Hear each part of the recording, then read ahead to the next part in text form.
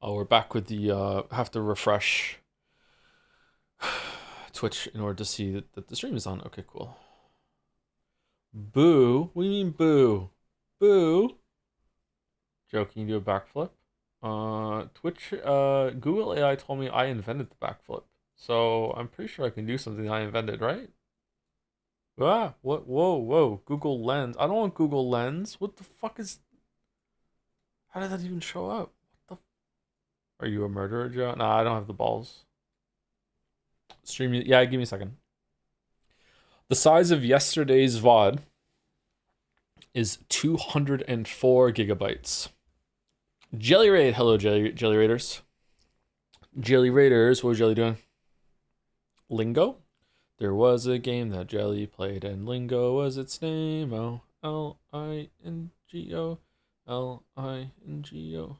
Music? That is not what I want. Fan arts. Ah. It's only 66 gigs on Twitch's side. Yep, that'll be all the compression and whatever. Pretty good. How's the sound now? Very good. It's perfect. Okay, so first order of business is, when does the show start? When does the pre-show start? Apparently, it's starting at 8:30 my time, or is it 8 o'clock my time? So it's starting in 80 minutes. But is there a pre-show? And is the pre-show Leslie? I can't remember her name. She's pretty good too. I should remember her name. Sydney. Thank you, Sydney. Is Sydney the pre-show, or is Sydney the show that starts at 8:30? Did you pre-game? I've been drinking the coffee already. Yeah. Wait, Joe isn't in EST? No, I'm in Atlantic time. Although it shouldn't be. Further south than me, America is on the time zone EST, but you know, for whatever reason, we're on Atlantic time. How did you sleep, King? Surprisingly, it took me 4 hours to fall asleep after a stream. Well, really? Yeah, really. You think it'll be a good night? It'll be a good night, yeah. I've got a feeling. You feel rested, Lisa? I feel okay rested. I took the kids out. We went to the grocery store. While I was getting everything in the bag, Mila turned to me and said, Daddy. I said, yes. And she said, are you really 40? And I said, yep. Thank you for saying that very loudly in the store. Yep. Hope this is worth it. Staying up after midnight for this. The stream banter. I could watch the game adverts whenever. I don't know if the stream banter is gonna be worth it. Like you could also just watch the VOD live. Watch the VOD tomorrow. You know, you don't have to watch the stream live. To answer your earlier question, provide some propaganda. I was playing Lingo 2, which you should vote for as a best puzzle game in Jetsea. Today I called it the Umineko of puzzle games, and if Hate Sucks was a video game. Wow. Okay. All right. There are a lot of people here. We haven't started yet. A lot of people here. Okay, so we have propaganda today. Let's get through it quickly, and then we maybe do a run of Balatra if we have time. Never mind. Oh, fucking hell. What do you mean? There's 40 propagandas. That it's the return of Deadline Joe. Yeah. You don't have time to... I don't have time to explain why I don't have time to complain. Yeah. Okay, all right. So I'm going to go through this quickly. All right. So, like, here we go. All right. So first of all, in case you don't know, and also if you're watching on the VOD and you can see it, I'll return to the websites soon, or periodically throughout the stream. Jetsea 2025 is our end of year awards as a streamer. I feel like, or as a community, I feel like it's kind of scummy to plug our awards on the same day as the game awards, but we're like tiny little vegetables compared to Jeff Keighley, so I don't think he's gonna mind or even notice. So while people are here, this is a big viewership, a lot of eyes are gonna be on the stream. Jetsea 2025 is our community's awards. They are entirely democratic. I do not get a say. The only say I got was calling some of the categories or creating some of the categories. You have 5 days to vote. So you can vote and you can view the nominees, and all of these that were nominees were voted on. There was 2 rounds of voting. This is the second round. The first round of voting was deciding what goes in the categories, what are the nominees, and now we're going through it and we are voting on which of the nominees wins. So you can go here and you can do a ranked vote. So if Hollow Knight was your favorite game, and if Expedition 33 was your second favorite game, you can do it this way, and you can rank them, and you can go like this, and that sort of thing. If you don't care, you only care about the first one, you're like, okay, Silk Song was my favorite, I don't give a shit about anything else, then you can do it like this. And yeah, so go through all the categories, and you can decide, like or have your say. Best game was released this year. This is like the big award. Best game that we streamed this year, even if it didn't come out this year. We streamed Baldur's Gate 3 for the first time this year. It was all the first time I played it. Was that the best game that we streamed? Like, who knows? Maybe Umineko was. Maybe you even think that Umineko was in the game. It's up to you. What's the worst stream that we did, or the worst game that we streamed? Like Higurashi, obviously. There's a lot of categories down here. There's also some about fan art. So, best artistry in a fan art. Best funniest fan art image.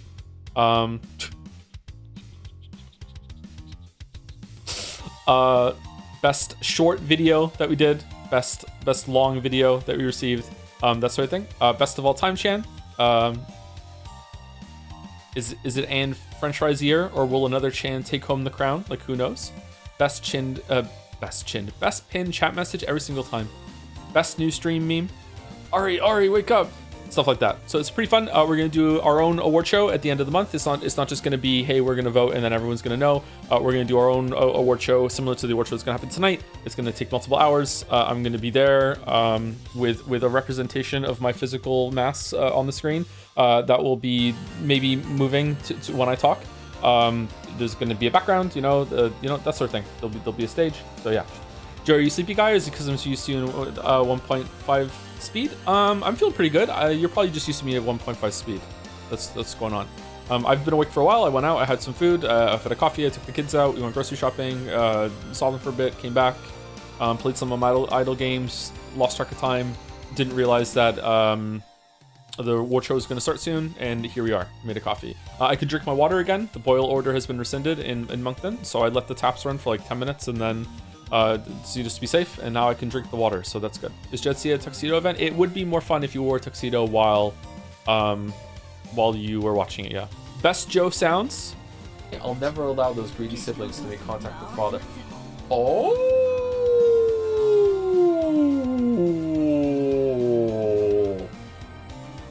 Oh! The time I turned into a bee?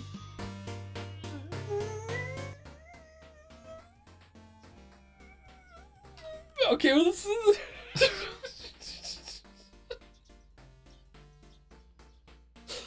I think that the robot, I think this is actually Florence with the microphone doing Crackle E. I think this might not even be me. I don't know what this is.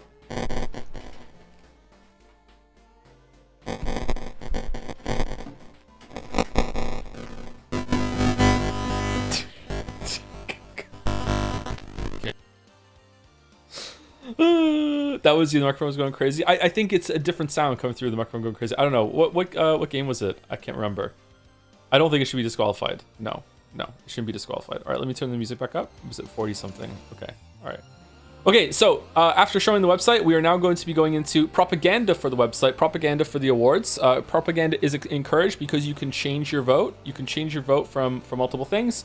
There are also propaganda links, so if you click on the link of something that convinced you to change your vote, then that would be quite good, because we'll keep track of that and we'll let people know at the end of it, if possible, as long as it works. I don't want to put evil on the team in case it breaks, but like, you know what? I stake my life on it. I promise we will be able to do that. And if we can't, I will just drop dead where I sit at the time. That's what we're gonna do. Okay.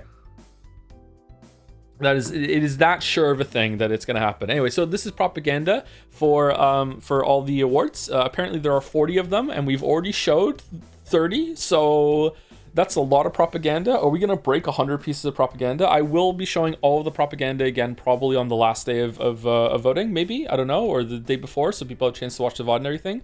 But I think that would be fun to do. I'm going to go through a little faster than usual when it comes to fan art, because otherwise we're fucked. So should I set my old timer? Stopwatch. All right. So I've a minute per propaganda starting now. All right, this one is by Alarine. Made some propaganda for Rainworld during stream featuring Slugmouse and Joe Lizard. Vote for Rainworld for the most requested game. There you go. It's done. There are 543 tags for Joseph Anderson, apparently. Vote Rainworld. Graffiti style. Mouse in control, apparently. This is the most scorpion arcane tail that a Joe has ever had. Oh, it's because it's a monster in the game. Oh, I understand. Okay, I've seen that. I've seen that before. Oh, these are down here. I've seen a clip in that. That's cool. All right. Thank you very much, Alarin. Thank you very much. Okay. We are 30 seconds ahead of schedule. By Fifi Defi Fessel, vote Chan smash or pass. Fido says it's a vote for the community. Red Square says it's about our history and says it was lots of fun. This is for best stream moment, I think, or best thing that was longer than the clip. I'm pretty sure best stream segment. I think that's what it was for vote Chan smash or pass. It's one of two. Hold on. Oh, what's that up here? What does that say? Trolley? What was it? I am once again asking for you to vote Chan smash or pass. It's Trolley? It is Trolley Chan. Ooh, the meme format is still relevant, right? I don't know. I just kind of don't recognize it without a gun. I think I've seen the gun version. I'm no longer asking more than I've seen the real one. Oh, I love Trolley Chan so much. Probably one of the best designs ever. Just so classy. There you go. Thank you, Fifi Defi Fessel. Rogue Keychain. Almost said Chan. Vote 06 for over 2 hours of loading screens Joe will have to sit through. What? This is Sonic 06 for the game that we are going to play, whichever wins. Which I should have shown when I went to Jetsea. It's between 100 Line, Sonic 06, Great Ace Attorney, Rain World, Road to the Empress, and Fear and Hunger. That's what it is. All right. So we have, I don't know what this creature is. Is it Sonic the Hedgehog Chan? Have we channed a? Oh, it's now loading Chan. Oh shit. Now loading Chan. Preemptive channing. That is a red card. I'm sorry for preemptive channing, which also is a Chan. It's preemptive Chan. Okay, I deadline. Thank you very much. I actually quite like this Chan. This is a fetching Chan, as the kids would say. By Dronkov, off the game propaganda inspired by. Is this the fucking fairy again? Vote off the game for most requested game. What do you mean it's not nominated? It's not nominated. It's not nominated. What do you mean? It's not there. What the what? Is this a Jom Shadow? What the fuck is going on? Where is the fairy? Voted anyway? Fucking hell. Thank you, Dronkov. By Knighted Sensei, no cost too great. No cost too great for the Rain World voters that came before us and those that come after. We must stop the 100 line at all costs. Hashtag hold the 100 line. Vote 100 line last and put Rain World, Fear and Hunger, and the Great Ace Attorney in your top 3. Huh. Okay. No cost too great. This looks like Hollow Knight. What's going on back here? Vote Rain World for an Outer Wilds experience. I thought the Rain World conglomerate was moving away from this comparison. What are you doing? Jom's Cat wants you to vote for Rain World. I don't know what the fuck is going on here. Jetsea 2023. Old propaganda. Out with the old and with the new. Thank you very much, Knighted Sensei. By Alarine again. Will Jozard and Slugmouse scran it? What? If you want to know, vote Rain World for the most requested game. There's Scran in fucking Rain World. Only one way to find out is to vote for it. Isn't Rain World really hard? This is giving some big Tom and Jerry vibes, actually. Okay, what's with the green? Okay, hold on. We need to keep going. Out of 2, Scrandle, Blue Fruit Outskirts versus Batfly Outskirts. 74.95 versus 72.5. Are these 12s or 7s? I'm not sure. What the fuck? You have to eat things in Rain World? You have to choose? I choose the blue. Is the blue good? Is it safe? Blue fruit sweeps? Okay. All right. Thank you very much.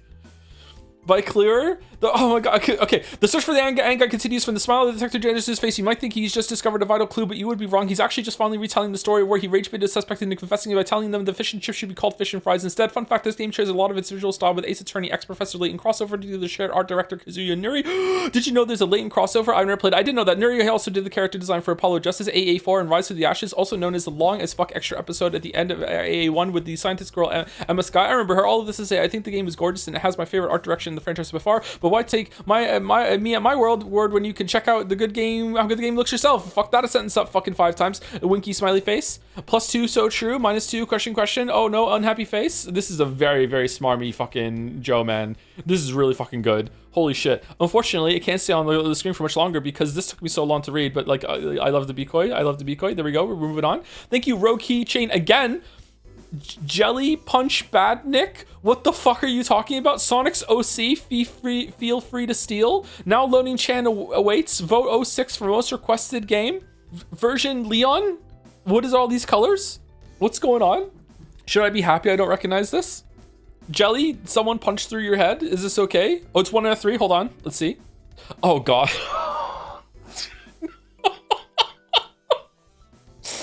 Oh, no, it's mouse. It's mouse. It's Tom the Dragon. Oh my fucking God. No. I went this long without a Sonic Sona. No. No. No. No. No. No, no, no. No. Oh, fuck. God, even the proportions, I recognize it as for what this is. Fuck. No, okay, thank you, Rogue Keychain. Thank you. I'm a little stunlocked. By Daxtier, it's her year. Let's take her home. By C. By C? Like in a boat. Okay. Vote Anne. French fry for boat. Love her hair. It's becoming more and more like French fries with as it goes on. The beret, so she's French. We know. The boat go. It's French fries year. If you don't know who Anne French Fry is, she's a chant based on the concept of if you were eating at McDonald's and there was only one French fry left in the packet, would you take it home or would you throw it out? And then people were like, fuck you, I would just eat the French fry. This isn't a moral dilemma. And then I said, if Ronald McDonald shows up and keeps replacing your French fry with one last fry until you're completely and utterly full, you cannot take anyone home. Like, you can't eat it anymore. Would you take the French fry home? That's where it's from. Yes, our community is very, holy shit, our community is very sane. Fia for boat. What's going on? Just an exclamation mark here. Hello, Jads people. I come to hand you a quest to vote for Fia for boat. Holy fuck. By Jin Lurker. Damn. Look at the sky. A better skybox in Kingdom Come Deliverance 2. Getting some Expedition 33 vibes for some reason. This is just the painted kind of style.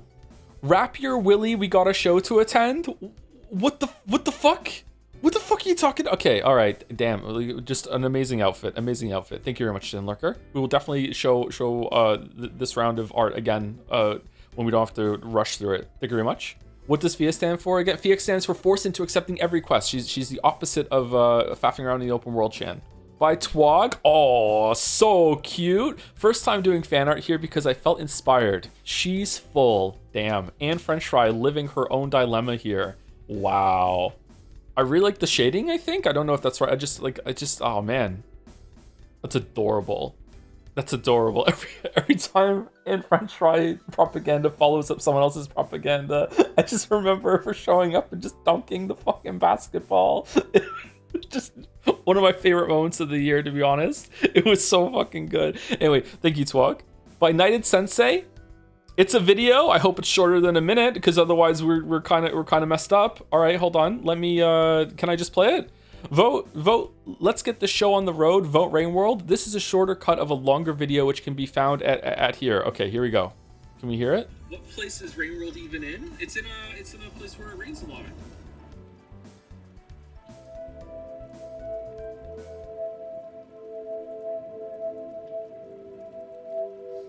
It's quiet. Uh-oh. It's not going well for them. Pathologic series. Ringworld propaganda strategies, higher quantity. Last Jed say I saw 24 artworks. Preemptive chanting authorized. Research slug chat, cat chan. Appeal to Umineko voters.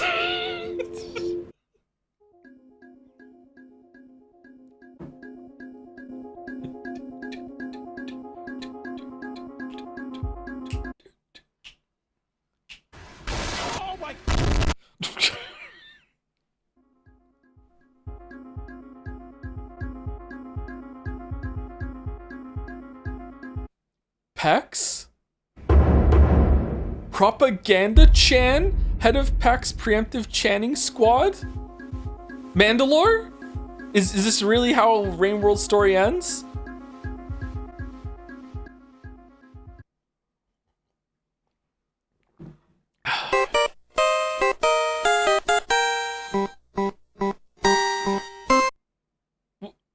Oh, they were found out. Oh, okay, I see. I understand. Holy shit.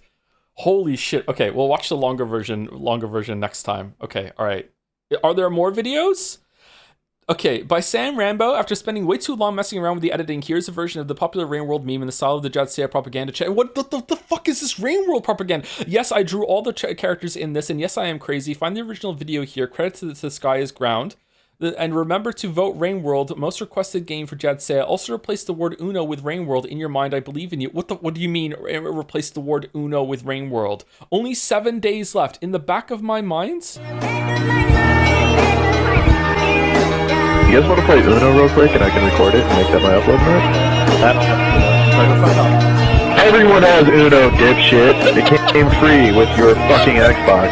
I didn't get it. I'm the oldest Xbox known to man. No, you don't. I bought mine on day one, you The fuck? Alright, thank you, Sam Rambo. What the? There's more. Blue Ninja, vote 06. Oh my fucking god, it's Shadow the Hedgehog. Alright, I turned the sound down a little bit. Hopefully it's fine. Why are you here? Did you ruin this world? But it's not too bad. It's not too obnoxious. I don't know if that says something about me more than the story. Maybe I'm getting used to anime stuff. That's fucking terrifying.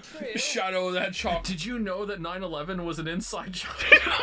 That's absurd. Together. Whatever it is you want to do, you can do it alone. I determine my own destiny. Oh, fucking hell. Back up! Back up! Gun! Oh man, it's a free whole problem. Is this from 06? What the fuck trash fire scene is this? That looked like a Pokemon battle with the way that they were there. Holy shit. All right, thank you, Blue Ninja. But there's more of it. Apathetic Dev. Too fit, but is this the fucking fairy again? I checked and the address is a building with a Subway, burrito place, and a weed store. What the fuck are you talking about? It's...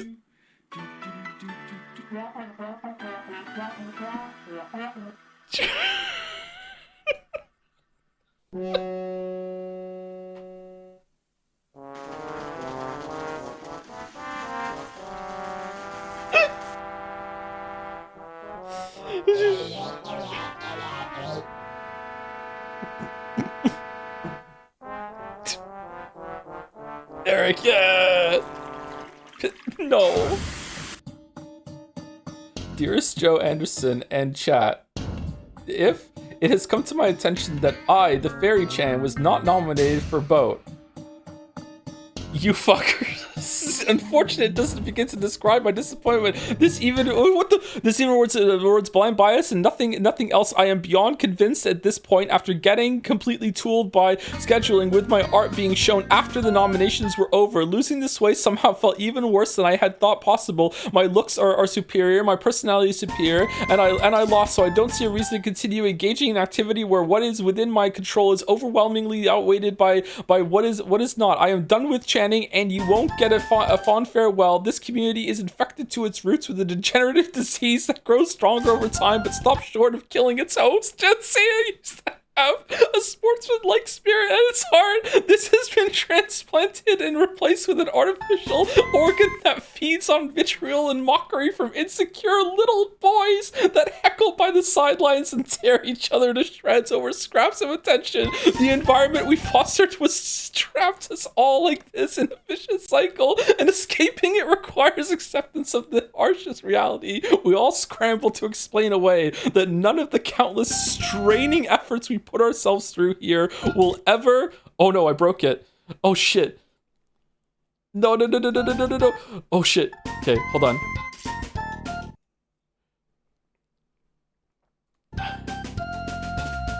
Okay, we're just... Oh, I forgot to mention, this is propaganda. That one fairy in the bottle, Chan fans, make your voices heard. Here's how you can vote for me. Step 1, remove your vote for Boat Chan on the Jadsea site. Step 2, go to Jad's to Stream Art Museum, add a baby bottle reaction to this exact video. That is all.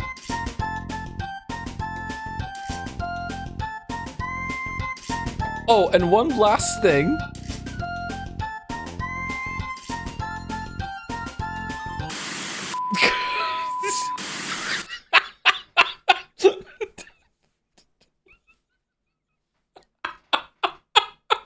Video by Apathetic Dev, the original Crash Out speech by Lava. Special thanks to Joe for the amazing streams. The vids are okay. Also okay, I got okay, fucking this Chan is a fucking menace. Huge flowy vibes. Holy shit. Okay, alright, we have to move on. Okay, there's another Knighted Sensei, no cost too great. Vote Rain World. How's fan art about the 100 line winning Jadsea being streamed by Joe? I couldn't remember drawing it. I had not drawn it. I would never draw this. I knew who had. Something was wrong. Something's not right. Ugh, my head. 2 years had passed, yet here I was again. this video? It wasn't a loop. It was a cycle. But how could I break it? I understood what I had to do now. There's light and darkness, cause and effect. The scales always need to balance. Everything has a price. That's where the Outer Wilds experience had gone wrong. The Game Awards stream was coming. I was running out of time. No cost too great.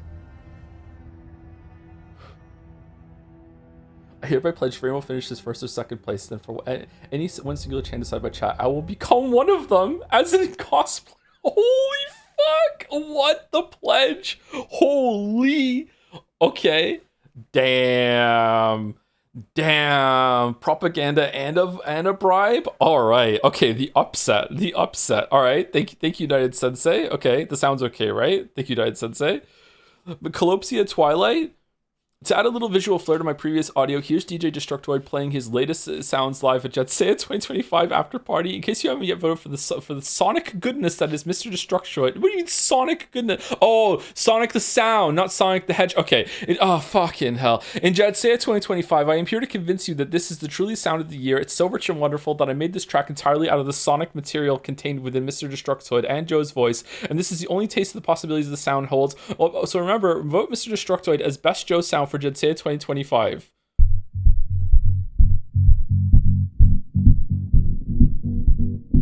This is loud. It's broken. Okay, hold on. Do I need to refresh Baldur or what?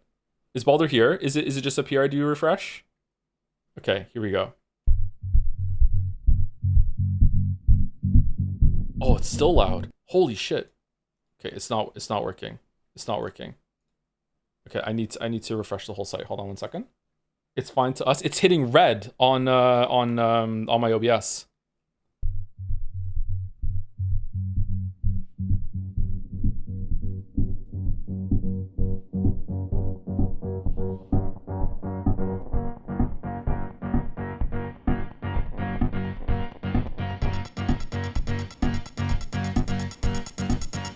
Wow. Jads, you have to go. Mr. Destructoid, best Joe sound for Jetsea 2025. Jads, robot one is so good. Oh my god. Best Joe sound for Jetsea 2025. Mr. Destructoid. Mr. Destructoid, best Joe sound. Mr. Destructoid. That's it, 2025.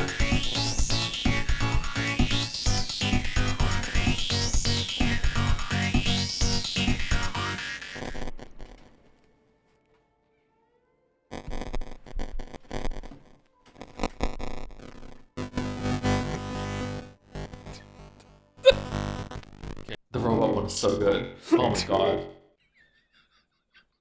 All right, I don't want to show any favoritism, but I was bobbing my head for the whole entirety of that. Holy shit! I love the chat message in the middle of that. What did I join into? Yeah, we're doing a propaganda for our award show at the end of the Oh, here's the end of the one. All right, on to the next one. Here we go. By Tep. One last rendition of the Umineko Truth Chants for the road. Want to do on last big drawing of the three of them in honor of Red Truth Chant getting nominated. This picture of them performing the original song for the VN Umineko, Dream and Discharger. Please consider voting for her if you care about the quality of music. Red Truth is very talented compared to other so bad they got fired musicians. I had a great time doing Jan art this year. Thanks for helping to facilitate such a fun, strange art community, Joe. It means a lot. Hey, I don't know what the fuck I do. I don't know. I'm happy about it. Don't get me wrong. I don't know what I've done to foster any of this, but like I'm glad that it works out. Like yeah, holy shit. But I don't deserve any of the credit. You all do. Fucking hell. So blue Truth Chan, red Truth Chan, and gold Truth Chan, who is totally not a different Chan, and there definitely does not smell of cherry blossoms or anything like that. It's a completely utterly new Chan. Yep. Thank you, Tep. Thank you. Vote are there any more videos, by the way? Can I turn the music back on? Vote Lingo 2 for puzzle game of the year in Jadsea. I don't know how to draw propaganda, so take this Joe theme puzzle. Joseph Anderson, Weep. My humble fellow Jadsea voters, please vote Lingo 2 for the best puzzle game released in 2025. The game is all shapes and colors, so I don't know how to make proper art for it, but here is the Joe's theme puzzle using the rules of the game. DM me if you want the answer to check your solution. That was the last video. Okay, I can turn music back on then. Okay.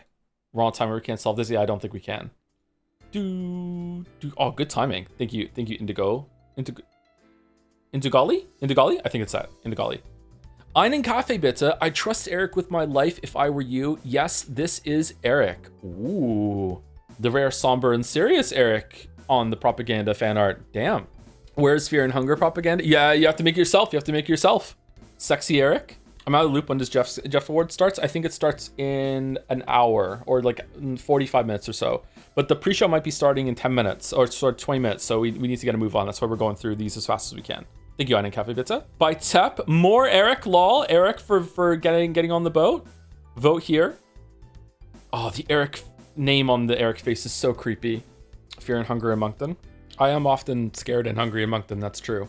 Put that twink on the boat.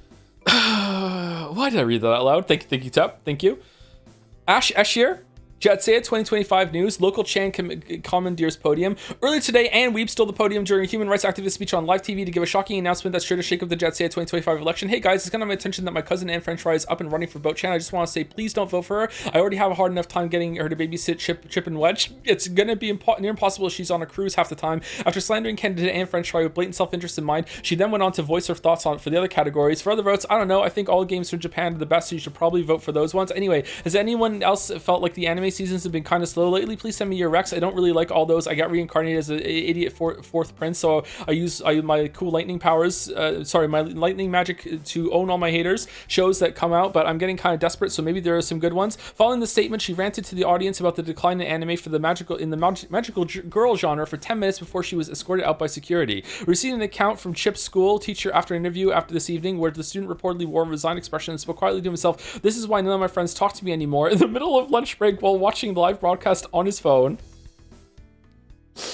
That's true. There is Anne Weave. I remember Anne Weave. Cute. Very cute. Thank you, Ashashir. The Joe Jambo 1 of 4 Banjo Kazooie. For your consideration as well, Tom the Dragon and oh my fucking god, there's a variation of that. We've fucking this gets more. This comes back. This one comes back. Really. This one comes. Okay. For your consideration as well, Tom the Dragon and Jonik the Coolest Joms OC. 1 of 4. Oh my, holy shit. Jonik here. Now why vote for Sonic? Deadly Preem Jank. Nonsense story. Jedi Survivor level breaks. There's no way. Question mark. Joe loves Sonic. It's so foul. It really is. Oh my. Hello, Chads. Jonik here. These are a couple reasons to pick Sonic the Hedgehog. Joe would adore breaking this game breaking like Jedi. The story is captivating in the best, worst way. Story like Deadly Premonition. Backseat free gaming because no one has played the game. People would be able to jump into the stream at any time. No one cares for spoilers. Joe loves a challenge. Difficulty on par with Half-Life 2 Trolley Dark Souls. It's a video game. It has a not too long length, not like 100 line. Joe doesn't need to tire himself with reading for long periods of time. Champ potential. Imagine the Joe Furry arc. Novelty on trying a new kind of game never before streamed. Hey Jads, it's Jonick for your consideration. Jonick, for your consideration, my game.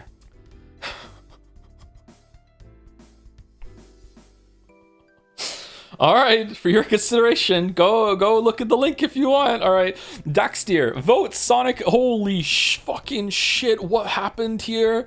There's no point into the most anticipated stream category. If you just vote for some boring 6 out of 10 game, Joe will have to be diplomatic about for the whole time, looking at no faction in particular. You know what is fun? Despair, pain, suffering, chaos. Vote Sonic 06 and you will experience all of those vicariously through Joe. Also, 100 line it too, but we can strong arm him into streaming that either way. Sonic is a once in a lifetime opportunity. Vote Sonic 06. This is terrifying. I support this message. Number 2, also 100 line. Who are these? I'm glad we've all watched the Snap Cube dub. I haven't. I don't know what that is. Thank you, Daxir. By 4G LTE, famous Jads user Umbrine created an absolute banger of a propaganda piece in support of Drums But Real by infamous Jads user at Whammy Sauce, but unfortunately simple meme edits of your pictures aren't stream art museum worthy, so I redrew it. Now it's a drawing, thus making it a-okay for the museum. Remember to check out the original propaganda piece. Whoa, the tyrants there at the community were deciding that. Wow. I approve of this waifu. What? 10 out of 10? 5 out of 5, a must own. I have impure thoughts from Walrus. Cyberpunk 2077, CD Projekt Red promises no microtransactions. Please do not eat non-food product. Women amazed at beautiful joms but real. Joms but real, amazing. Unique mechanics, dynamic gameplay, and polished presentation in something this collectible card game to beat. Thank you, 4G. Thank you. 1F4, Keen Viper. Is this some great Ace Attorney propaganda now? Re-uploading some GIFs that I made as the great Ace Attorney propaganda as Baldur denied me my joy in life. Still love him though. The original 347 video is linked in the last sprite of this set. Ace Attorney Dragon. Whoa. Damn. Big Renove vibes. What the fuck? That is such a mismatch in my head right now of so many things. Damn. Holy fuck.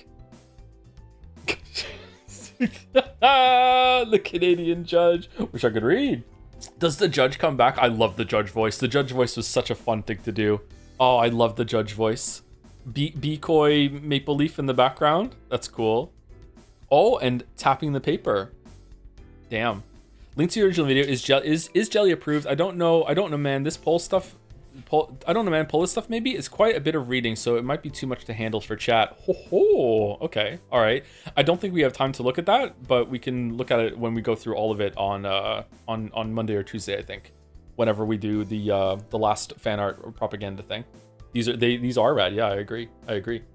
Thank you, Keen Viper. Yo, by Arrow. Holy shit. Look at the voted tickets. We should do voted tickets next year. Tickets next year. Yeah. If only there was unlimited budget. Holy shit. By Arl, greetings, Joseph. To my considerable regret, the hours lately slipped through my fingers like sand, leaving me precious little leisure time in which to pursue the finer arts. Thus, though I had envisioned a grander exhibition replete with numerous additional characters, I was, alas, unable to finish. But a modest portion of my original set. Nevertheless, I ask that you please accept these humble offerings of the visual persuasion to serve as propaganda for most requested game of this year's JADSEO Awards. My educated fellow chatters, would you not like to select a favorite lawyer from among this trio and display your voting allegiances with pride and purpose? I can't scroll this down for some reason. Whoa, holy shit, no, holy... There we go. And purpose. Would it not delight you exceedingly to help turn the tide against the misguided souls in our community who persist in upholding their most contemptible little game as an actually serious nominee? Let us band together to #hold the 100 line and instead set sail for the great British Empire, where courtroom drama, shocking mysteries, and non-lethal levels of weeaboo bullshit await our favorite streamer. Consider and else playing this? Consider casting your vote for the great Ace Attorney today. Postscript, black and white, and color versions included, just for the fun of it. Hope someone enjoys these. These are amazing. I love these so much. Oh, I like them in color too. Oh, these are really good. I love these. Holy fuck. Very, very good. Thank you, Errol. Thank you. And last two, Stickly. Echo, something about this town is calling to me. I feel like I belong here. What, Piss-chan belongs in Echo? What do you mean? Oh no, the wicked town of Echo has beguiled the beautiful Piss-chan to set foot on its cursed ground. It appears she has some sort of spiritual connection to this place, but Echo is known for its relentless chokehold on those who enter. Can't someone shake her out of this trance? Someone who won't be so easily exploited by the town's suffocating aura? Perhaps someone who isn't into it yet? Oh, fuck. This is my propaganda to write in Echo for the VN suggestion portion of the Jadsea survey. No, we're getting propaganda for the survey? No, we weren't supposed to do that. No, okay, we'll allow it, but still, we didn't think anyone was gonna do that. No. In the meeting, fucking like last week, it's low stakes, it's separate from the rest of it. People are gonna understand that it's just, like without temptation or in response to what the community pressure or anything like that, people will just be able to be like, what the fuck are you fucking we have to send Joe to Echo. We have to. A town called Echo. Thank you, Stickly. This is fucking hilarious. Holy shit. And the last propaganda, are we gonna make it? Is sending us home with Glorp. C806256. Super excited for Jadsea. Really happy to see Glorp get nominated. No doubt thanks to Joms Chan's enthusiastic support. No propaganda link for this one? Damn. This is voting Glorp for Best new Chan with Anne French Fry in the background, presumably maybe being accepted onto the boat. Glorp as best new Chan. A vote for Glorp is a vote for Yuri. That might have been too much propaganda. That might have been putting my finger a little too hard on the scale there, saying that. I'm sorry. I shouldn't have said that. I need to be impartial and unbiased. I'm sorry. So, okay, we're ahead of schedule, so let's quickly just go through them again. Rain World, Smasher Pass, Sonic 06, off for some reason, write it in, Rain World again, Great Ace Attorney, God, Sonic, I think, is this Sonic? Yeah, this is Sonic. Oh my God, the Sonic, man, what the fuck,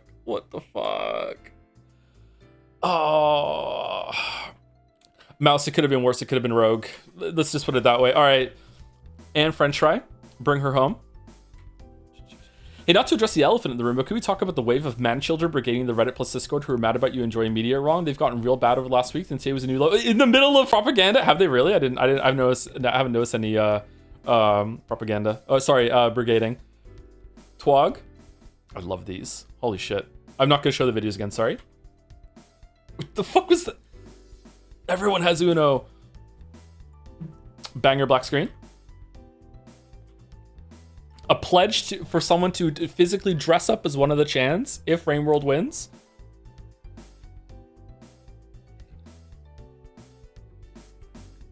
What is this puzzle? Eric.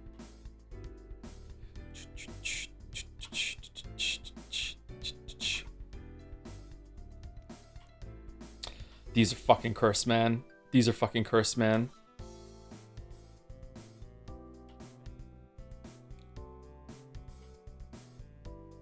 Ace Attorney. New post today. Joe's reductive approach to themes, meaning, and plot. Oh, okay. All right.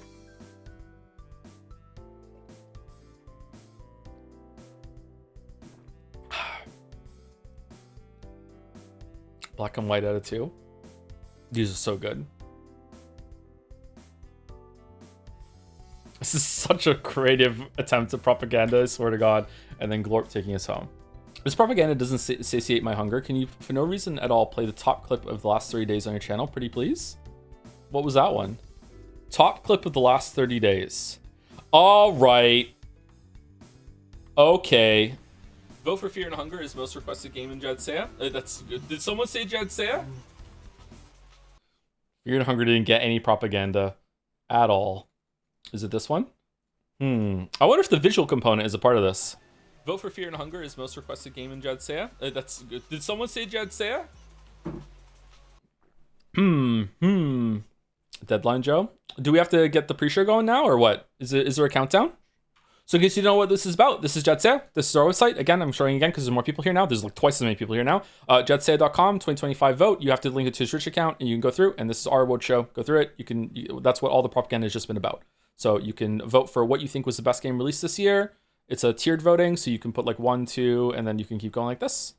And that's what you just saw with some of the stuff. Where's the most requested game? Is that at the bottom or is it up here? Most requested game. So whatever wins this vote will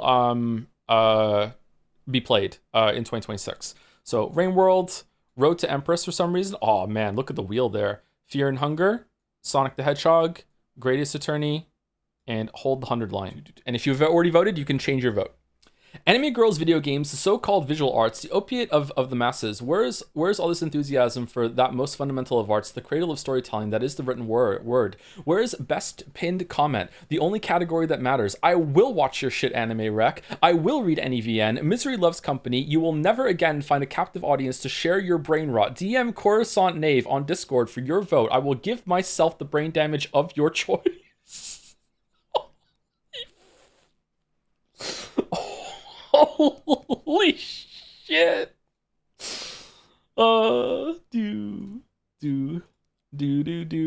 will Jetsea have Muppets? Jetsea will not have Muppets, but you know, maybe something like Muppets, maybe. Invest in sock puppet juice that. Can someone link me what link we're gonna be doing? Or we're gonna be showing?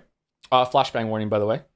Joe's reductive approach to themes, meaning, and plot. Disclaimer, I'm not particularly a fan of any of the games mentioned. I personally think they're all like 7, 8 out of 10 games, but I am a fan of Joe's streams. I think he's a fantastic entertainer, thank you very much, and very hilarious, thank you very much. But I don't feel quite the same for his critiques and reviews. There's been a few threads here about this, but I have no idea what Joe and the broader audience think about Joe's highly reductive approach to understanding plot, and particularly themes and meaning. I think most people can agree that Joe cares about plot in a Wikipedia summary sort of way. I don't think most people will agree with that at all, but okay, you're already kind of poisoning the well here. Seemingly primarily interested in uncovering a simple, objective understanding of what actually happened. This problem is worsened because Joe often interacts with games that intend to play on the very idea of a coherent, singular, and objective narrative. The classic case, of course, is Silent Hill 2. They're just never getting over this, huh? They're just never getting over this. However, I'll take 2 more recent cases where Joe seems to actually really like the games instead, so this can be better elaborated. Okay, there might be spoilers for Expedition 33. Expedition 33, while Joe has softened his view on the game, he continues to... What do you mean softened? I liked it the whole time. He continues to believe that one ending is the good or intended one, even to the point that he disregards the lead writer, saying no such thing as this. That's not true. Your facts are wrong. This is because to Joe, the game is fundamentally about whether sentient beings created by higher power ChatGPT or not, and not about art and grief. No, that's not what I think. Now, does the story suffer by undeveloping Lune CL and in every non-descendary character past Act 1? Undoubtedly, but claiming they aren't real because they're created by higher powers is like saying humans are fake and worthless in the mythologies of the Bible, the Norse or the Vedas? I don't know what that one is. And the eradication of Earth by Shiva is justified because... Okay, is this a bit? Sorry, is it a bit? Is there gonna be... I have a poop redacted at some point in here? Is this a bit? Because he wanted to help Ganesha. Worse, it means that Joe pays little attention to what the game actually wants his audience to think about. I do not think that my L ending is the good ending, by the way. I think I've actually thought about this more than you have, if this is true, which is kind of tragic in a way. Umi and Echo. This is a fascinating case because Joe is basically Stockholm Syndrome to pushing past his Wikipedia approach to the themes the game presents. I don't think I do that. Like, it's just that very often you don't have to look at these things in video game storytelling. Like, I'm sorry, it's just pretty rare. You know, we've had more of this as video game writing has improved quite recently, actually, and I think that, you know, those streams speak for themselves. But like, it just doesn't happen that much. Sorry, this may be because people he trusts recommended the game, or because the game. Oh, the conspiracy! I only liked it because Mouse liked it, even though I ended up liking it more than Mouse likes it, or because the game spells its intent out so literally, constantly and okay, what do you mean? You can't have it both ways. Constantly and tirelessly that even weebs and gamers understand its message, but Joe repeatedly had to fight against his directive urges to get it. Umineko fans crash out every episode. Yeah, it was great, but Ryukushi's urge to over-explain always got Joe on board by the end. All in all, I'm curious if others also find it hard to see plots and meanings past the level of simple cause and effect. Is the primary issue leaving things unsaid? There definitely exists games that tend toward being far too abstracted with the story, where Joe's criticisms are more fair, Souls, Hollow Knight, etc., but I struggle to see them as comparable to these cases. I think Joe loves games that have clear story to uncover and unpack, but greatly dislikes if the unpacking fails to simplify neatly. Videos like the Edith Finch one exemplify the former, while the town makes everyone stupid the latter. There are, of course, many things that Joe's recent confession to not reading many books. And what do you mean? When did I confess that? I just said I haven't read things recently. What do you mean? And watching a little film indicate here, but I leave that to the audience to analyze. I think I've watched a fair amount of film, but I haven't watched that many movies when it comes to like a 40-year-old should be expected to. Yeah. Looking forward to the Jeff Award stream. Okay, I think this is a bit. Twitch. Oh, are we watching on Twitch this year? We're not watching on YouTube? I thought YouTube is usually more stable. We don't have time actually. Okay, let me stop the music. Let me get the YouTube one on, and then we can switch to it if we need to, right? I think that's probably a good thing, right? And I have it there. Oh, is this a link to the stream itself, or? Okay, can I pause it? I'm gonna pause the stream, and then I'm gonna go to Twitch, and we'll start on Twitch, and then we'll go to YouTube if Twitch doesn't work. Usually Twitch doesn't work. I'm gonna go to. Oh shit! Now I'm echoing. Okay, there we go. We can hear it. We can see it. What are your thoughts on Kingdom Come Deliverance 2 that you've had 24 hours straight playing? I like it quite a bit. It's grown in my like opinion quite a lot in the 24-hour marathon that we did. Yeah. There are still a lot of things I don't like about it. I definitely don't like the combat and a lot of the gameplay, but I do like a lot of the like the story structure. You know, like it's a fun world to faff around in. It's very immersive. You know, it's very pretty. Yeah. You were allowed to co-stream Game Awards broadcasts. Okay. Can I get rid of this? Mini player. This please go. Arrow next to live. That goes away. That's the chat. Twitch predicts the Game Awards. Maybe click the learn more. Hold on. Claim your sub. What? If you mouse off of it, it leaves? I have moused off of it and it's still there. If I mouse onto it and I mouse down, it'll go away. It was gone just now. It's still... Is it gone for you guys? Because it's still there for me. You always switch to YouTube drink. I know, yeah, we always do. It's gone? It's gone. Oh, it's there for me. I can see it. Is it just because I'm the streamer? So it's like it's overlay. Well, it's over the window, but it's coming from the window. What? It's gone. It's there. I can see it in OBS. So you guys are just joshing me. Watch it in incognito tab. Will I get less bitrate if it's in an incognito tab? Hold on. Then you'll see my incognito bookmarks. What if I just click co-stream? Will that be good or no? What does co-stream even do? Press F12, press Control-Shift-C, and press delete on it. Okay, all right, I'm pressing F12. All right, Control-Shift-C, Control-Shift-C, click on it, and then we delete. It didn't work. It worked. Oh, there's a little fucking thing up there now. Okay, are we okay with the little thing in the top right-hand corner, or is that too much? Or can we do element to get rid of that one too? You can delete that one too, can I? All right, give me a second. Man, it's my first time hacking. It feels pretty powerful. Oh, it's gone. Oh no, there's a little fucking box there now. Hold on. It's not gone. Now, oh, I deleted the whole stream. Okay, hold on. Can I bring it back? 1 second. Okay, bring it back. 3, 2, 1. Can you see it?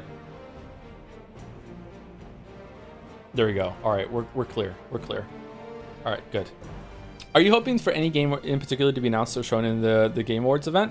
Someone mentioned, I saw an article mentioning that there might be a new Tomb Raider game announced, and I would like a new Tomb Raider game. Yeah, I like the Tomb Raider games. I don't love them, but I like them. I wasn't big into Tomb Raider when I was a kid, but I really enjoyed the new trilogy. So I would like something like that. I know it's a long shot, but I would love to see Super Mario Galaxy 3 announced, or maybe even an Odyssey 2. I feel like that might be a good game to go here. Maybe, I don't think they're going to show a new Zelda. I think it's too soon for that. But like Nintendo might show something big for there. Weeaboo Bill is very much hoping for Total Warhammer 40k, which might be pretty good. I don't think we're going to see anything of Witcher 4, but maybe. Something new from FromSoft. We're due for something new from FromSoft. It's been a while since Elden Ring, if the DLC doesn't count, which it might. Yeah.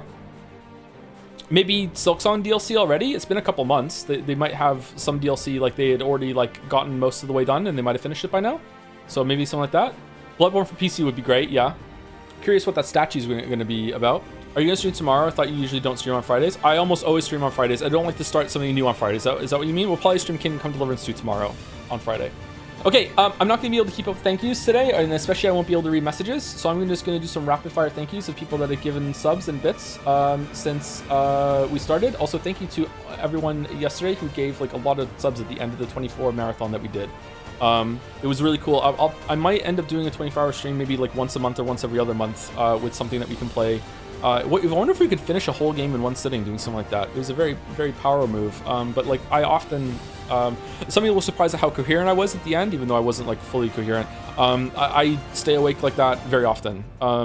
Usually I just find something kind of to numb myself. Maybe I just watch some things on YouTube, or I play some Hunt Showdown, and I try to loop and fix my schedule. So yeah, I do this fairly often, like multiple times a year. I will stay awake for 24 hours. So I'll never force myself to do it for the sake of doing a 24-hour stream, but if I'm going to be looping my schedule anyway, like it's a fun event. I think people like to know that it's on all day and they come in and they drop in, drop out, that sort of thing. Anyway, thank you to, when did we start today?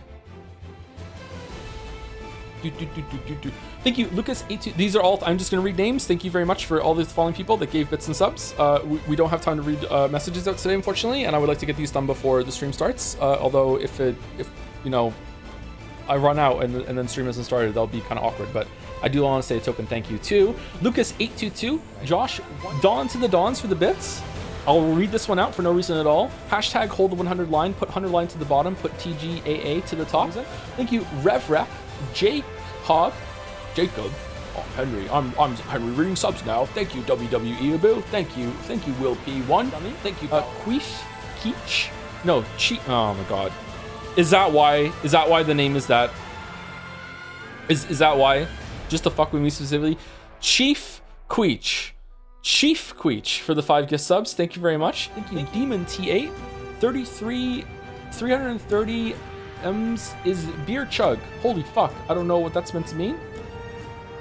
Oh, 330 milliliters beer chug. Okay, all right. Thank you, Mythen665. I got there eventually. Thank you, Voidcat. Ooh, thank you, Daddy. You're welcome, Kitten. Thank you very much for the 5 gift subs. Thank you, Henry. We got through it with 12 minutes left, so maybe I could have read messages out actually. Why are you back on all games? I'm not really. I just have Unnamed Space Idol got an update, so I'm just moving through the update and I'm just checking it like once in the morning. I ran out of content in it already, like so I'm at the bleeding edge and I'm seeing how far I can push it with just switching things around. Have you seen the Eurocast? Yeah, these streams usually do really, really well. A lot of people show up for the Game Awards. Yeah. Hoping for Rabbi Bill Clinton to be there tonight. It would be amazing if Bill Clinton was there to do the joke, but I think they have to do it the next year. I don't think you can do it years later. And also maybe don't want to associate with Bill Clinton right now. You know, I'm trying not to pay attention to politics, but there's some dark shit going on, right? So like, I don't know. World premiere. The Epstein file. Whoa. Are you excited for the return of Sydney? Is Sydney going to be there? Is it confirmed? I really like Sydney. I think Sydney does a good job. I hope that she shows some more attitude at the bad jokes. That was really good.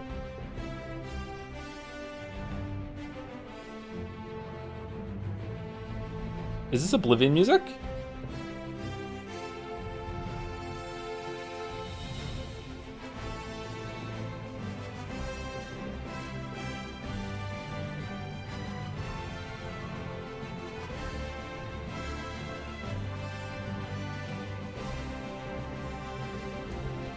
Legally distinct Elder Scrolls, also legally distinct Pirates of the Caribbean. Who's your favorite Muppet? Beaker. Me, me, me, me, me, me, me, me, me, me, me, me, me, me.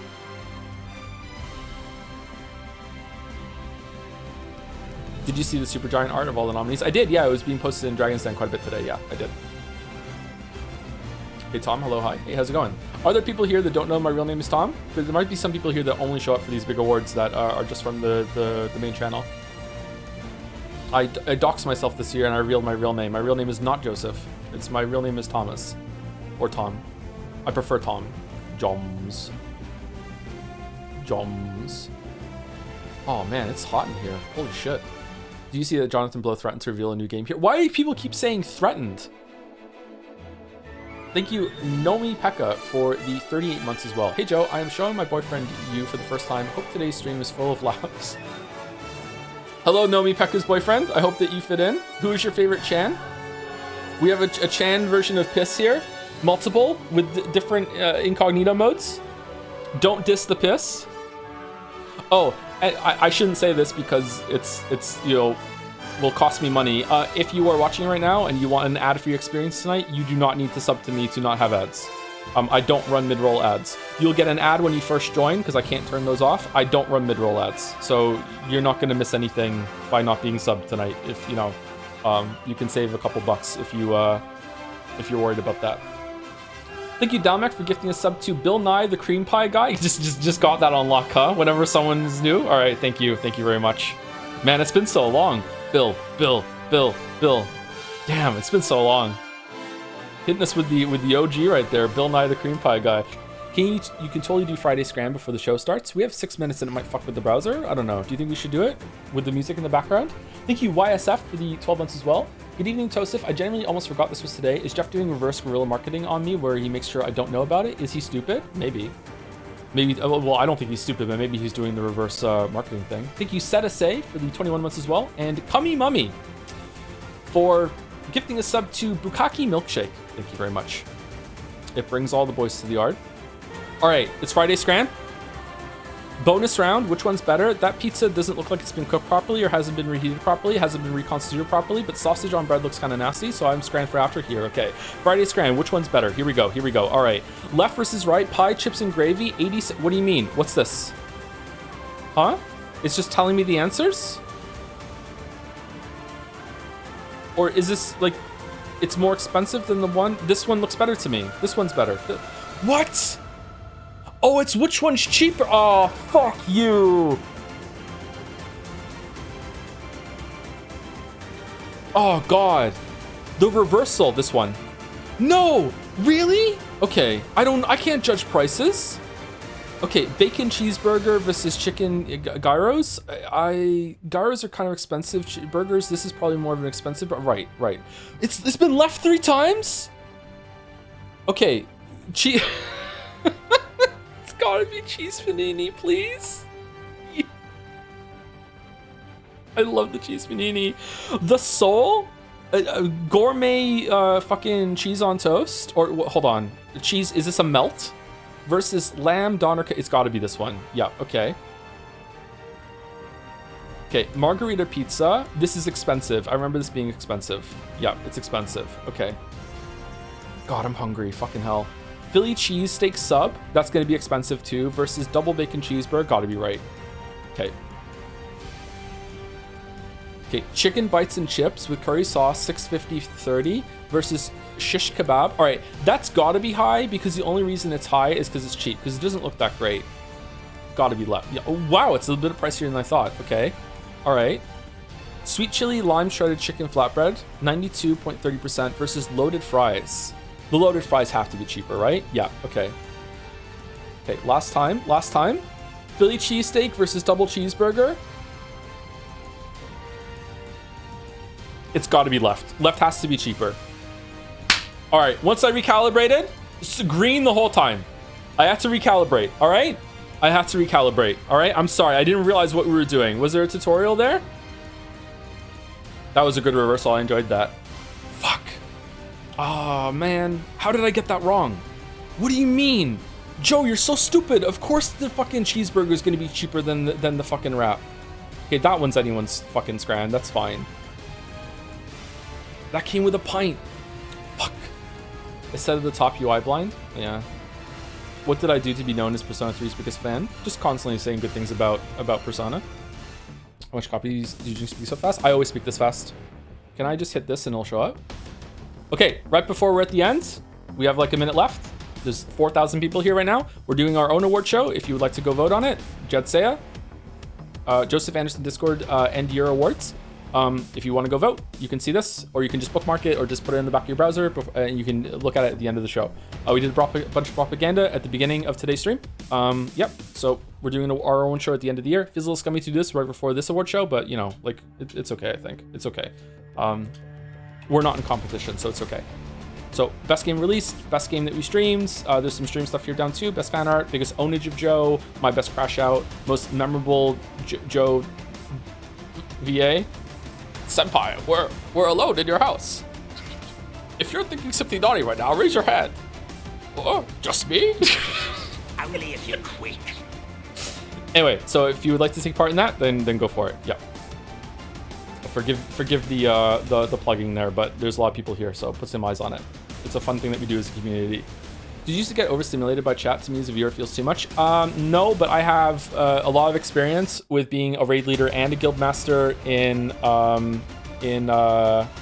do you mean plugging? Why are you guys being so dirty? I don't understand. Plugging is a fucking just a regular term, a cromulent term for like promoting something. What do you mean? I used to be a raid leader and a guild master in World of Warcraft, and I had to learn how to do multiple things at the same time while talking while also playing a game. I also have 4 children, and as I've gotten more children as I've done more and more streams. So I'm used to having lots of things pulling for my attention. Yeah. Oh, quick thank yous to Temby Zone, M Magic, the Dildonator, Paust, Mediocrities in 86, Caulfield, Mixed Smuggerog, D Lily, Crazy by Default, Anonymous Gifter, and Nozo2727, and Mediocrities for gifting us Average Consumer 69.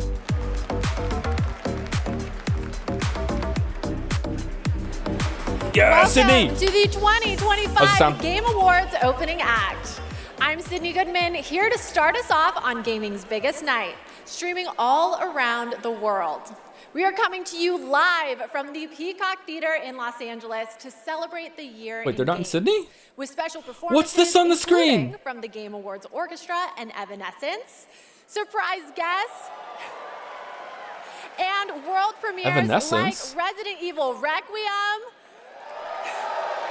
Phantom Blade Zero, Lego Batman Legacy of the Dark Knight, and many more. Plus, over 20 brand new games you haven't heard about yet. It will make you believe the universe is conspiring for you. And you know what? I don't think I can wait any longer. Sound okay? Let's just get started right now. Wake me up inside. Zoomers don't. Tonight No, is a very not the. special Game Awards because Okay, how do I? three of our Can I turn Game it off? of the Year nominees are from indie studios. So we're going to start things off with the announcement of a beautiful new game from the Burlington, Vermont-based Frame Interactive Studios. This is The Free Shepherd. Rodney, explain.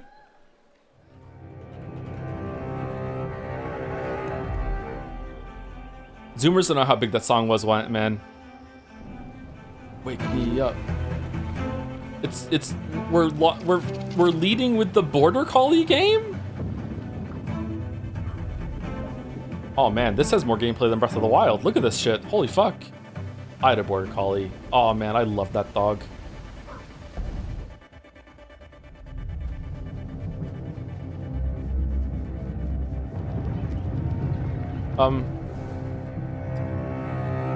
That's Stranding, but the Free Shepherd. All right, that looks pretty good actually.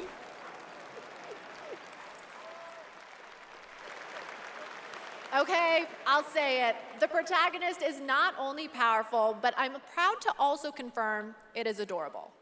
And now it's time to give out our very first Game Award. Here are the nominees for Best Family Game.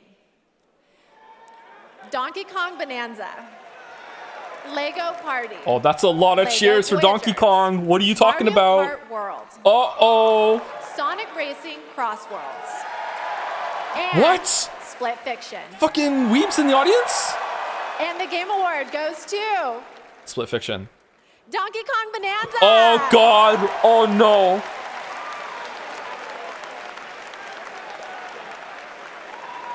On behalf of all of us at Nintendo, and especially the Donkey Kong Bonanza development team, thank you.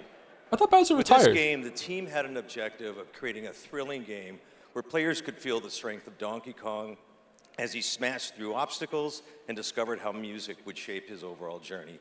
As a lifetime fan of Donkey Kong, I think they delivered on that and so much more. We're grateful to the fans and to the Game Awards for this honor. Looks like smashing things is kind of fun. Thank you very much. Free microphone. Congratulations. And now we have 2 more world premieres. What's your game of the year? Silksong. Up first is another independent game that hails from a solo developer in Sweden who's a hardcore Souls fan. He's built a brutal melee combat experience set against a gothic backdrop. Spooky. This What'd I do? Decrepit.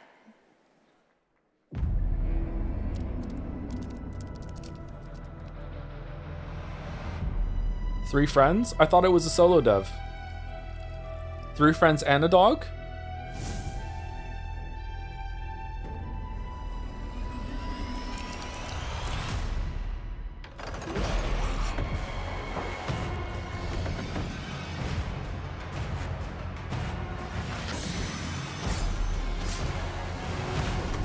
This looks like Grimrock, but without the grid.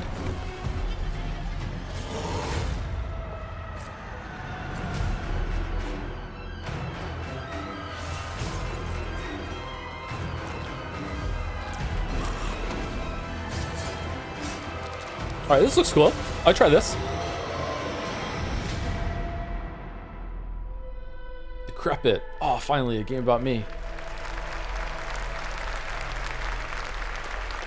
Thank you, Zero Roses, for the new sub. Welcome. Thank you, the normal dog, for hitting a sub during the border collie. Why are the emotes on the screen? From the creator of Audio Surf.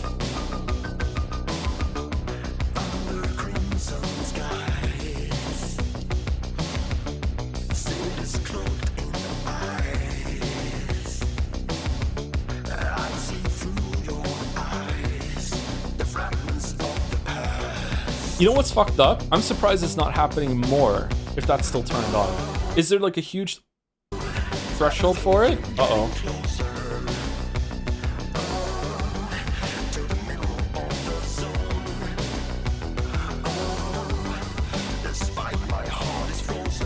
$100, wow.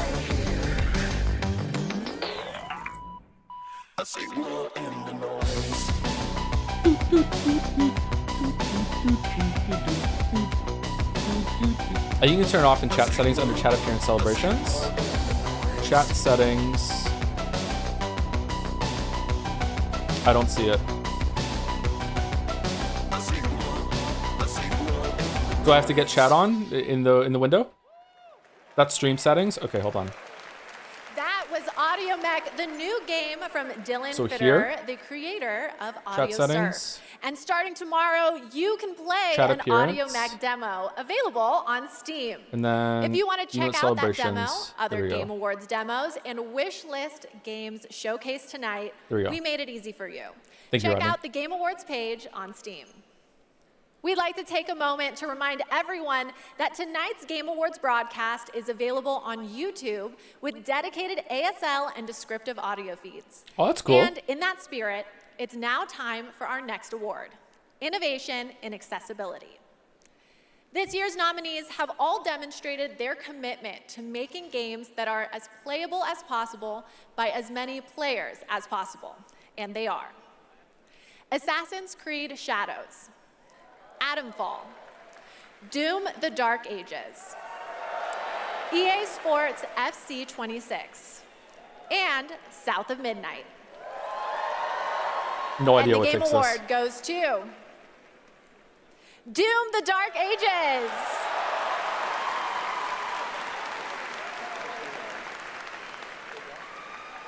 Thank you so much. This is such an honor. You know, Hugo set the vision for this with the idea of creating Doom for all Slayers, a Doom for all Slayers, and we couldn't be more proud of the team for executing on that. It takes such commitment. Thank you also to Xbox. I love this for their game. It was a good commitment game. to accessibility and the support of the game, and as well as our partners at ZeniMax. User research, QA, our dev team, our accessibility consultants. We couldn't have done it without you. Thank you so much. free microphone. Congratulations, Doom: The Dark Ages. Still to come, more brand new game announcements, awards, and at the top of the hour, maybe Jeff will finally reveal what that statue in the desert is all about. Oh. I'm thinking it's probably not related to Miss Piggy, who will also be here later. We'll be right Really? back. I hate Miss Piggy. I hate Miss Piggy so much. The best time for you to play Guild Wars 2 is now. Guild Wars 2. Immerse yourself in Is this a an ad? realm of magic, mystery, and boundless adventure. Go say the Muppet. Unironically, Miss Piggy. I hate Miss Piggy. Community of millions.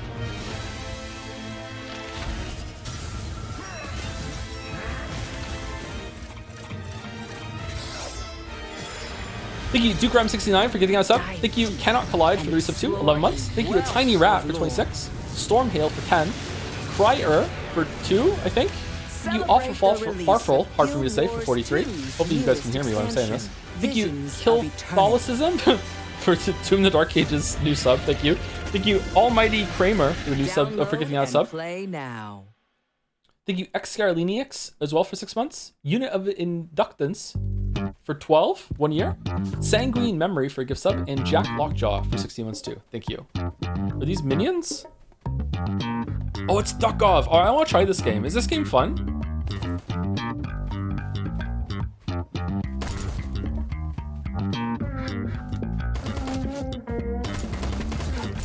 Don't shoot! Hey, Ducker.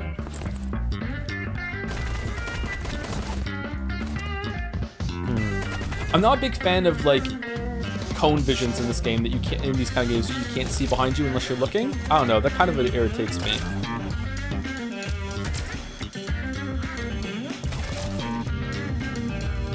Silent Hill 3 better than 2. All right, thank you, FD Feathers. Keep us updated on your Silent Hill opinions. Is there one that's better than 3?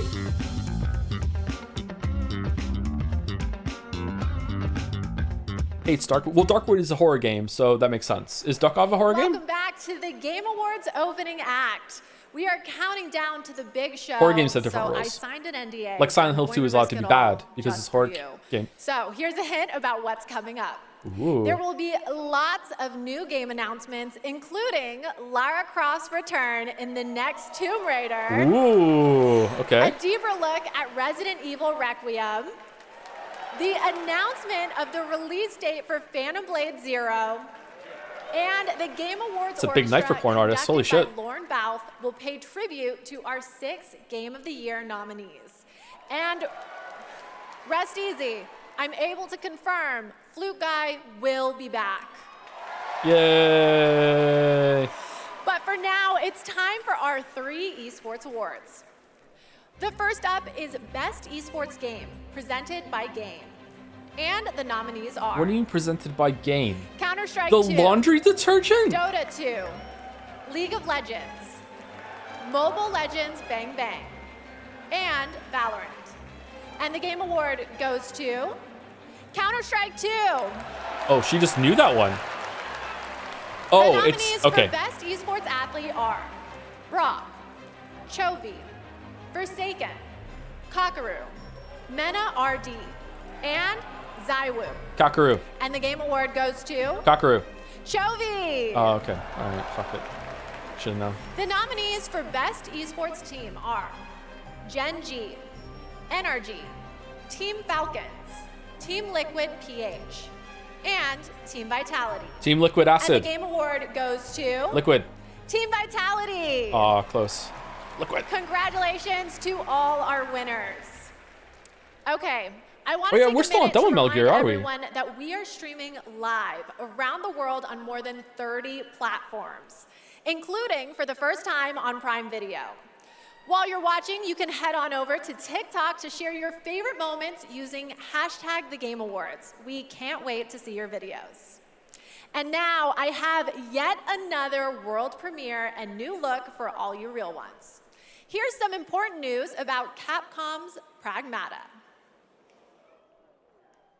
What's this game again? Is this the one with the girl? Oh, yeah, okay. The girl on the guy's back, okay. You've been to the sea before? On Earth? Of course I have. Jetstream Sam?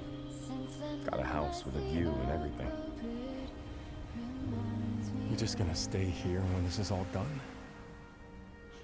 What do you want?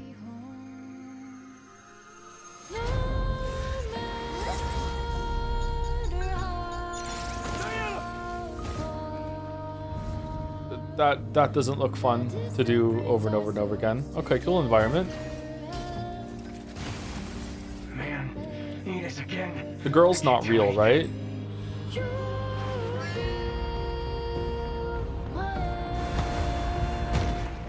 Hello, unregistered guests.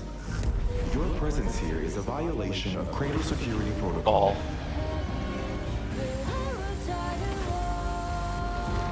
Oh, he runs like Sam from Death Stranding.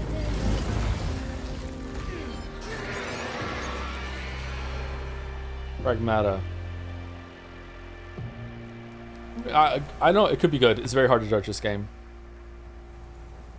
I'm feeling a 7 out of 10, but maybe. Oh, it's finally coming out. This has been like, oh, that's not going to look good on Switch too. Gameplay demo available today. Wow. Okay, maybe they're feeling confident about it then. All right. Stunning. I have the same beach in my research station back home. And surprise, you can play a demo of Pragmata on Steam right now. See, we're giving you lots of goodies tonight, and trust me, there's more to come. And now I have another award. These nominees are games that never leave you because they're on your phone. Here are the nominees for Best Mobile Game. Destiny Rising. Oh, God. Persona 5, The Phantom X. Sonic Rumble. Takes over. Umamasume, Pretty Derby. Woo! And Wuthering Waves. And the game award goes to... Uzamazume Pretty Derby. Umamasume, Pretty Is NL there to take it?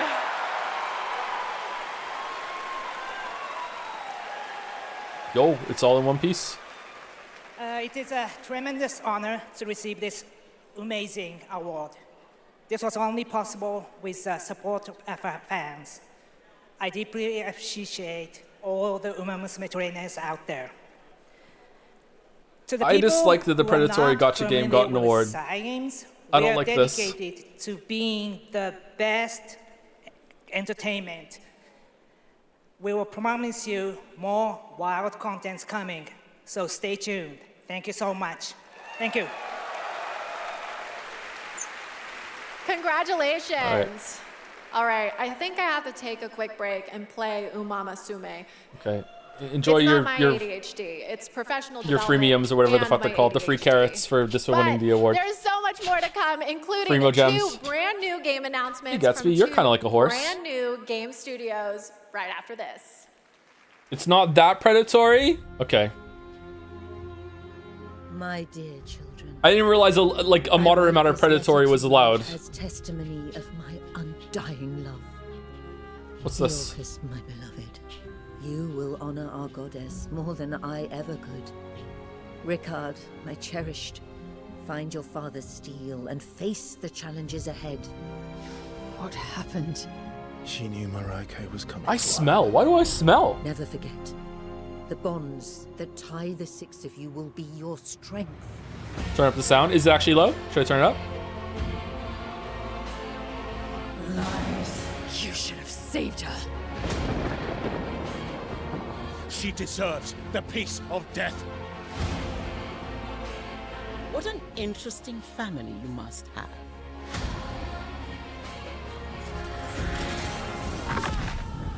Is that fear I sense?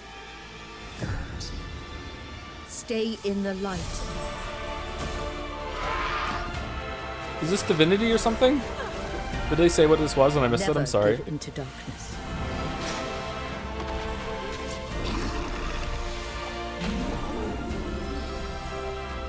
Your loving mother, Marhin. Solasta 2. Okay, that actually looks pretty good for what it is. Not my kind of game. Give me some Baldur's Gate 3 vibes actually, but yeah. All right.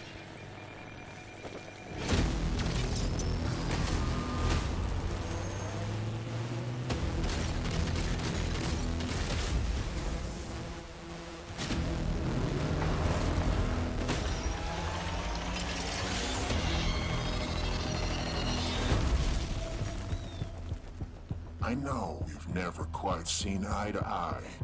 Believe it or Pathologic? not, Whitaker, we want the same thing. It's all out there in the zone. You never know what you might find.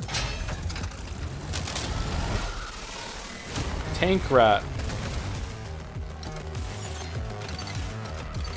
Okay, this kind of slaps actually. I like this trailer.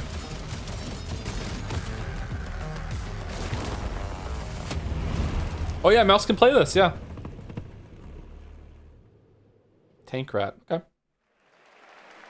Welcome back back. We are oh so close to the top of the hour. Everybody, go tell your friends to tune in and get ready for a night of awards, world premieres, musical performances, and lots of surprise guests we haven't told you about, because then they wouldn't be surprises. But now it's time to honor another game studio with an award, and it's one of my favorite categories, Best Independent Game. This year, there have been so many incredible independent titles from studios around the world, and our global jury of media selected these 6 as the best.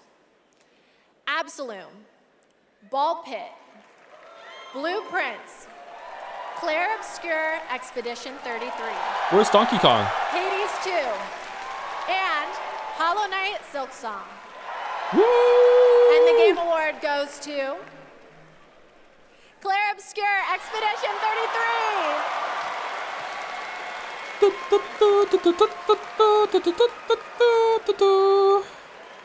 Thank you. I remember Sunfall beginnings in early 21. Just 4 of us painting the walls of the small office we had. Wait, the devs are French? We wanted to make a small game then, but with big ambition and creative independence. It was challenging every day.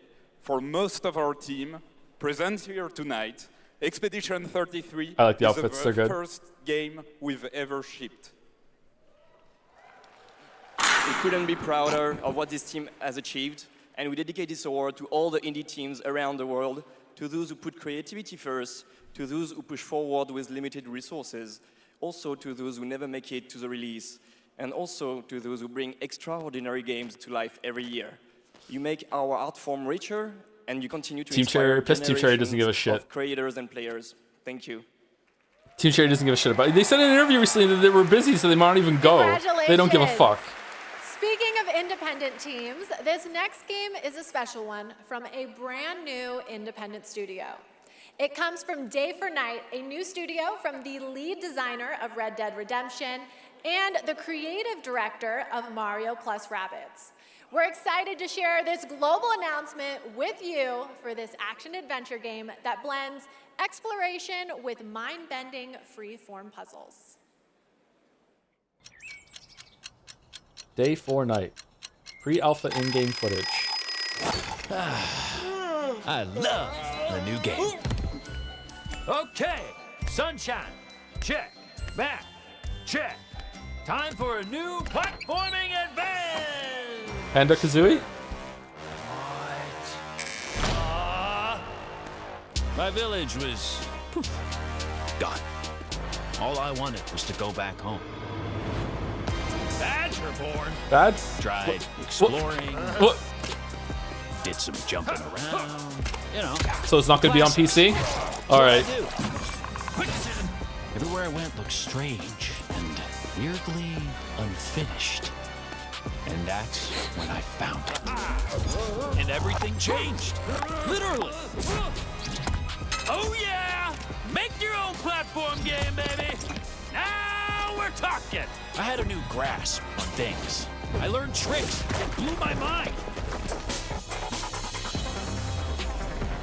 I really transformed myself. Are they all going to be based on unfinished games? Made a bunch of new friends. Picked up new wheels. Figured out how to think big. In this one, they forgot to finish the story. So yeah, okay, that's I interesting. had it all. And then the code broke down. Do Starfield next. Wait, what? Huh? Is this a Devolver Digital bit? Are they?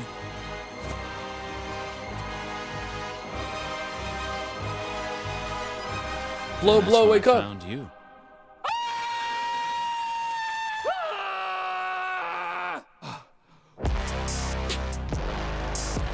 Bradley the okay, that looks funny. I like that. All right. So far, all the trailers have been pretty good so far. Okay, so I always expected it to be the AI chatbots that achieve sentience first, but I'm down for an animated Badger Singularity. Crackly? And yes, that is actor Evan Peters playing the role of Bradley the Badger. I have one more world. Joe thinks Quickstop is funny. I don't think Quickstop is funny. I think that the concept of like going through unfinished games and doing them up is funny. Yeah. This is a the gameplay looked good. original new world coming in 2026. And we're excited to share the announcement and the first look at gameplay with you. Ooh, okay.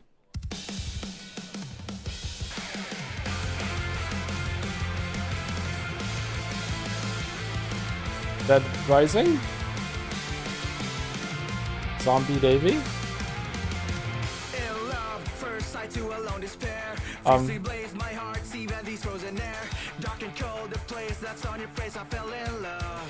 Don't even know I got your name, girl. I don't mind even carry you illusions. Shattered dreams, now it's seen, no salvation, boy. I'll take all the way we're rising, conquer fate. Hold me close, I can feel a connection.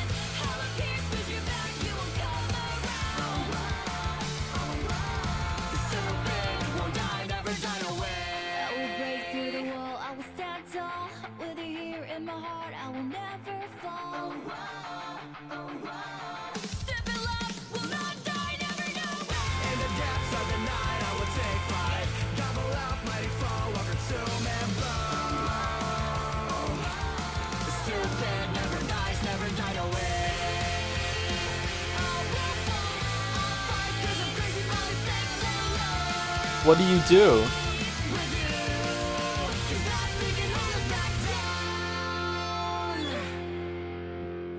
Twilight but zombie? What? Stupid never dies. Okay. All right. Gameplay. Well, it's a Devil May Cry like.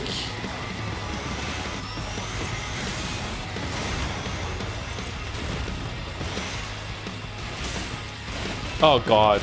Zombie furry audience.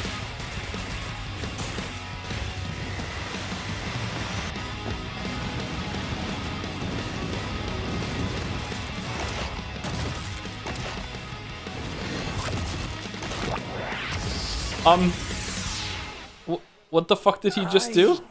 Don't eat humans. Okay, if that doesn't get you hyped for the main show, then maybe you're the problem.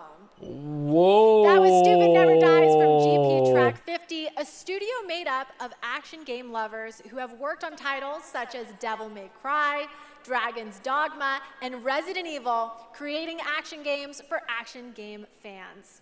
Okay, we're minutes away from the main event. We have one more award for you. A category that celebrates other media that took video game IP and made movie and TV magic. Here are the nominees for Best Adaptation.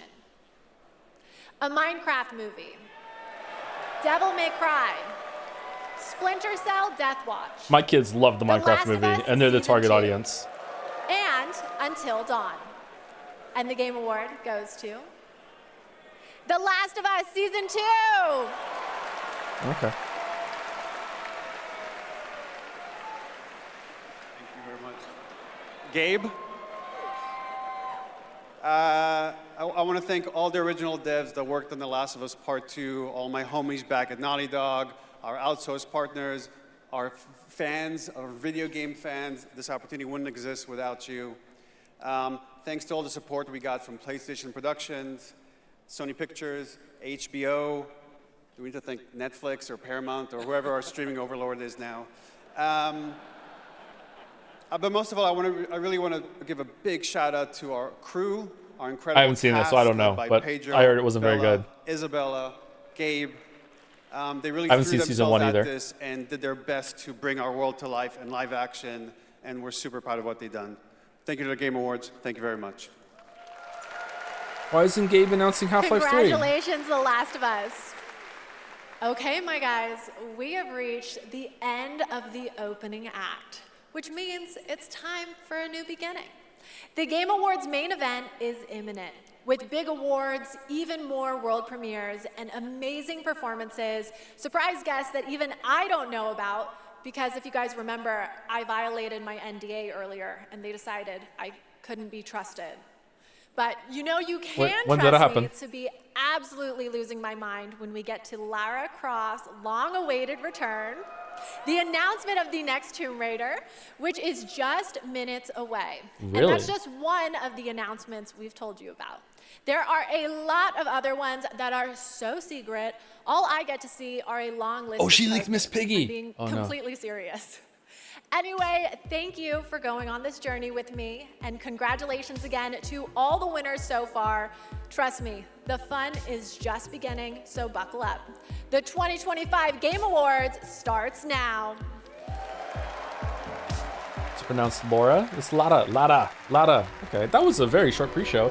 Quick thank you to Grimbles, Patience, Dr. Double Cup Donald, Rogerson Raj, Josh 102967, Charlie 4, Stealing Mass 109, Dalek Orsino, Dream Mobile for the 5 guest subs, Squeezins 554, Sergeant Snuggle 18, Dashaway, and Horath Mail. Thank you very much.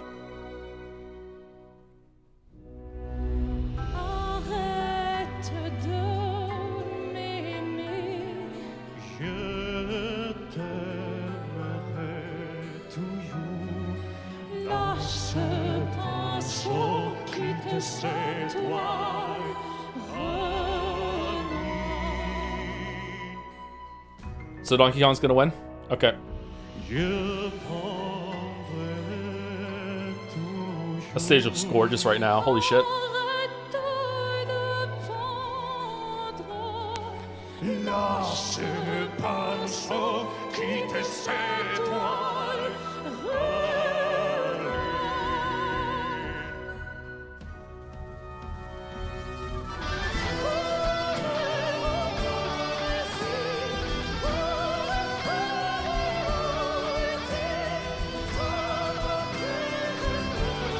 I don't remember this song from the game.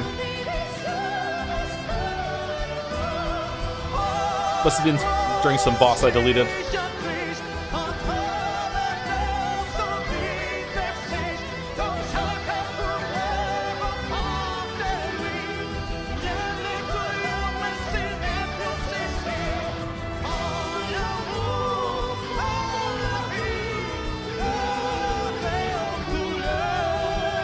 Why isn't it water from the ground? Are they stupid?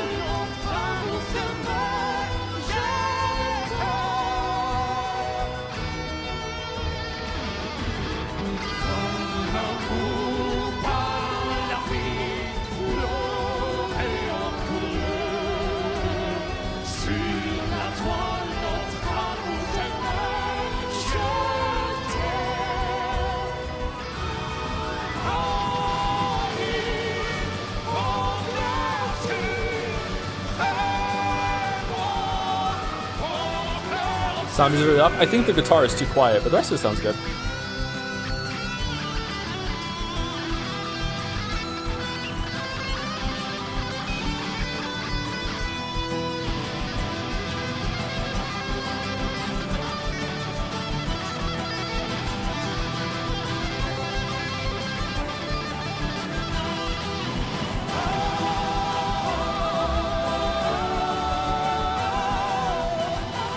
Oh, someone just died? Holy shit.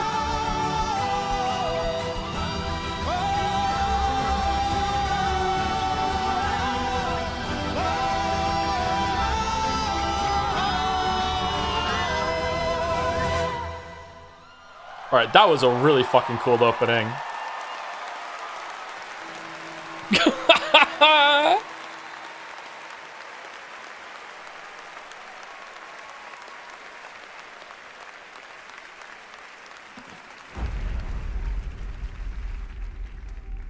Perfection is not unattainable or affordable. Okay, all right. Living things can't help but change, you see.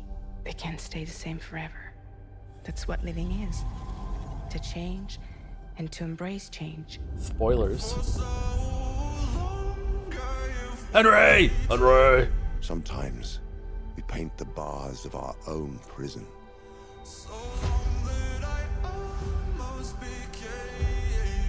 You chose a hard road for yourself. Henry! Donkey!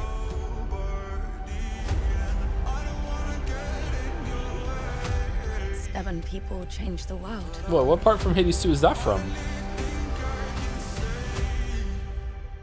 Say the thing you're afraid to say. this cycle was over. The moment you smiled at me. We can work with this. The new beginnings. Here we go.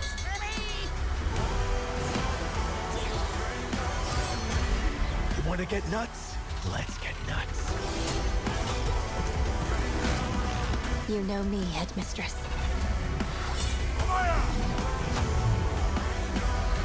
I know enough to get me into trouble. Is this what my tomorrow will be? For those who come after. Welcome to the Game Awards 2025. Now, here's your host, the creator of the Game Awards, Jeff Keighley.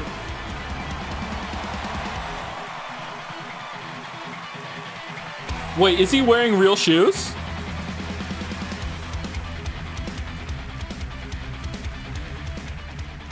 Good evening, everyone. Welcome to the Game Awards, a night to celebrate the best and discover what's next in video games.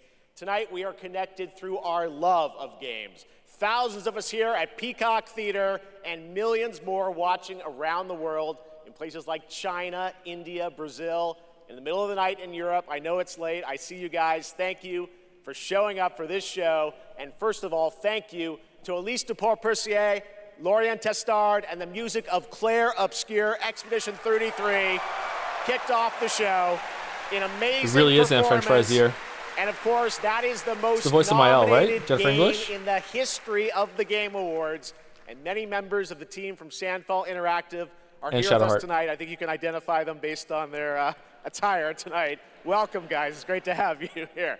You know, every year this show reminds us why video games matter.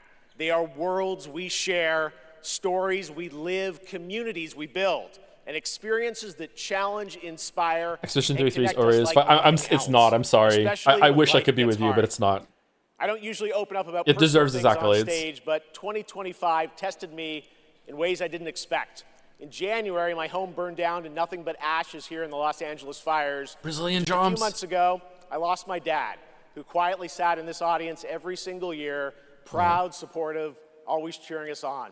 My mom's here tonight, and we've left an empty seat beside her in his honor. Miss you, Dad.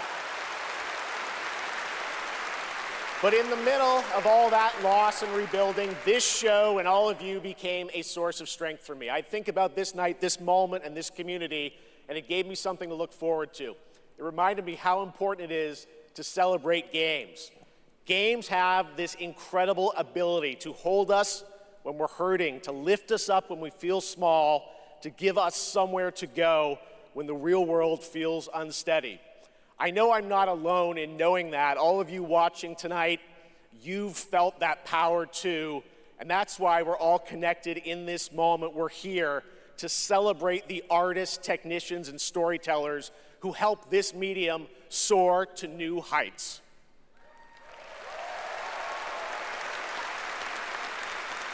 Tonight, we're going to honor over 100 nominees and celebrate a record-setting 3 independent titles up for Game of the Year. That's right. And we are going to have some fun, of course, too, with a whole slate of brand new game announcements that will hopefully get you excited about the limitless future ahead. So let's get going. To present our first award, a father and son, 2 remarkable actors. He is one of the finest performers working today, from Isaac in The Last of Us to Chase in Dispatch, and his son brings young Chase to life in Dispatch as well. Please welcome to the Game Awards, Jeffrey and Elijah Wright.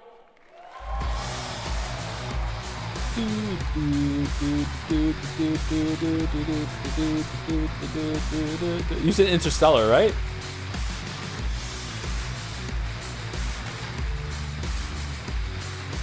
Wow, this is incredible. I'm so excited to be here tonight in the company of so many incredible artists and gaming fans. Particularly as games increasingly explore new frontiers of storytelling. He wasn't in Interstellar, But really? the Who am I thinking of then? I'm here really is standing next to me. my son Elijah. It was Elijah who brought me into the world of He was the guy that was left modern on the ship when they went and did emphatically something. encouraging me to join the cast of The Last of Us Part 2.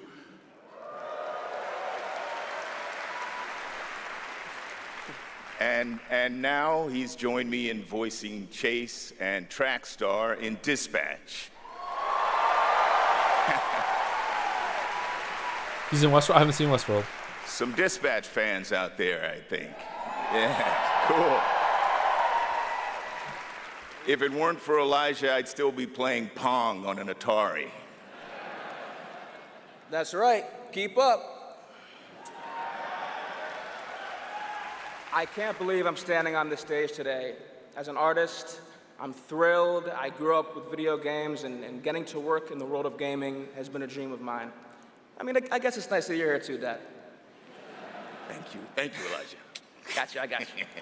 The next award honors games that are high octane, high action, and combat heavy. Here are the nominees for the Best Action Game. Best Action Game.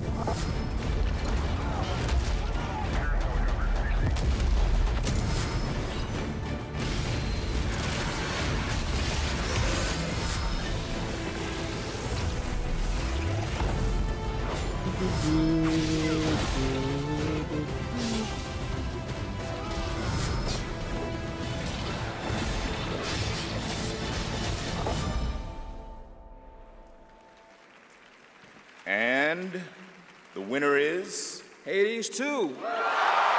Hades 2.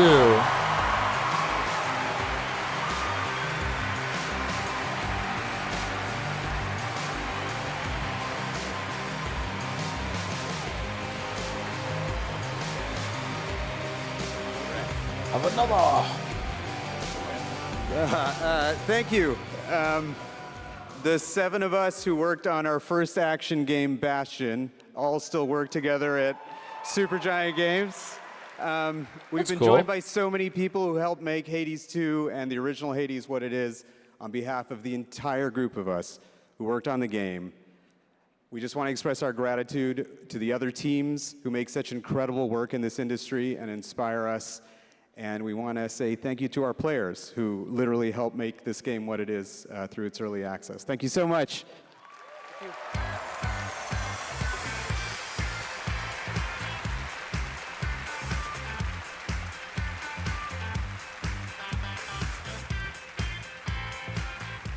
Congratulations, Amir, Greg, and the whole Supergiant team. That's amazing. All right, now we move into one of my favorite and, yes, sometimes very dangerous parts of the evening. The moment where we look ahead at what's coming next from some of the world's most talented game creators. All year long, there's speculation online about what may or may not appear on that screen tonight. And as always, my only advice is enjoy the journey. Maybe you'll witness the birth of a brand new universe or the long-awaited return of a legend. That's the magic of this show. Anything can happen. So, let's get started. It's time for our very first world premiere. Something truly special that we're honored to debut here at the Game Awards. Oh, he's excited. Apparently that guy isn't in that movie. Who the fuck am I thinking of then? I thought for sure.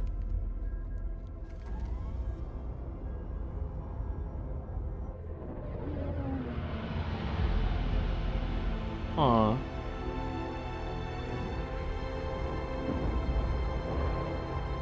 Starfield 2 before Elder Scrolls 6 would be amazing. Oh! Okay. Star Wars. Oh, please be Jedi Thriver. Please. Please. No, it's not. Okay. It's a Jedi this time.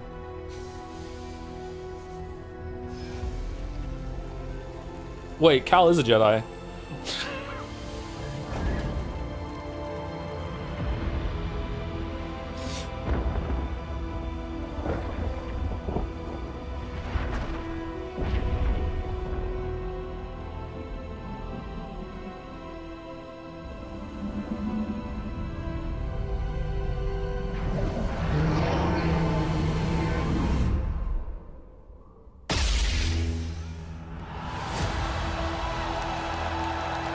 Star Wars Fate of the Old Republic.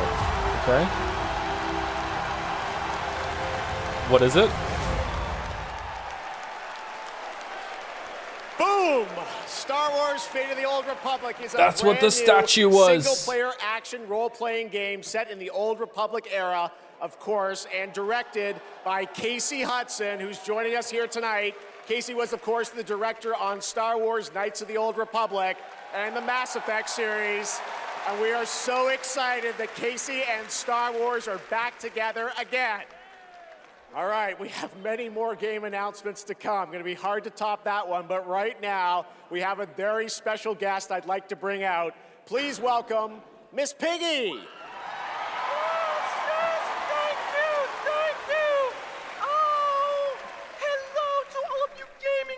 Out there, and hello to you, my little Jeffy Poo. Piggy, it is so great to have I'm so you glad here I'm not at at the the show Game and I'm Awards. here Thank you instead. for accepting our invitation. I really appreciate it. You know I would never turn down an invitation from you. Not after Bora Bora. Which, by the way, was certainly not a bore, a Bora. Piggy, come on. This is a public event. Oh, someone's being shy. Miss Piggy, I said in the open, my mom is right there. I mean, more importantly, let's move on to what you're going to do something later. You got a really special moment later in the show. You're going to be doing something, right? Yes, that's right. Especially poor Vu. And Vu, Jeffy Poo. Okay, well, I can't wait, Miss Piggy. We'll see you later. I am so excited. Yes, gotta run. Want to make sure this performance is just perfect. Kissy, kissy, everybody. Miss Piggy, everybody. We'll see her a little bit later. I hate You Miss guys Piggy. are going to love it. All right, we have so much Game Awards ahead. The surprises do keep coming, I promise you. More awards, and later, Evanescence rocks the stage. Here for survival training? Of course you are. Pathetic! Now, we've compiled some valuable training materials, so you can stand a chance against the hungry undead. That's Susie? We can just run around those, right? Silence, both of you. Out there, you'll need more than your foolish instincts to escape the monster's claws. Or to pick a fight with a martial arts master. Well, I do love a good fight. But do you like winning them? Dude.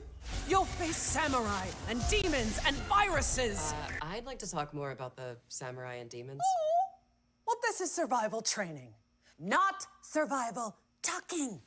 And lucky for all you helpless half-wits, we've cut the price on some top-notch materials. So study up, fools.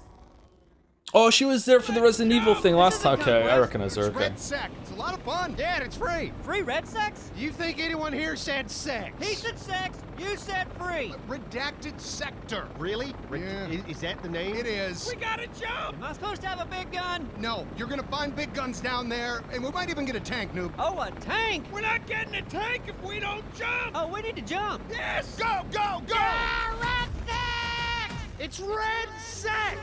Redsex, okay.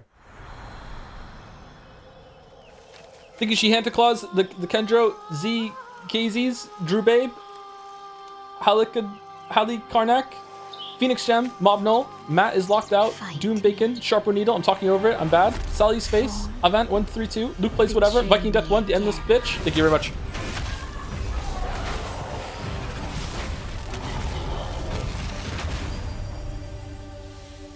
Oh, that was not very long. Okay. Shit. I've got bad news for you. Yeah, of course you do. Zombies are real, and I need new pants. Famous last words in a zombie apocalypse. They can't hurt us if they can't catch us. We gotta get out of here right now! Let's go, Commando!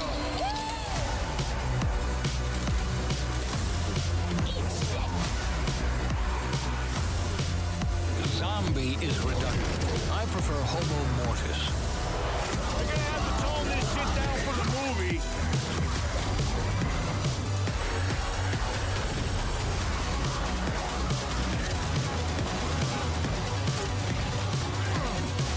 Look! More slug shit! It's a zombie apocalypse! apocalypse.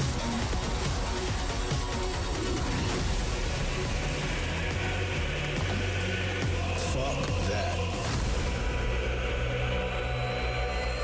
Toxic Commando. Okay, that could be fun. It all depends on how the levels go. Yeah. All right. Very hard to now enjoy it's playing it. time to put an end to gaming's most controversial mystery. What? Is it the statue?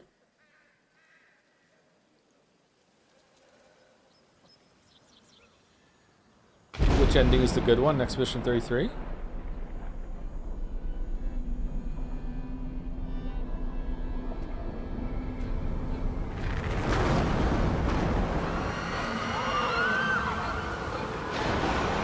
I see strings. Wow, okay.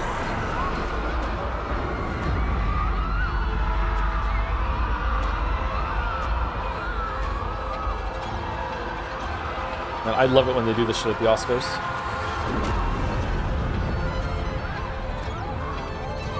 Wait, that sounds familiar.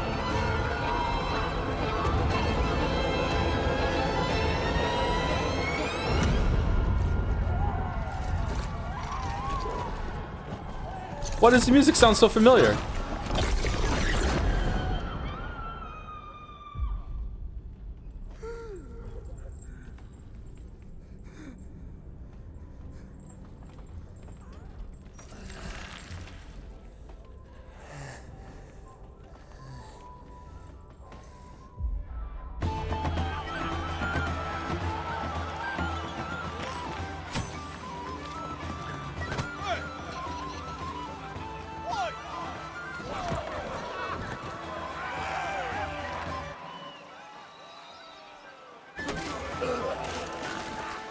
If you're on footage and actual gameplay, it's not Witcher.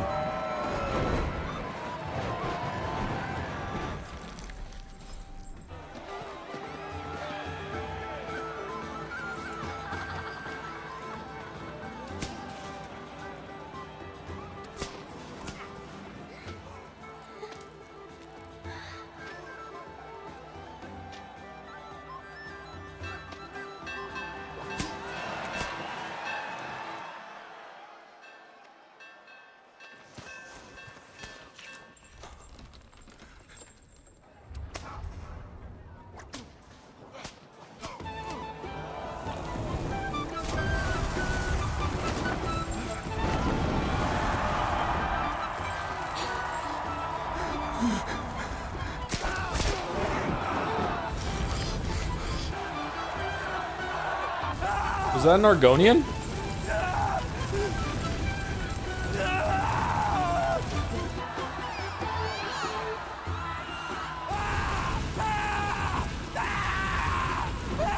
This is kind of dark for Elder Scrolls. I don't think so. You were saying Divinity Original Sin 3. Were they fucking?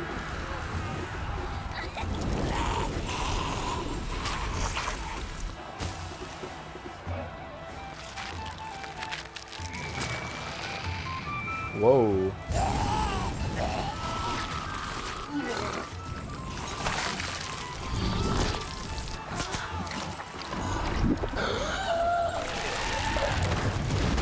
Oh, this is a cool trailer. This is gross.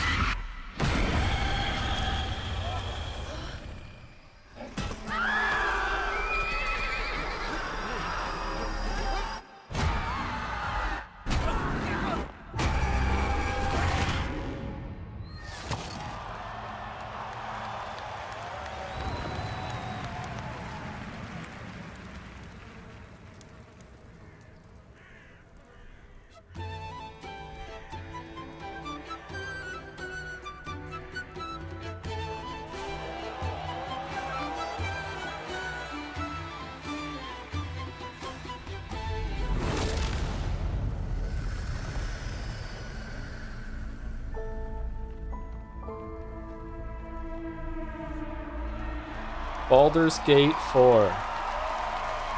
Oh, is it just called Divinity?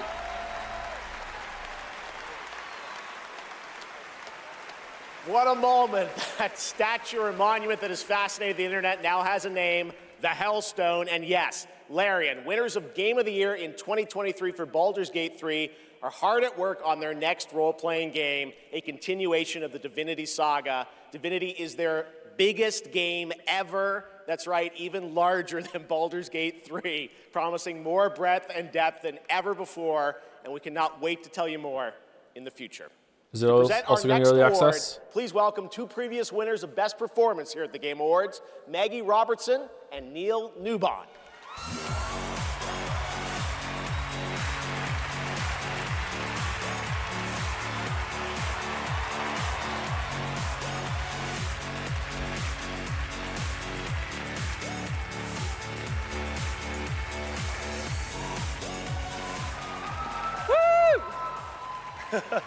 For the record, Neil said that he was wearing the dress this year, so I wash my hands of this. Anyway. I just don't know why they keep pairing us up. All right. Right. Acting. They say acting is the art of pretending. Well, actually, Mags, I personally think it's the highly disciplined craft of being dramatically truthful on purpose. Convincing strangers you're someone else and then winning Wait, awards. he's the guy that we fought in the ship in Lies of P Overture. I remember. Career on this, we really need to have a chat. Neil, it's called comedy. Lock in. Okay, so we're here today to recognize the amazing performers who convinced us through their lies and deceit, really, that they were warriors on a quest for vengeance in feudal Japan. Dashing archaeologists with a penchant for fedoras and whips. Pseudo-French revolutionaries holding baguettes for some reason. And teenage girls forced to survive extraordinary psychological and physical terror. The point is, acting is serious business, and we are serious actors here to talk about acting seriously, really. Just do the thing. Okay. Here are the nominees for Best Actor. Best Performance. I didn't make the rules between you two. We'll break the cycle so she can't steal anyone else's future. God, I hope he wins. Find every member of the Yote Six. I swear it. I thought I was used to losing people.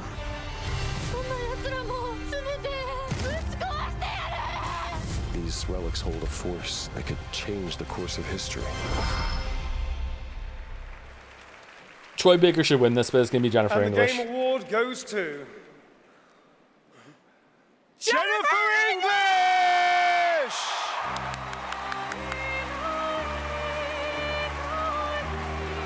Jennifer English was great too, but like Troy's Indiana was immaculate. That's the only reason why. It is just, I thought it was Harrison Ford, but Jennifer English was great too. She seems so surprised. It's nice.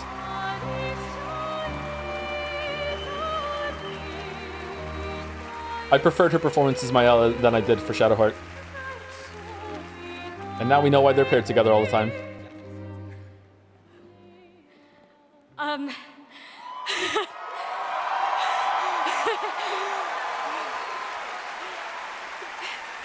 Thank you to everyone who voted. Wow, this is loud. This is not just my award. This takes a village. And oh my God, I love my passionate, beautiful-souled, artistic, clever, beret-wearing village. Every single one of you. Guillaume, Jen, special shout-out to Charlotte and Adeline, and of course, my wonderful Ben, who has been my ride or die throughout all of this, my big brother. Thank you. Thank you to my beautiful girlfriend. And I just want to say to every neurodivergent person watching this in this room, because I know there's probably quite a lot of you, and at home, to all of you that feel like life is stuck on hard mode, this one is for you, and thank you so much to the games community and industry for giving us, so many of us, a home. For those who come after, thank you. Aww. Good speech, I liked it.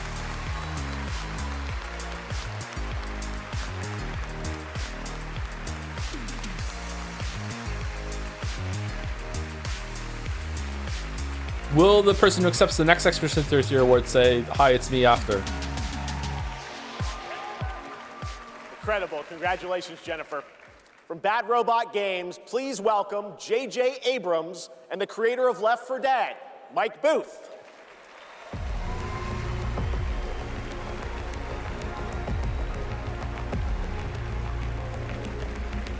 J.J. Abrams has done untold damage to our culture. He seems like a cool guy, though. We've been so lucky at Bad Robot to get to work with some incredible artists to tell stories on stage, TV, and film. And it's been an absolute thrill and honor to have spent the last few years working with a brilliant Mike Booth on an original universe that brings our passion for great storytelling to the PlayStation and PC. Thank you, JJ.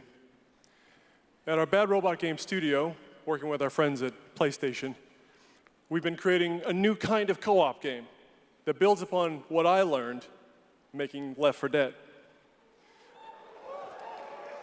The result is something entirely different, an unpredictable, challenging combat sandbox where you succeed through cooperation and improvisation. And now I am excited to share a glimpse into what we've been working on. In fact, we're also inviting all of you to sign up for early playtesting and check it out for yourselves. But first, welcome to 4 Loop. 4 Loop? Welcome back, team. Now, I need you to brace yourselves. For Birger? Earth was invaded. Oh no. Lost in less than a minute. All of this was our fault. We're the only ones left who can fix it. And you must use our machine, the same machine that broke the world, to unbreak it. Now, I know what you're thinking. This bloke's gone insane. This plan sounds impossible, and we're probably going to die. But that's where you're wrong. You're definitely going to die. Reprinting. It's all part of my new plan. Every time you fail, I will use our machine to bring you back. Reprinting. Reprinting. If you can relentlessly experiment. Reprinting. Reprinting. Reprinting. Reprinting. Test strategies. Learn from your failures. You will become the world-saving team humanity needs you to be. Trust me. The voice in my head hasn't been wrong yet. Okay, I feel like the tone of this is all over the place. Is impossible. But gameplay could be cool. Now get out there and fail to save the world. PlayStation. Up next, we have a new game announcement from some of the developers who helped put The Last of Us and Uncharted into our hands. This new, small, independent studio is charting its own course, focused on crafting uniquely styled, artful games that are pushing the evolution of companion characters. Enjoy. Thank you, Naughtybrick. Thank you, Physic. Thank you, Incon Avatar. Thank you, Jin Hitsugaya. Sorry. Thank you, Erden Oken, Matty Braps, Gladiator99, Anonymous Skifter, Digital Said, and Rin Plays Games. Thank you, Clive. Thank you, Jill.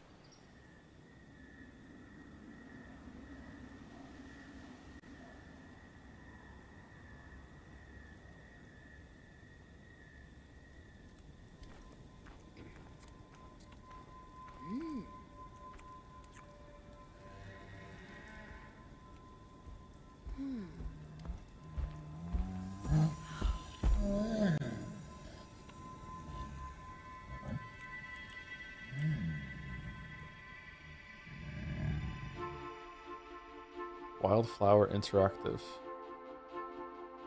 Oh God. Come on.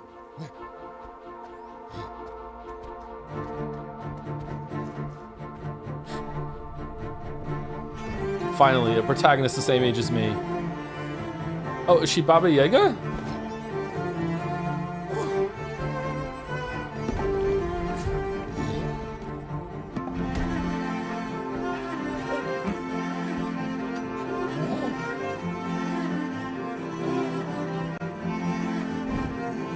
Hi Joe, you hoping for anything today? I would like to see gameplay of the new Tomb Raider. Gameplay, not just, you know, cinematic. I'd like to see gameplay.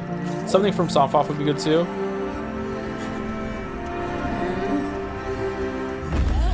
I would also like Donkey Kong Bonanza to win Game of the Year, even though it doesn't deserve it. Coven of the Chicken Foot. Okay. Last Guardian, like, yeah, and that game sucked, but this might be better. FromSoft, yeah. Sounds get mixed up in my head sometimes, sorry.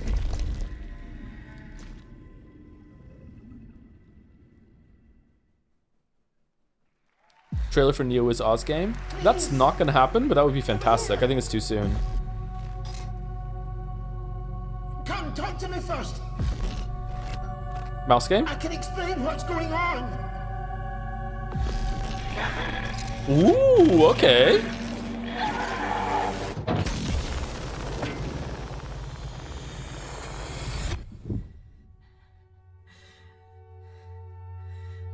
What is existence, really?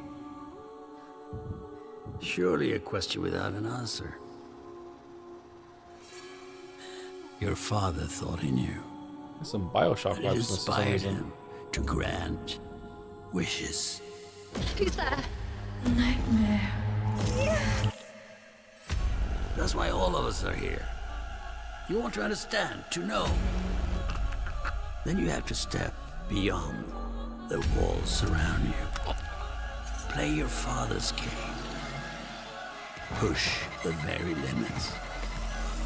Until even reality itself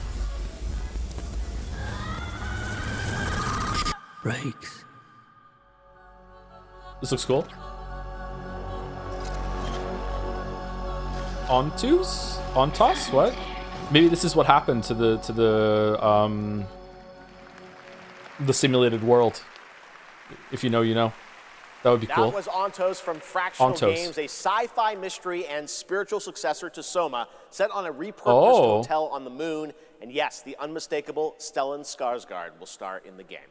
All right, there's more Game Awards ahead, but right now it's time to reveal a new forceful Void Hunter in Hoyoverse's Someone hit was urban really good. fantasy ARPG, Zenless Zone Zero. Meet Ye Shuangguan, the first ever dual form agent. What does that mean? Every chosen heir of the Qingming sword is expected to become a hero. Tread carefully. One step further and you may shed your mortal sins. But the gate to the final domain does not open without refinement. The strongest bond between people is always value, isn't it? I give you what you want, and Looney you Tunes give me running? what I want.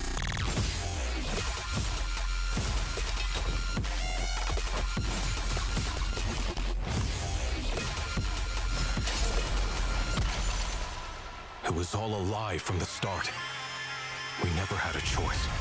I don't even know this game, and she doesn't look like she belongs in here. From within this sword, many others are fighting beside me.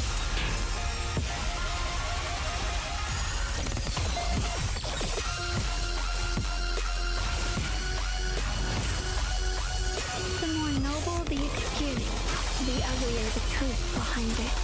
One instant, 1,000 visions!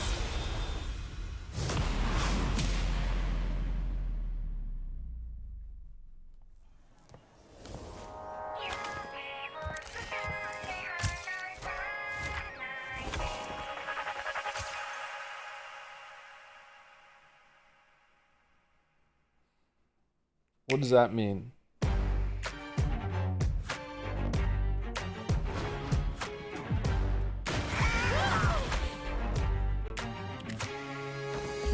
Oh, cool. Thinking Charitable Coffee Maker, 2Gem, Shaggy Shooter, Jansoft88, Ryu Hydra, Anonymous Gifter, Some Jabroni, Deviant Ellie, Kopakar, and Stink Stonk, all for the resubs and new subs. Welcome, everybody.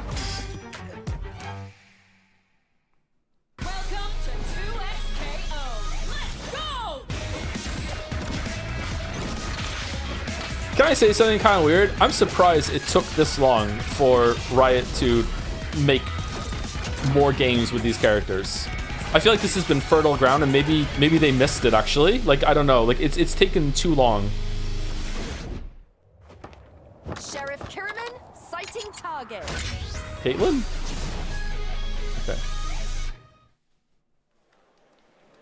For a limited limited time only, Prime members can go to Amazon.com/thegameawards to save up to 25% Henry, on I'm select promotional, Henry, nominees, now. Buy my game. including Split Fiction, Sonic Racing Crossworlds, and Final Fantasy Tactics. This game's been developed for From the 8 award-winning years, and it's still not games out? Journey Holy and shit. Sky, Children of the Light. It's a fighting game. How hard can it be? It's only 2D? What the hell? Creative director Genova Chen.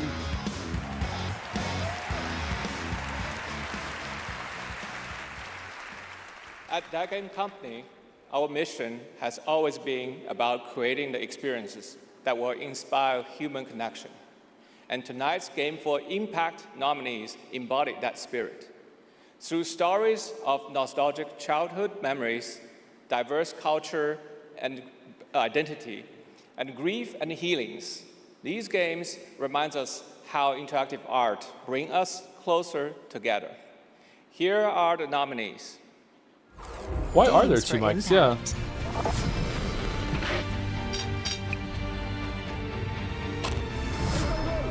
Beauty and the Beast? Julian! I've never had any friends like you. We forgot for a reason. It's not safe out there, Hazel. If I was the one missing, she wouldn't stop looking.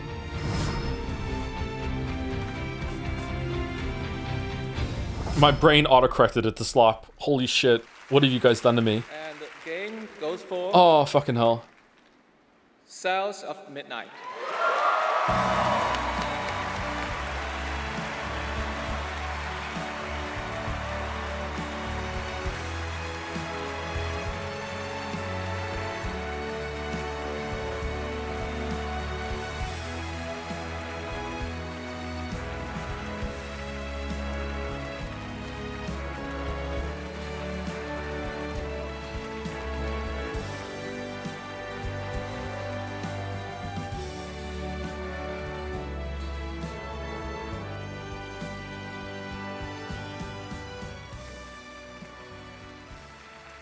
Thank you so much to all the nominees.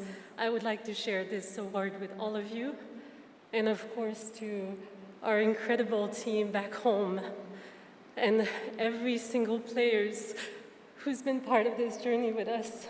And from the start, we listened to stories passed down porch to porch, kitchen to kitchen, to build a world that would feel as warm and as rich as the South. A world that would be filled with compassion, kindness, and courage. So we're incredibly excited to launch this spring South of Midnight on PlayStation 5 and Switch 2. Thank you so much. Have a great night. Merci.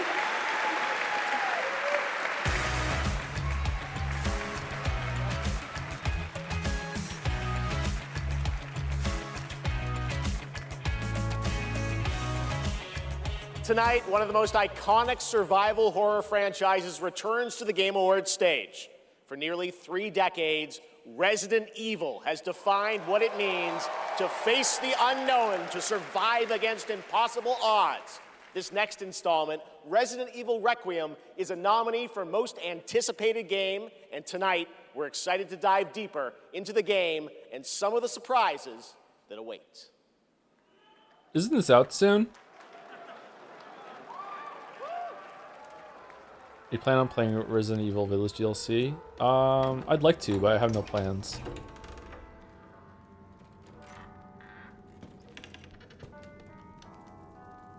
Is this Ethan's daughter or is it someone else?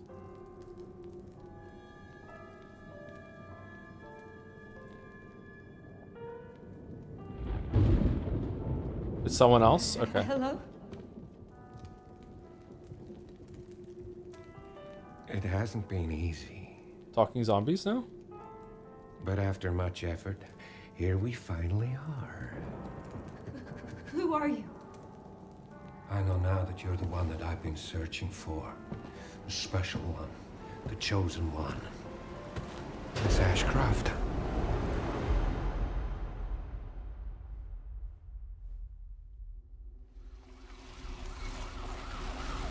Talk to me. Is this one like the others? and it's not post-mortem lividity.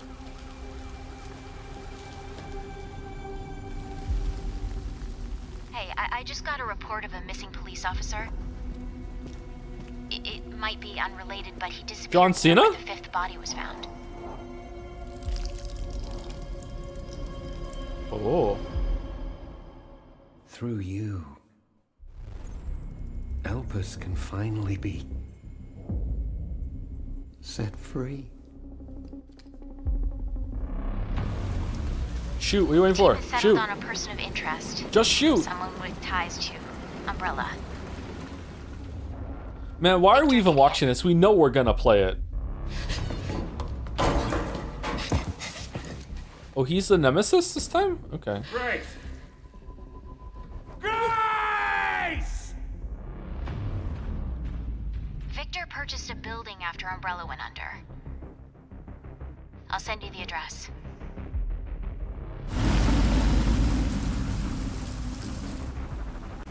Whoa, is that the building? Welcome. Dr. Gideon has been expecting you.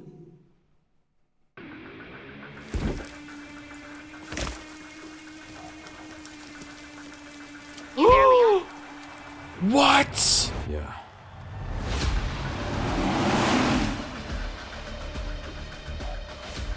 Bingo time? Hey, over here. FBI, what are you doing here? Would you like to see what's hidden under the hood? I thought Raccoon City got nuked. Me? Never. Oh, it did. Okay.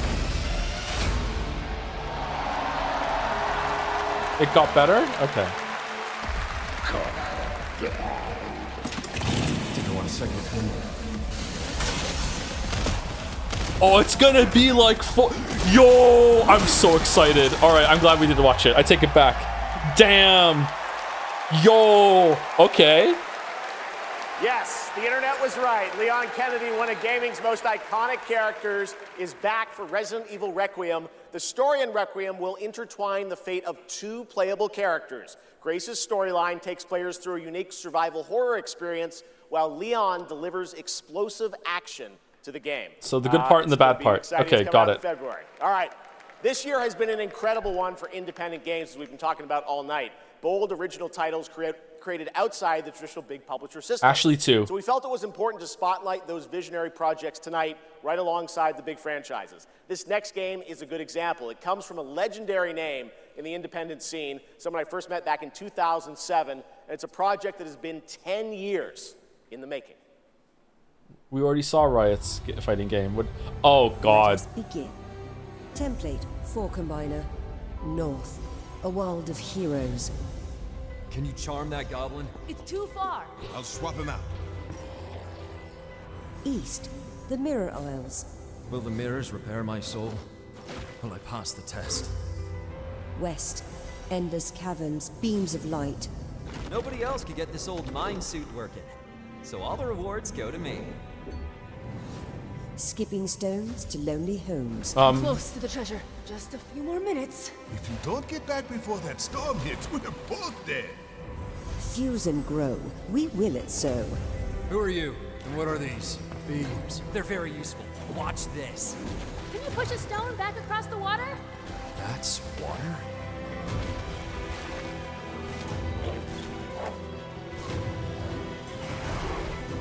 When the portal appeared and I stepped into this overworld, I had never imagined such a device that could fuse realities. Not just mashing together terrains, it weaves the very laws of nature into a composite whole. The result surprises me constantly, but who has done all this? Okay. Sorry, Blow. I know you're watching. I don't think this looks very good, but maybe it plays better than it looks. Order of the Sinking Star. Okay.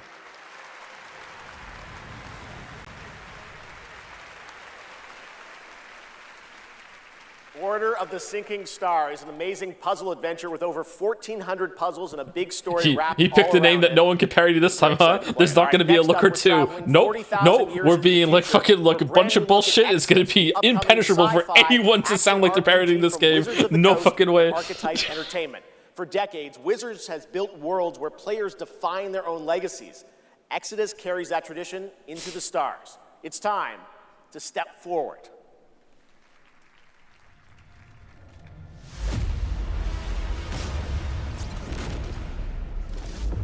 I feel like I'm seeing a lot of games like this today. Wizards of the Coast. Who are you? I'm a friend. Celestials are the enemy of humanity. A relentless threat to our very survival. I can't do this anymore. Salvaging scraps just to get by. It's a big dog. That's why people obsessed with space games, because Earth sucks. We want to go somewhere else. Fulfill the purpose for which you were crafted. But the tragedy is that we're the reason why Earth sucks, so we just bring the suck with us. Oh, it's okay. World is dying. You are the only one. Oh, it's a cuff game! Yes! It's been so long. Well, that's fucking terrifying. Cuff slot.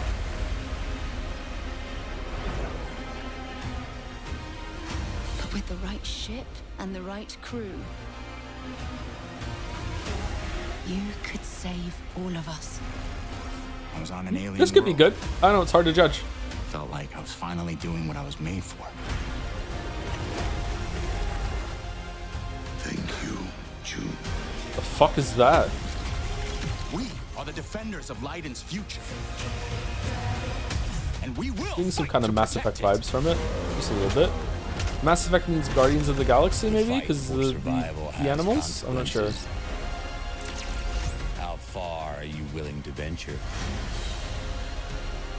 How much This game are looks you willing really to expensive. sacrifice to save your world? Damn, kid. No pressure there. I hate the quips, man. Exodus. Oh, it's a cool word game. Okay. All right. Okay.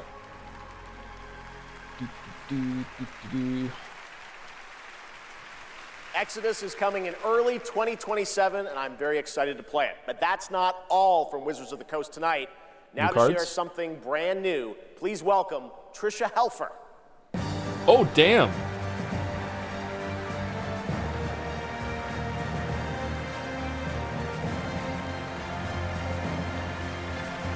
Who? What do you mean, who? Hello, everyone, and thank you, Jeff. It's great to be here celebrating gaming's biggest night with everyone.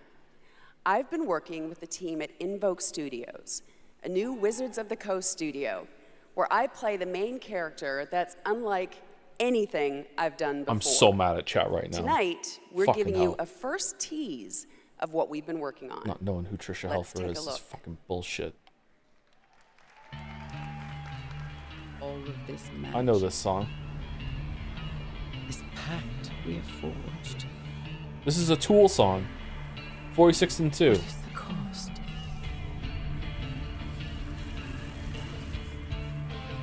Fucking hell. It's an old man thing. She's in Balgar Galactica. She was the voice of Edie from Mass Effect. What do you mean?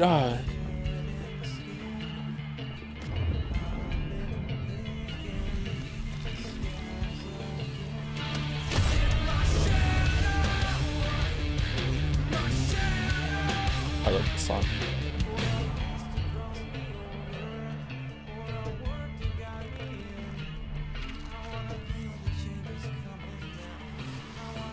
Never went to next 3. That would be surprising, huh? I always want to go back and finish 2. 2 was really good. 1 was not good, but 2 was really good.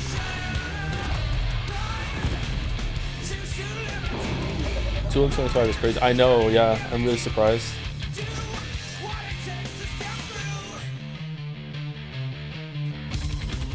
Warlock.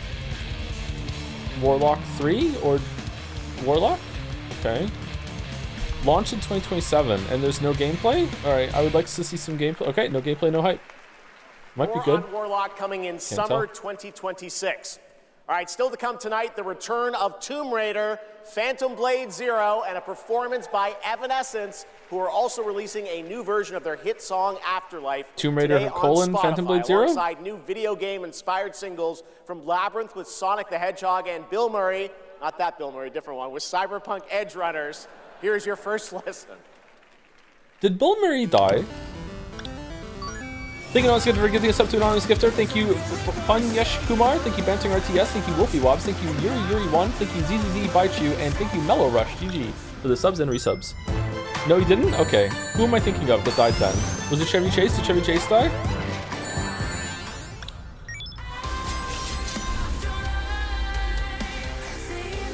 Also not dead? Okay, who am I thinking of that died in that kind of group? Lara, is it the guy that does songs with Sia? What's their band called again? Fuck.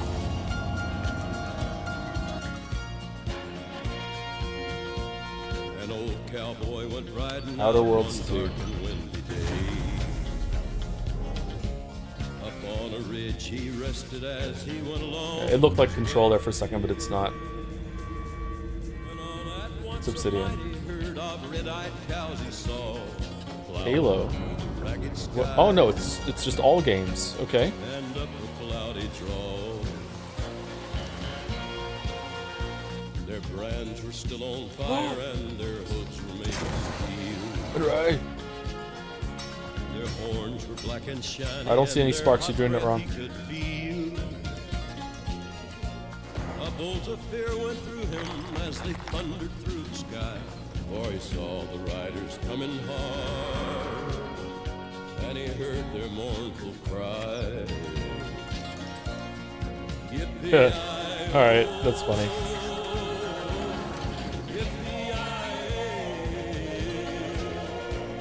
Fallout 5 finally? Fallout 5 is not coming out until like 2030, chatter. I'm sorry to tell you.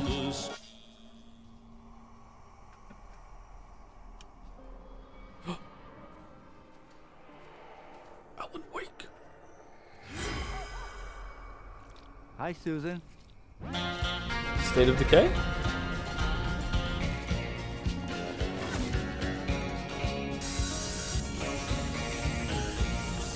Yippee-i-oh,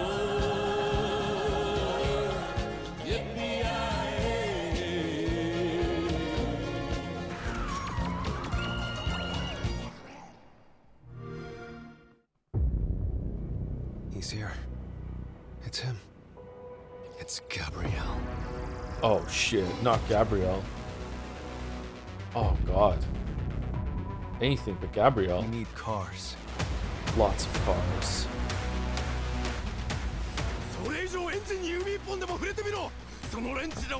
Behold, the Echo. We have touched your anger, tasted your fury. It has sharpened you. Who it is your greatest weapon. リツコも言いたいことある？リツコ? A Screamer tournament is about to be announced, held by a Mr. A. Consider this your personal invitation. Burn alive, you piece of shit. Which one is Ben Starr?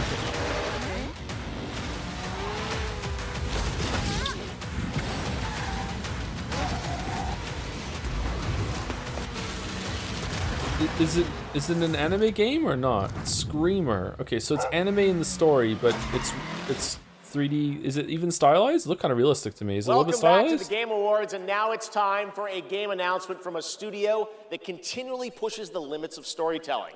They captivate us with worlds that bend reality and stories that blur the line between ordinary and the impossible. Remedy? They're one of the most distinct voices in our industry, and whenever they show up, you know you're about to see something unlike anything else. It's gotta be Remedy, right? It's gotta be Remedy.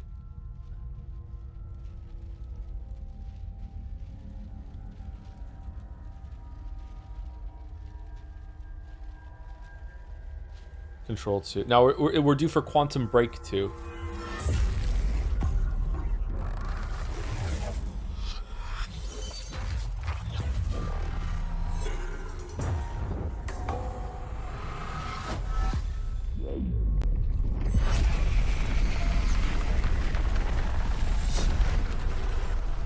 Jesse Faden.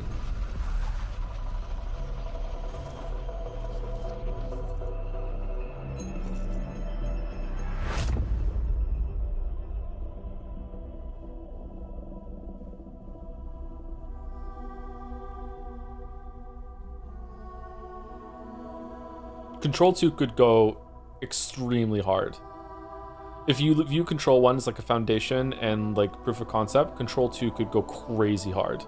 Especially after how good Alan Wake 2 was, actually. Pretty excited. Do you feel it? Something is coming.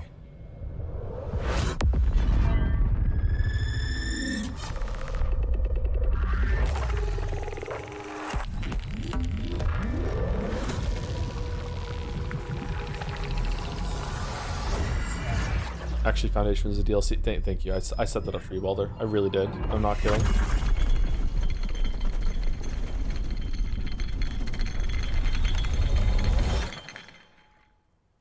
Oh, neat.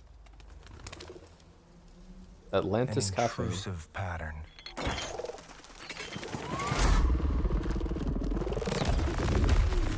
Of staggering power.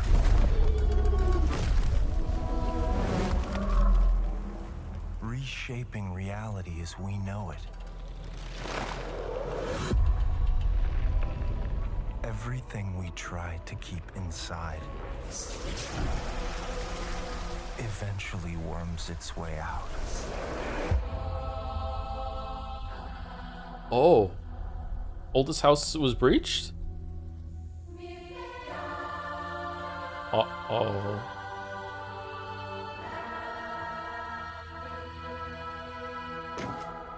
You must have had good reasons.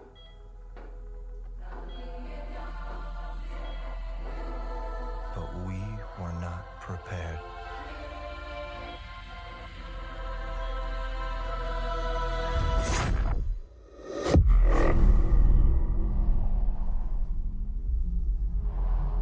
For what would follow.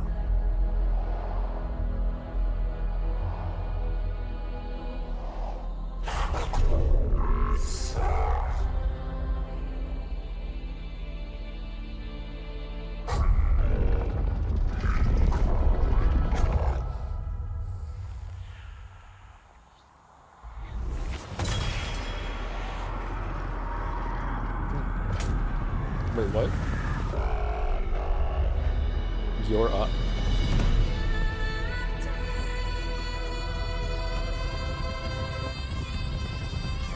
Alright, well this is an easy lock it in even without gameplay. I don't give a shit. Sorry to break my rule.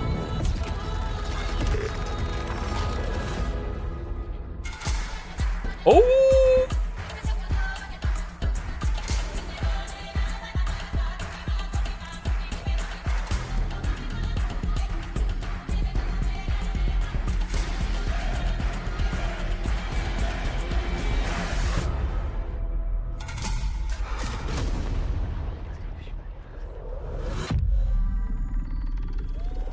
Oh, really? Not Control 2.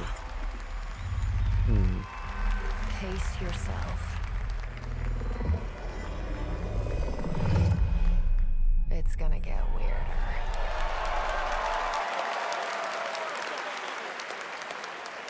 That is a good one. Control Resonant is coming in 2026 from the masters at Remedy Entertainment in Finland, whose last game, Alan Wake 2, won multiple awards here at the Game Awards in 2023, including Best Game Direction. It is always exciting to have past TGA winners return to our show to showcase their upcoming projects. Still to come tonight, we'll have a performance from Evanescence, plus awards including Best Score in Music, Best Narrative, Best Game Direction, and Game Actually, of last the game was Year. FBC Firebreak coming out. They paid $1 million for it not to be mentioned. Recipient.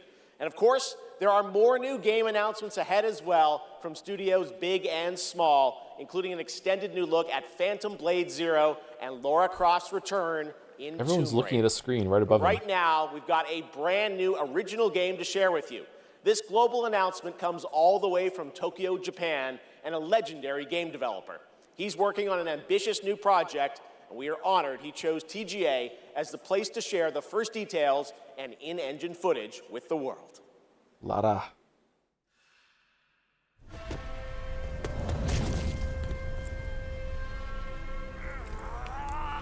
Oh, he's dead.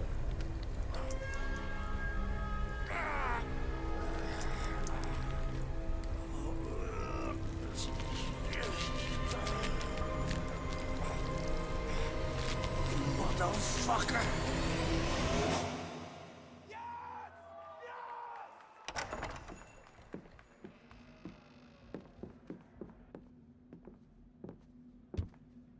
Shinji-san, yeah? Time to settle up. This is a quiet trailer.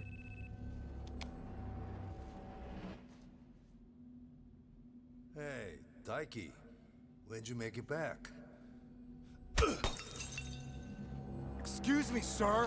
Shut your mouth. All right, talk soon.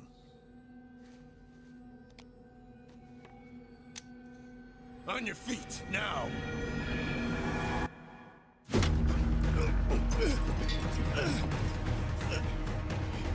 Son of a... Fuck it!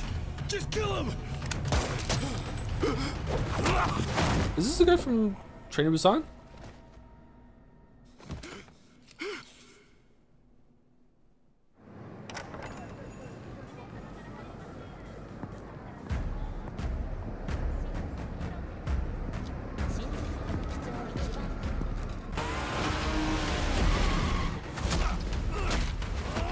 God damn, the punches.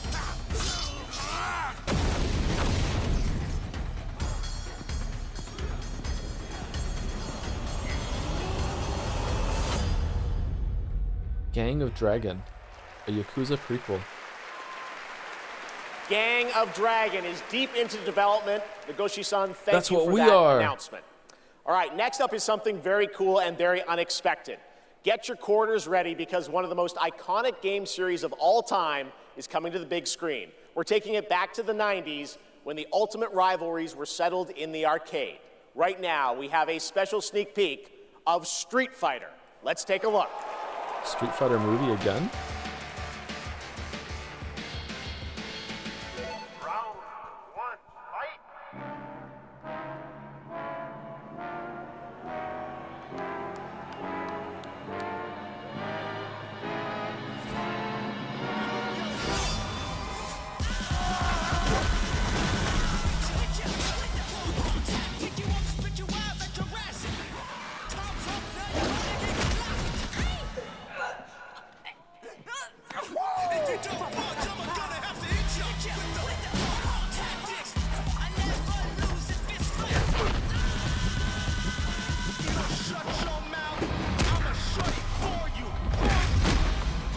Well, that was a good casting choice. Holy shit.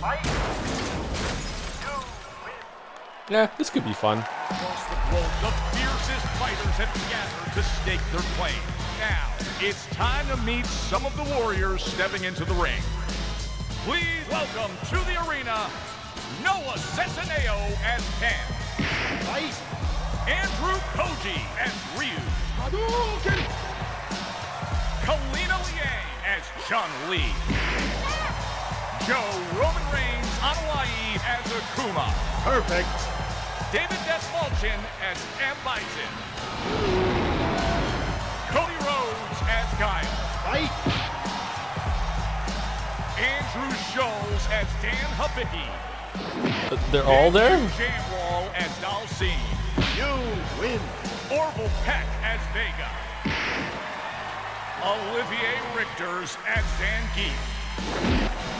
Reyna Volandingham as Yuli. Fight. Mel Jarnson as Cammy. And Jason Momoa as Blanca. Ladies and gentlemen, the cast of Street Fighter.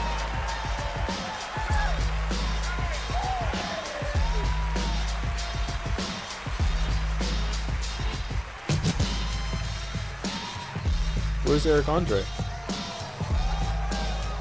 What a game award!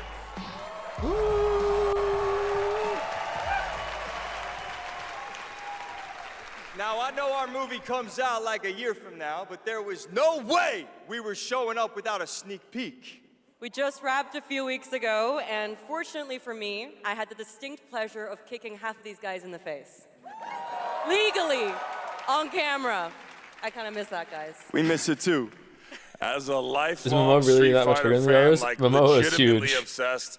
It's the only time in my career where I threatened to kill Kale if he didn't hire me to play Blanca. True story, words matter. Fucking believe it. Tell him, Ryu. It's Ryu! It's Ryu! Not Ryu, Ryu! Okay, we're also here tonight to present the award for Best Ongoing Game. It's Ryu. It's Ryu. It's not Ryu. It's Ryu. The games in this category are the ones that never quit delivering all year long. They keep us looking forward to what's next. Cody, I told you, the dedication, the passion, the resilience. We need more presenters. This ain't enough, you know what I'm saying? David, guys, it's so important that we appreciate you all here for being great patrons of Street Fighter, okay? If you play the game, make some noise in your life. Come on! This movie is not possible without you guys. We are so grateful, and we're not the only game that appreciates your patronage. There's another game out there. They also flew from around the world to be here because they appreciate you. So give it up for the whole cast of Mortal Kombat 2! Yeah! Come on out! Yes! Wait, what? Yeah. I'm just kidding. They didn't come. They don't care about you. They only care about money. Oh, Okay? We care about money and you. Street Fighter forever! Schultz cannot be Forever, joking. baby, forever! Kidding. He's joking. All right, okay, so these are the nominees for Best Ongoing Game. Best ongoing game. I'll protect my people's happiness to the last. I think some people still don't understand how big the game industry is. Oh god. Okay. All right.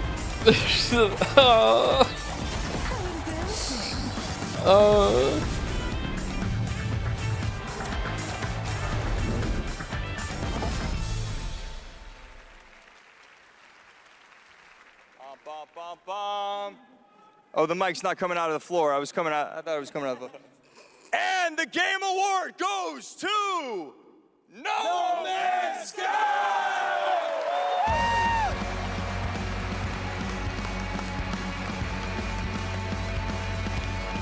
Where's Murray? Oh, Supermoon's playing. Supermoon's a great song.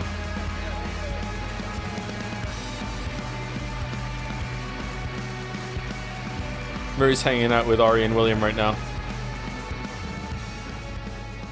Okay, well, this is wild.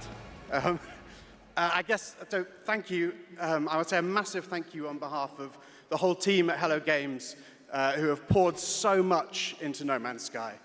I also want to especially say thank you from Sean. What if you did it again, but just with one big planet and it was fantasy and you overpromised again? You could do it. This in whatever time zone it is where he is. I'm slightly jet-lagged myself. And like, just he'd be very sorry. Wait, what was the category? Best ongoing game. I'm also slightly sorry he's not here because this is way more nerve-wracking than he makes it look when he gets up. But, you know, just that our tiny, massive, impossible space game still means something to so many people, that we get to keep on making a game that we love. That is a real privilege. You know, that we are able to be here on a stage surrounded by so many incredible games. Like, that is really special. And, you know, the whole team is so grateful. It means the world to our team. So thank you so much.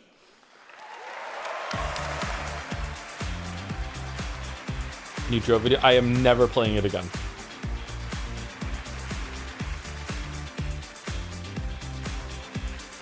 I'm glad it's better. I'm glad they keep oh damn. I'm glad they keep improving it. Like, respect, etc., etc. I'm never playing it again. I'm done. I'm done.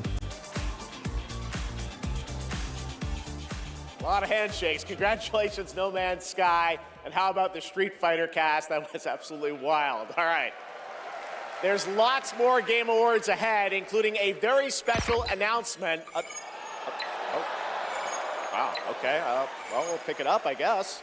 Hello? Hello? Oh, live from the Batcave, all the way from Gotham City, Batman, welcome to the show. How you doing, buddy? It's great to see you tonight. You having a good time? Commissioner Keeley, sorry I couldn't make it in person. I've been trying to decide what batsuit to wear. Abs or no abs? Anyway, great show so far, but it's about to get even better, because it's time for a new look at my upcoming game, Lego Batman, Legacy of the Dark Knight. Batman out. I haven't played a Lego game. I watched one of my kids play the Lego Jurassic Park games. They look like they're fun.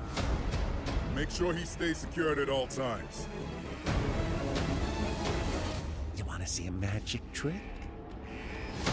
Oh, we're doing the Heath Ledger Batman? The city has become a breeding ground for suffering and injustice.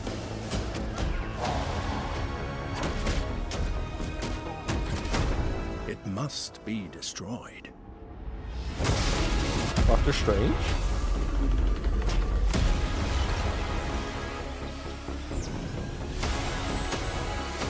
Let's get to work. Who are you? I think we can help each other. Batman. This town deserves a better class of criminal. Good evening, Gotham. Join us in a No more camel? celebration of absolute chaos. Someone's gotta step up.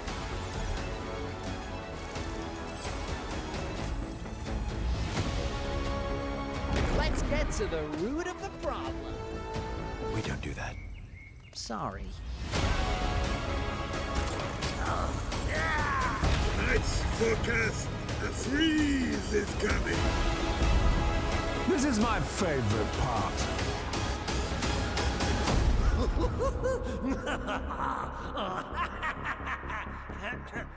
Emil's not doing it without Conrad. Oh, okay. I can respect that. Yeah.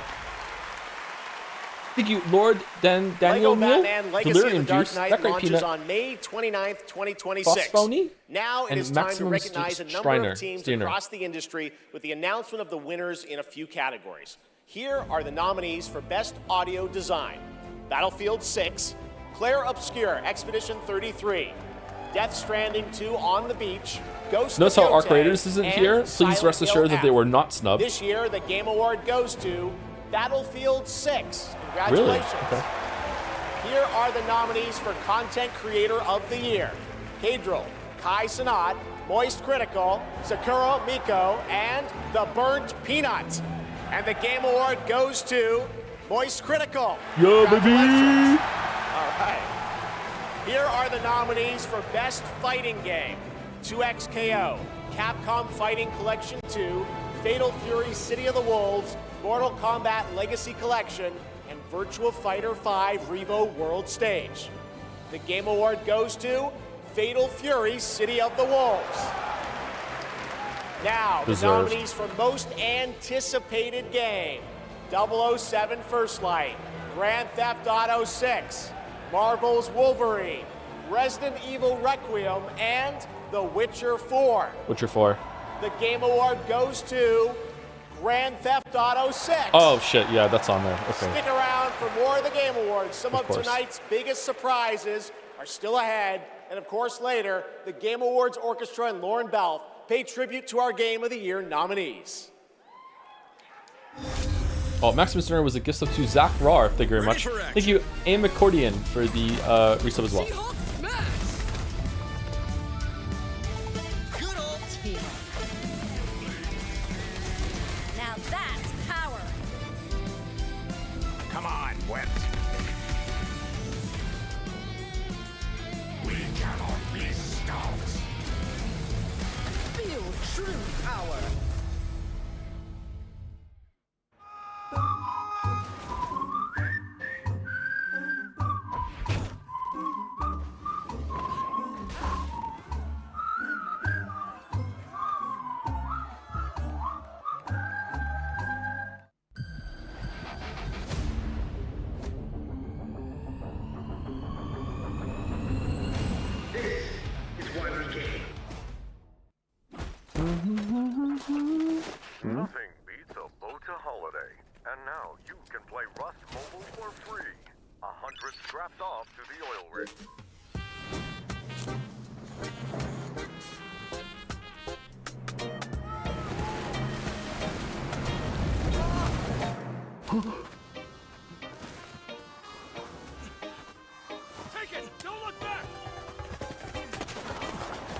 Why does this look so weird?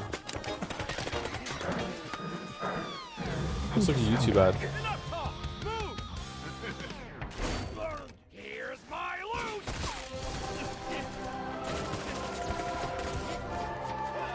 loot! Wait. Anyone got a power bank? Rust Mobile first global test begins now. Join the test. Unlock the TGA limited skin. Rust Mobile. I wonder what the real one feels like. Please welcome actress, writer, and gaming creator, Felicia Day.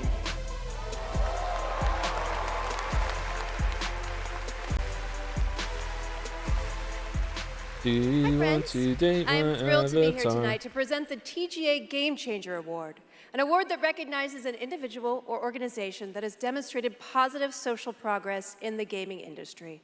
And I'm even more thrilled that tonight's honoree is one of the most impactful organizations uplifting girls today, and one that I'm honored to represent as an ambassador, Girls Make Games. Woo! Over the past 12 years, Girls Make Games has empowered over 8,000 girls aged 8 to 18 from all around the world to create and share their own video games through summer camps, workshops, and game jams. In 2022, GMG established a college scholarship to bridge the gap for young women as they entered college and careers in the games industry. True to their mission statement, the founders of this incredible organization chose 2 inspiring members of their community to accept the award on behalf of Girls Make Games. And I'd like to invite them to the stage and hear how GMG truly has been a game changer in their lives. Please welcome Ellie Friedman and Monica Paredes. I really liked the episode Felicia Day did on House. I thought it was a pretty good episode, and it was a very different role for her. I liked it.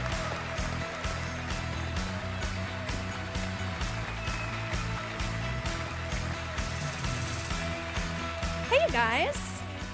Hi, so Ellie, you've been going to GMG summer camps for several years now, and this past summer, you and 3 friends created a game that won the grand prize, is that right? Yeah, our game is called Paper Trail, and the premise is you're a kid who's stuck in the hospital with a broken arm. You draw when you're bored, and your drawings that you've made have now come to life and start attacking you. You have to go from room to room solving puzzles in order to escape. And we wanted this game to be creepy but not too scary so that everyone can play. I love it. And what is next for Paper Trail? Soon we're going to start working with professionals to fully publish our game on Steam and PlayStation. Very Oh man, even Expedition 33 didn't do that. That's crazy.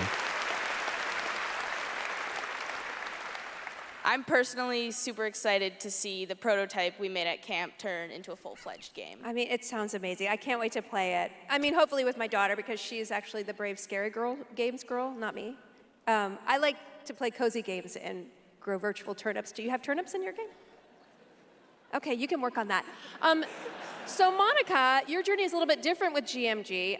You never went to the camp, but you actually were one of the first recipients of the college scholarship back in 2022, is that right? Yeah, so I grew up loving video games, love all that you do. And then my high school robotics teacher actually encouraged me to apply for the scholarship. Robotics teacher? Development. Then I got it. Now I'm attending USC, and I've been doing some game development. And now I've actually had some game development experience with our club there, Open Alpha at USC. Yeah. That's amazing. It sounds like it's really helped you set you up for success. Is there any message that you'd like to give girls out there who might dream of making their own video games one day? Yeah, I think if you're someone out there with an interest in making a video game, explore it, give it a shot. You never know where that interest could take you, and there's a ton of amazing programs like Girls Make Games who want to see you succeed. Yeah, well, these 2 are really good. What the hell? They're so good at talking. Like they don't look nervous at all. They're really good. Next year, my 8-year-old daughter can go to GMG and express her love of gaming. You guys are very inspirational.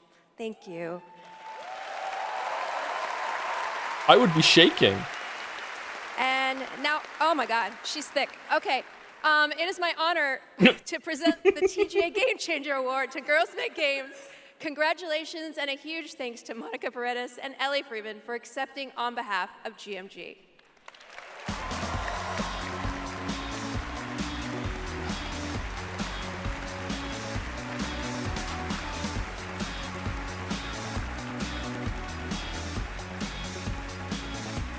Thank you so much, Felicia, and congratulations to Girls Make Games. It's an incredible program. I've had the chance to visit their summer camps in the past, and it is truly inspiring to see the passion and the creativity that these young developers bring to the medium. Initiatives like that don't just open doors, they shape the future of our industry in a positive way. And I have no doubt that some of the girls in that program today will be on this stage in the years ahead accepting awards for the games they helped create. Now, it's time to move on to our next announcement here at Game Awards. Not actual gameplay. All right, not actual hype. The entire world knows your legend. You survived the Dragon's Triangle. All right, Tomb Raider. Okay. Crossed the threshold to Atlantis. I've heard a dozen tall tales that say you're unstoppable. Reboot or continuation? What do we think? I think reboot. But I say, all legends must come to an end.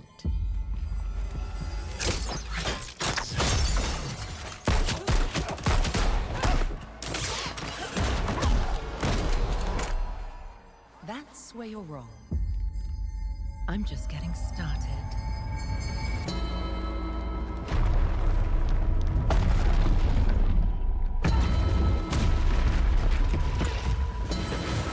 Oh, she's tall again. Okay.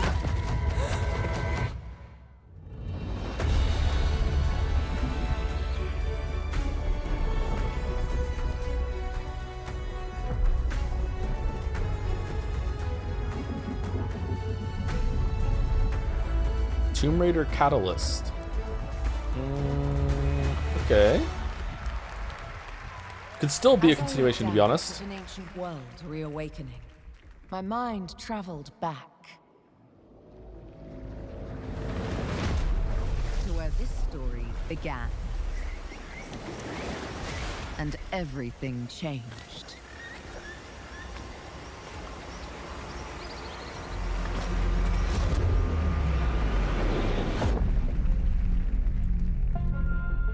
It's been years. Well, okay. But the events are still etched in my memory. Oh, okay. Lost worlds. Frozen in time. New discoveries. Waiting behind every door. Across every chasm.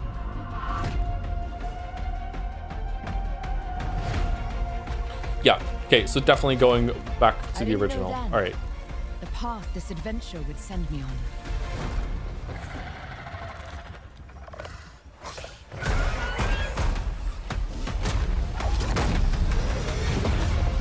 But it lit a fire that still burns. I need to see more. I need to go further. To uncover the secrets of Atlantis.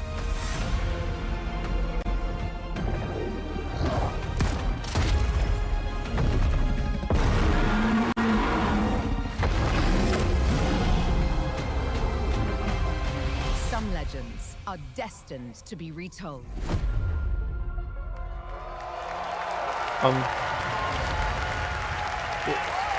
What? What? Oh. What? Oh. There you have it. Not one, but two Tomb Raider games. Tomb Raider Legacy of Atlantis, a reimagining of Lara's iconic debut Have from another 1996 for the 30th anniversary in How about 2026 two? next year. And Tomb Raider Catalyst, a brand new game and Lara's biggest adventure yet in 2027. And now for something completely unexpected.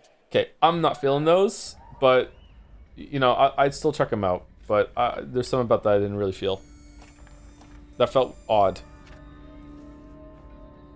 Feels like it has less vision than the 3 that we just had in some way.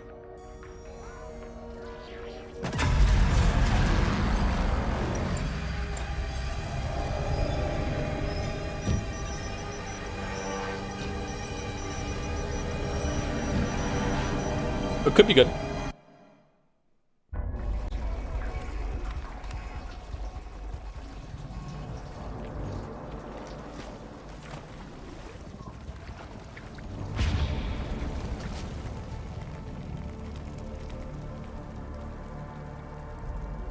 Subnautica? No, Subnautica 2 is actually like been announced already.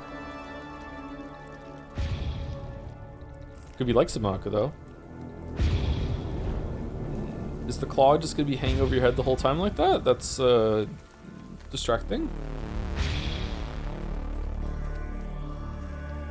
Hello?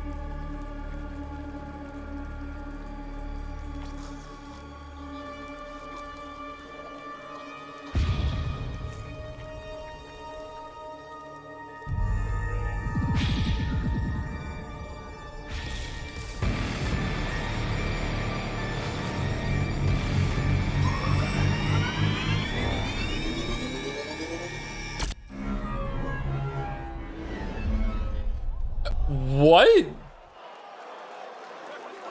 Hi, I'm Robert Kirkman, co-creator of Invincible, and I'm here to introduce a brand new character to... Hey, Game Awards! Oh, it's not the Sorry, same thing. Robbie K. Okay. I got this. I see you, Keeley. Love what you've done with the place. Rex, I was just here to introduce a world premiere. Yeah, look, I am the world premiere. Cue the lights, cue the orchestra, cue the seething jealousy, and meet the second best character in our 3v3 fighter, Invincible Versus. Roll it, Kirky. What the f? I said roll it, Kirkman. Roll it.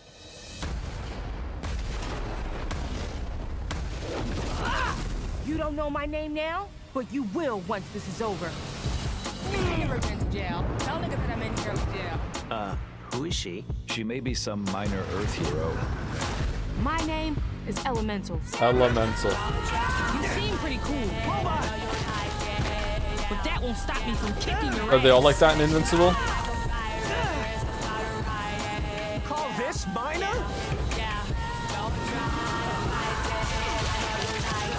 Here's a solution. Watch it all the way. Let me show you what the elements can do.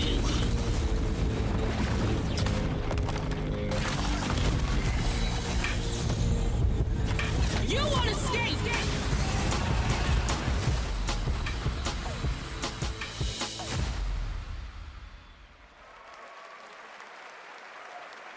All right, next we're excited to share the global announcement of an upcoming game coming exclusively to Nintendo Switch 2.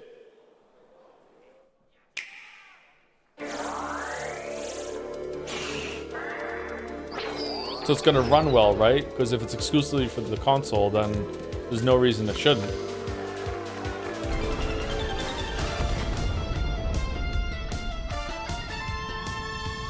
Oh, this looks cool.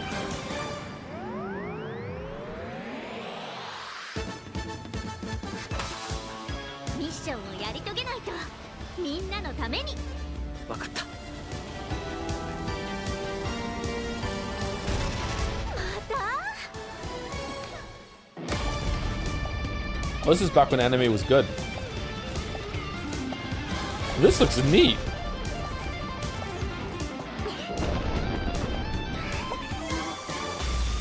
Orbitals 2人協力プレイのスペースアドベンチャー。イエイ。任天堂スイッチ2から出るよ。イエイ。お楽しみに。 Doesn't that look fun? A two-player co-op game starring Maki and Omura with a retro anime universe aesthetic. Orbitals is coming in 2026. Now it's time to present some other... Chef! Yes, Piggy? Chef, Rolf isn't here yet. Rolf the dog? Yes, my accompanist, the piano player. Yeah, I thought you guys were rehearsing for later. You know, we're actually live in the middle of the show. He's not here yet. We're not rehearsed. He doesn't know the song. What am I going to do? Piggy, we have awards, we have announcements. You know what? Piggy. go with this guy. He's going to help you. We'll get you ready for later in the show, okay? Yeah, exactly. Right there. Right there, Piggy. And scene. All right, well, I'm sure that's going to work out. Ralph's probably just stuck in traffic. It's okay, Piggy. It's okay. All right, more of that later. Now we're here to honor another group of nominees and winners. First up, here are the nominees for Best Action Adventure Game. Death Stranding 2 On the Beach, Ghost of Yote, Hollow Knight Silksong, Indiana Jones and the Great Circle, and Split Fiction. And the Game Award goes to Hollow Knight Silksong. Yeah. See, you guys won. All right, here are the nominees for Best Art Direction. Claire Obscure, Expedition 33, Death Stranding 2 On the Beach, Ghost of Yote, Hades 2, Silksong should take this. and Hollow Knight Silksong. Silksong should take this. And the Game Award goes to Claire Obscure, Oh, fucking Expedition hell. 33. Wow. Now, another genre, the nominees for Best Sim Strategy Game. Those are Final Fantasy Tactics, The Evil East Chronicles, Jurassic World Evolution 3, Sid Meier's Civilization 7, Tempest Rising, The Alters, and 2 Point Museum. This year, the Game Award goes to Final Fantasy Tactics, The Evil East Chronicles. Congratulations, Square. Remake? Now the nominees for Best Debut Indie Game. Blueprints, Claire Obscure Expedition 33, Despalote, and Dispatch. And the Game Award goes to Claire Obscure Expedition 33. Congratulations to all the winners. We'll have much more Game Awards ahead, but right now, here's a first official reveal of Wuthering Waves 3.0 coming on Christmas Day, and a nominee tonight for both Player's Voice and Best Mobile Game. Can't they just drop the indie and just have Best Debut Game? Mithra?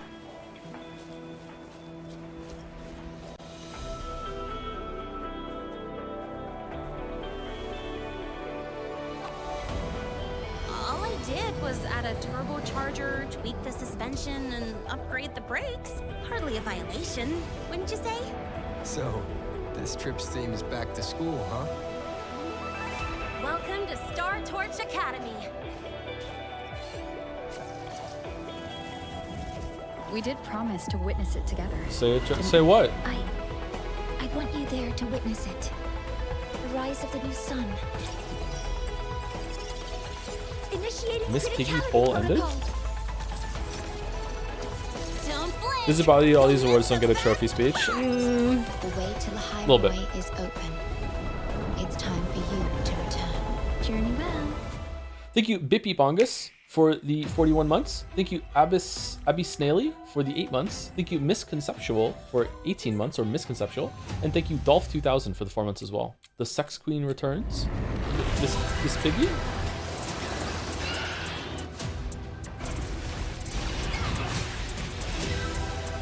Samus, I've been waiting for this.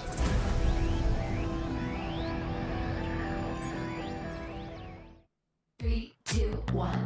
'Cause no one can do it like we do it, like we do it, like we do it. 'Cause no one Are you streaming Prime 4 eventually? I'd like to, but we have too much to do right now.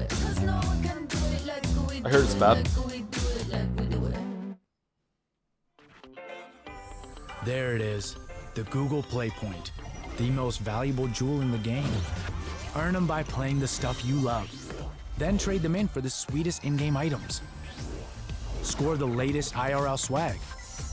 Are you gonna play any games? Like, I'm not gonna be playing any Gotcha Slop. No, sorry. Victory is yours, and so are rewards. With Google Play Points, go reward yourself. Go play. You think there'll be a Witcher 4 announcement here? No.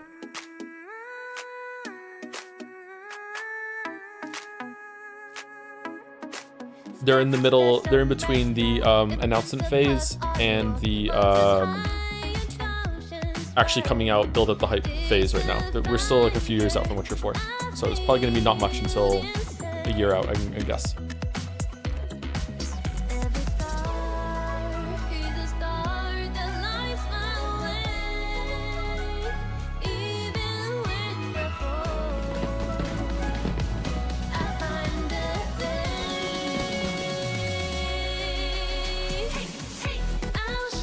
seen rumor of new Witcher 3 DLC? Yeah, that's why the video isn't out yet. I'm waiting for that to pan out, yeah.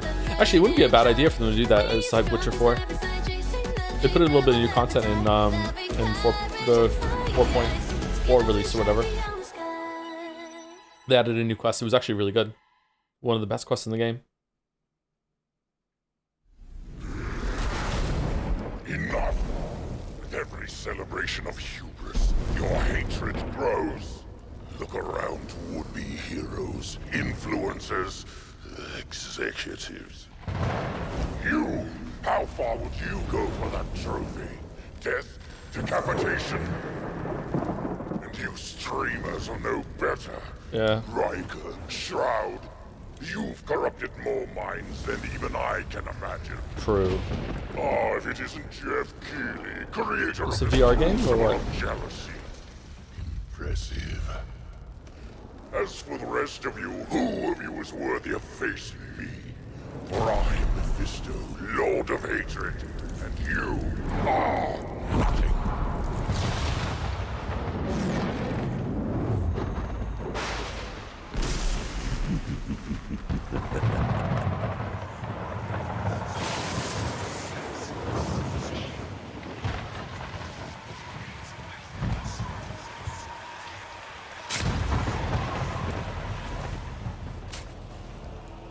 Really? Isn't Diablo meant to be a serious game? To domination is paved with the souls of the willing. Soon, all of Sanctuary will be bathed in hatred. And none shall escape. Nice joke. Joke. No, I'm serious. Like, Diablo 4 was actually a return to being like dark and serious. It feels like it will have jokes in it, don't get me wrong, like of course, but like overall, when it comes to the big thing, it seems weird to have a joke thing like that. Still is? Well, that lead into this wasn't.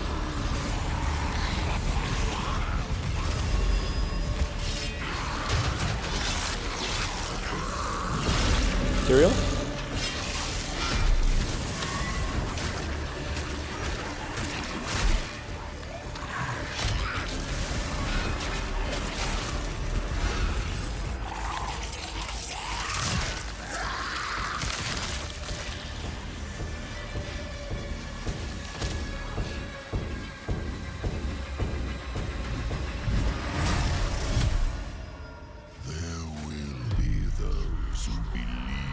Owned. Can stand against the inevitable.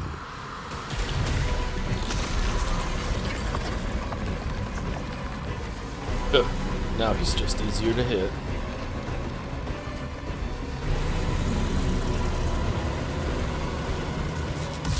I invite them to try.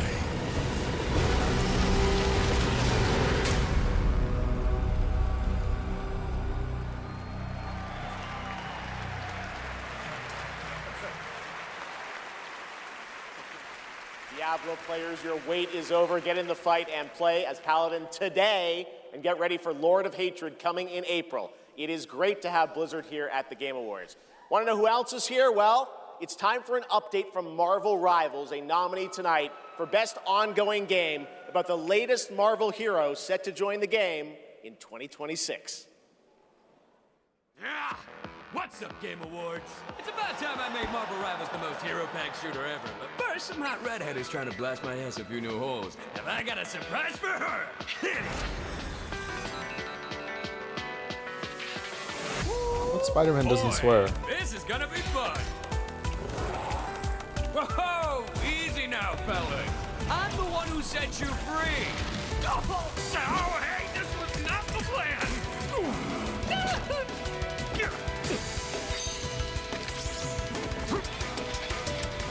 All right, you rejects. Get Tyrannosaurus Rex! Minus 2. I'm not even a...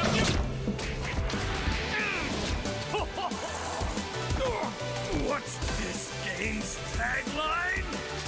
Ignite the battle! Isn't this a card game?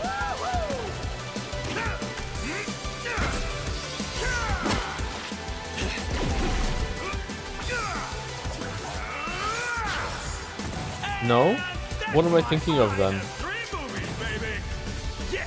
Now, why'd I do this again? Marvel Snap? Oh. Okay. Oh, right. She's my rival.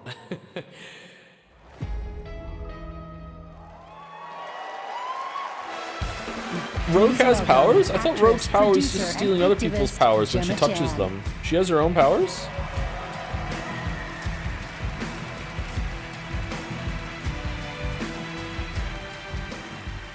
Hello Game Awards. I have the pleasure of playing Dr. Selena Tan, head of the tactical simulations for QLab in 007 First Light. James Bond has long had the fortuitous, some might say daring habit, of crossing paths with rather dashing antagonists. And this one is undoubtedly unforgettable. Take a look. She has the same powers in comics, apparently. Okay, like my question is, like, how does she have powers in like a game like that? Does she always have to like touch another character to gain powers? I thought it was like a very, very short-lived thing. Or does she have her own powers apart from that? This looks good, by the way. I'm kind of excited for this. This could be a good game. Me? Never. I am sometimes asked, Bafma, how is it that you hear every whisper in every corner of Aleph?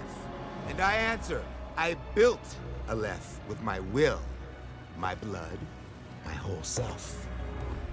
This city is an extension of my being. Lenny Kravitz? My body. Really? Today, it became infected. That's kind of on brand for 007, actually. Easy, girls. Plenty of meat for everyone.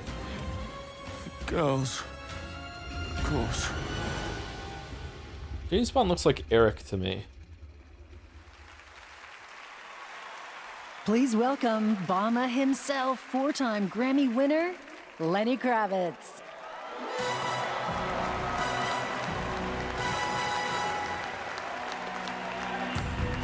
Honestly, good casting. Yeah, Bond's meant to be a little cheesy. I'm digging it, yeah. I'd like to see some gameplay, though. Like, does it play like Hitman, or...?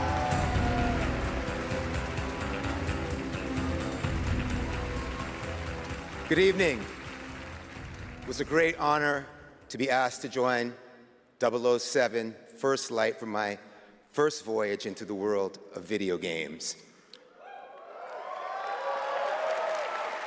The jawline on this man, holy invited fuck. me to play Bavma, a wild, unpredictable pirate ruler of Africa's biggest black market hub, I knew I was stepping into something special. Where others see chaos, Bavma sees freedom.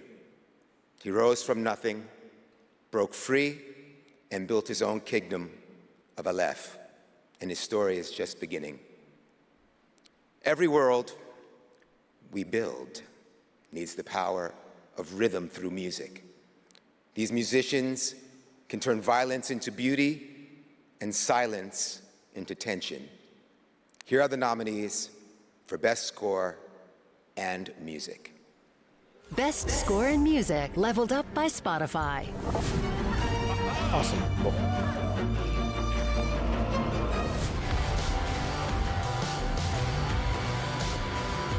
He looks like an Expedition 33 character, I agree, yeah.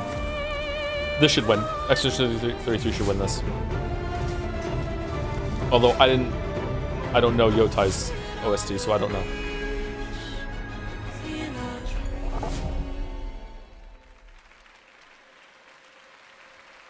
And the Game Award goes to Lorient Testar.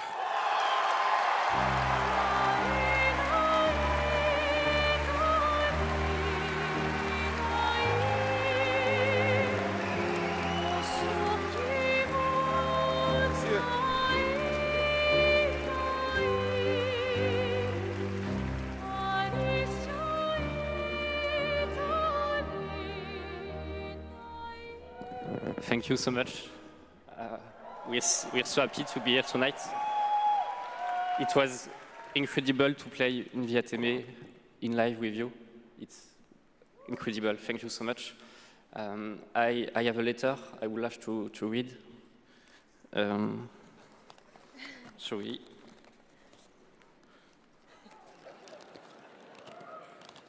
Looks pretty long. I would really love to start by thanking all the musicians who work on the soundtrack with us, who give their soul and their hand and their voice to the sound of the music. I also want to thank you, Alice, to standing by my side. It's an immense gift to share this journey with you. Thank you for carrying each note through within you. Please don't play him off. Please just let him finish the letter. Resonate in the world of Clair Obscur. Thank you, Guillaume, for lingering on one of my songs on that night when our story was aligned. And thank you to all my loved ones for their love and their support during all these years. And to all our players, thank you for letting Clair Obscur and our music find a place inside you. You are the lumière that makes us want to keep painting, keep loving, and keep dreaming. Thank you for reaching out your hands to us. We don't know the colors of tomorrow, but we are ready to paint them with you. Thank you. To the enchanted tomorrows. Oh, thank you, God. Oh my God. I was squeezing myself, waiting for the music to play out of just preemptive cringe. All right, good. Glad. I'm glad. Okay. I would like to say something too. We are so grateful to receive this award tonight. It's a wonderful recognition of our work over the past 5 years. A hug thank you to Lorient, who made this world adventure possible.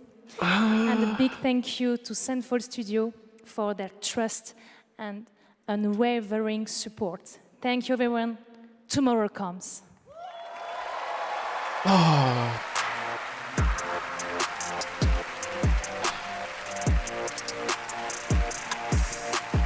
Lenny Kravitz grabs the mic. I would also like to say something.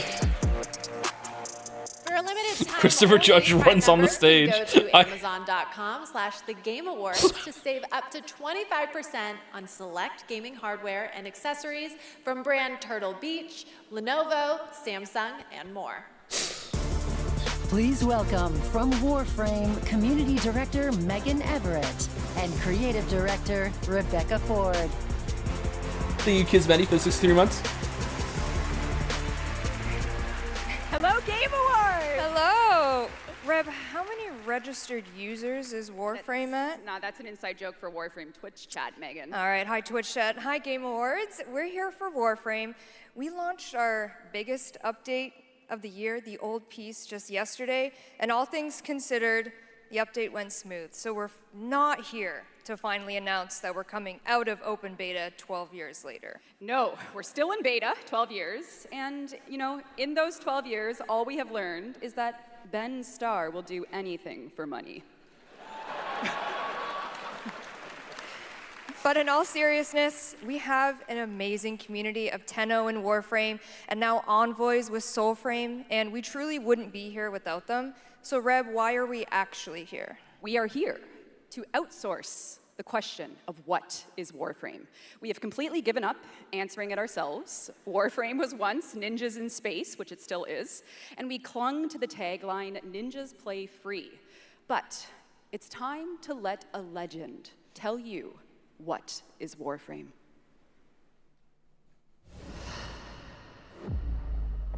What is Warframe?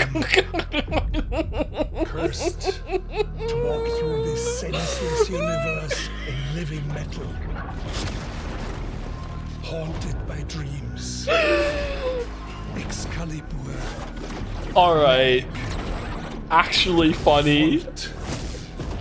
Names that echo an ancient purpose, now lost to them. The war they were created to fight is long forgotten.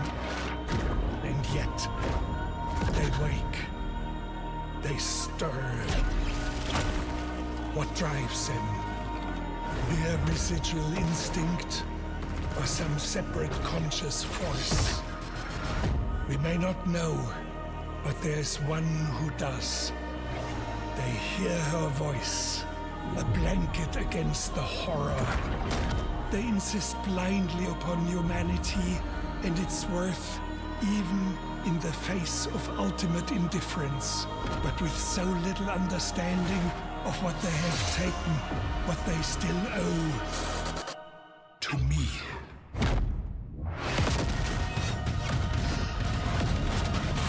Wake up, Tenno. That was very funny. After a 1,000-year-long epic battle ended, the world finally regained peace. However, the Book of Stars disrupted the flow of time, and a new darkness awakens. この不思議なアイテムはね、なんだかトリトリに懐いているみたいなんだ。この魔物って一体何なんだろう。言ったでしょ。これはただの冒険ではないと。Now, a new destiny calls to us. For the new tale we are about to create. Together we run, bound by destiny. A co-op open-world RPG for everyone. The 7 Deadly Sins Origin. PlayStation.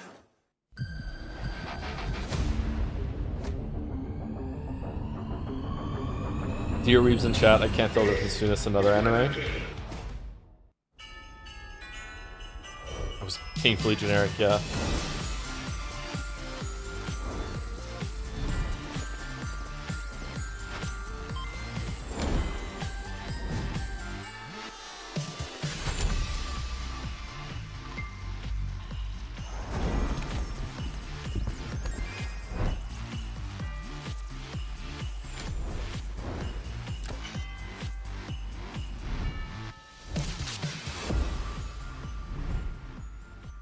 His face looked at the AI right at the end. It did, yeah, I agree. It just could have been lighting though.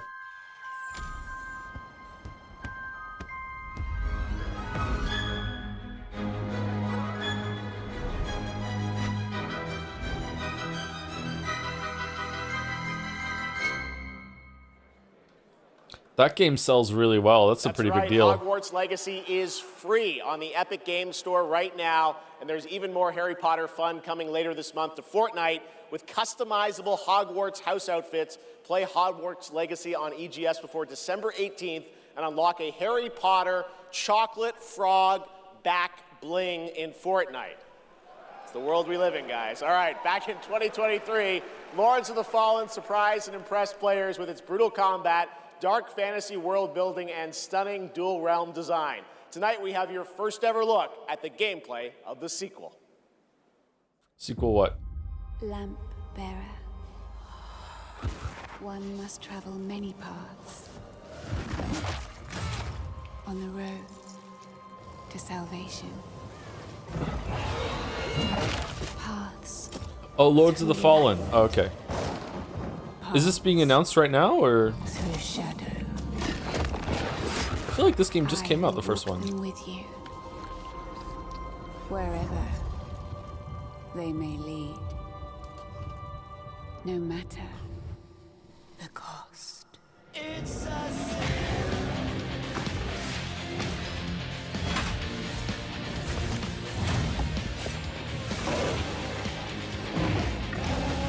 This looks cool.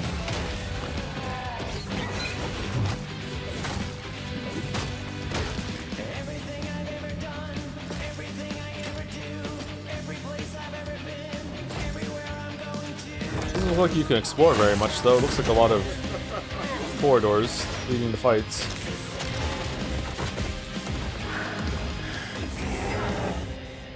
Father, forgive me.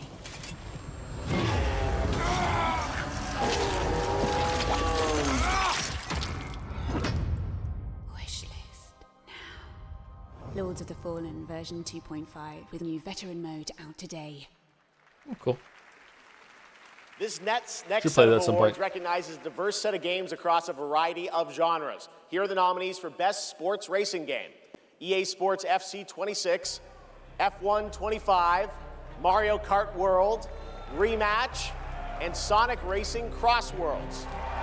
And the Game Award goes to Mario Kart World. Congratulations, Nintendo. Thank you, Scorifus, for the new sub. Thank you very much. Community support. Scorifus. Baldur's Gate 3, Final Fantasy 14, Fortnite, Helldivers 2, and No Man's Sky. This year, the Game Award goes to Baldur's Gate 3.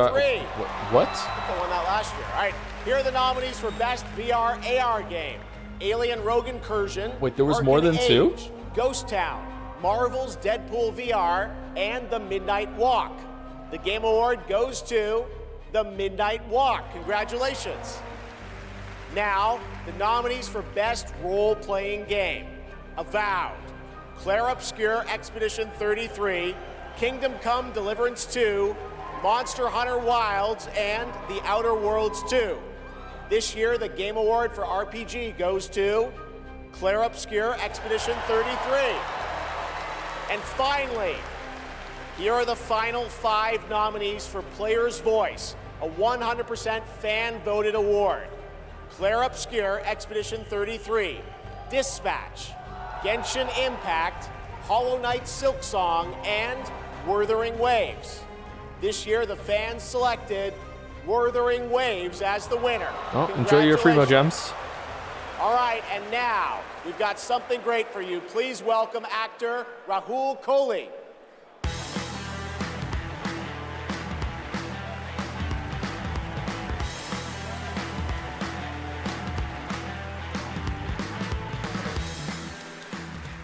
Good evening. I play Arjun Devraj in the upcoming Saros from the amazing teams at Housemarque and PlayStation. For the last 30 years, the Housemarque name has been synonymous with thrilling action, satisfying gameplay, and of course, bullet hell. It's been an honor working with them, not just as an actor, I have no idea who this guy is, but but he is fan of styling. Holy shit. Stardust, Returnal, and literally everything in between. We cannot wait for you all to play when Saros lands next year. And here's the debut of our new story trailer.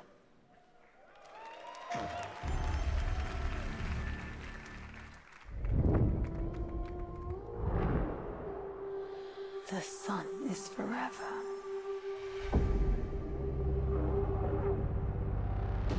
We promised we'd never be apart.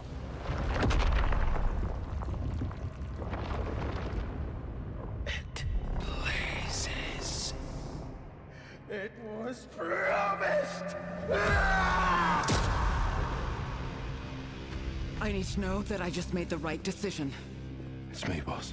Wait, how long? Since the last time the sun died, mate. You left us here. We've lost people. There's no way to get home, and you... Lies! This is what it does. It gets in our heads, and it twists, and it turns. Whoa, wait, hold on, what? I won't break our promise. This time a group land on the Returnal planet? I will make everything perfect again.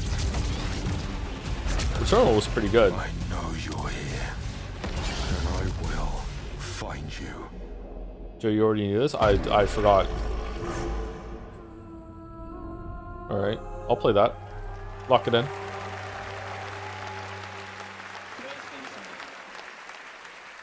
Skip most of the story, by the way. Did I? I don't think I did. April, and I'm very excited that Rahul is starring in it. To present our next award, I am honored to welcome a previous TGA winner. He's the writer and director of some of the biggest and most critically acclaimed video games of all time. Grand Theft Auto 3, 4, 5, Vice City, San Andreas, Red Dead Redemption 1 and 2, and Bully.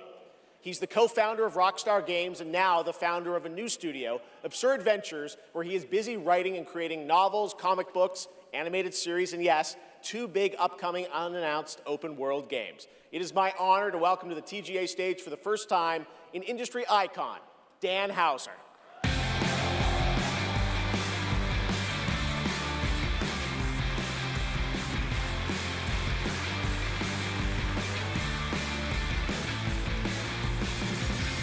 The camera loves Jennifer English, huh? Thank you. Good evening. It's a real pleasure to be here. In the 29 years I've been doing this, we've seen games emerge as the premier art form of the 21st century. More than any other medium, video games have the power to take the audience on a journey, both physically and emotionally. Games don't just tell us a story, they let us live it. The story becomes the experience, driven and shared by the player's choices. It's a level of shared authorship. Why is his face half forehead? That's everyone's face, chatter. Everyone's face is half forehead. It's almost magical. And so here are the nominees for Best Narrative. Best Narrative. One stroke, and everyone of that age vanishes into nothingness. This thing between us. Put your thumb on your chin and put your index finger on your eye, and then without closing them, move your thumb to where your eye is straight up, and you will be halfway. I hate it all. I'll destroy it all.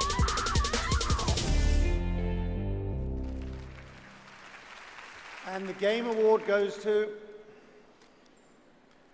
Claire Obscure, Expedition 33. Oh, wow.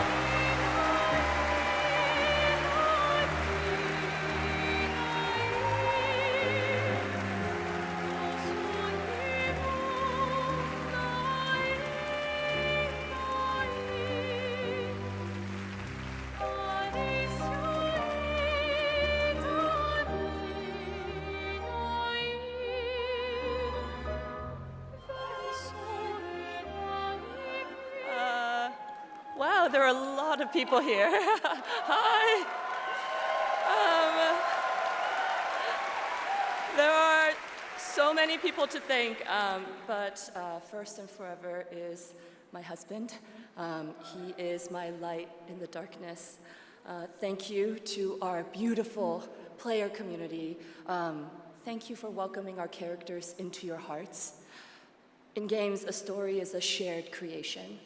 It starts with words on a page, but the player experiences it through the work of each of our teams. Which game should have won this in your opinion? I didn't see them all. Donkey Kong Bonanza. UI, cinematics, acting, music, VFX, and through localization into other languages. All of that is supported by our producing and our technical teams. The last ingredient is our players, who interpret the story in the context of their own lives, and who keep our story alive through their fucking own sure did that with your game, yeah. and discussions. The marvelous thing about games is that we create that experience together. Our team with our players. Thank you so much.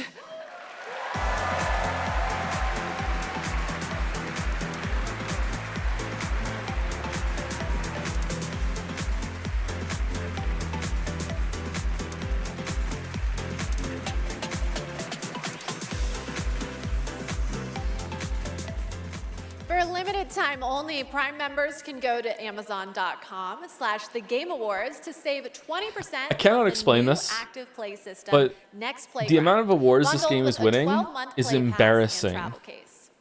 Next, I have the honor of announcing a world premiere.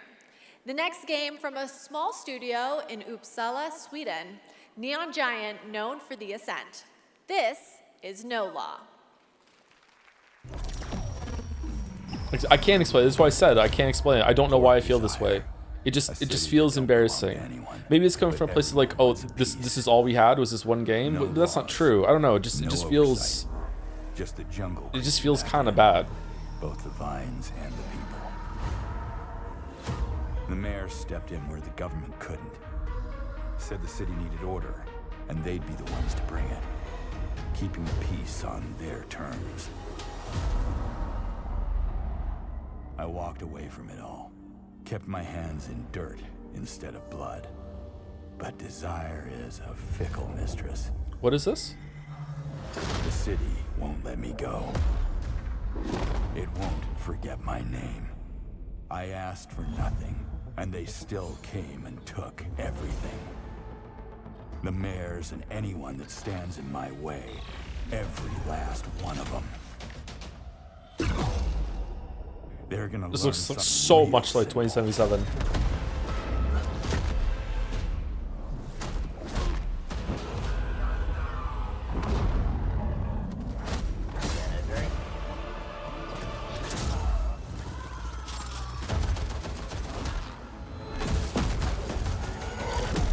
You reap Granola.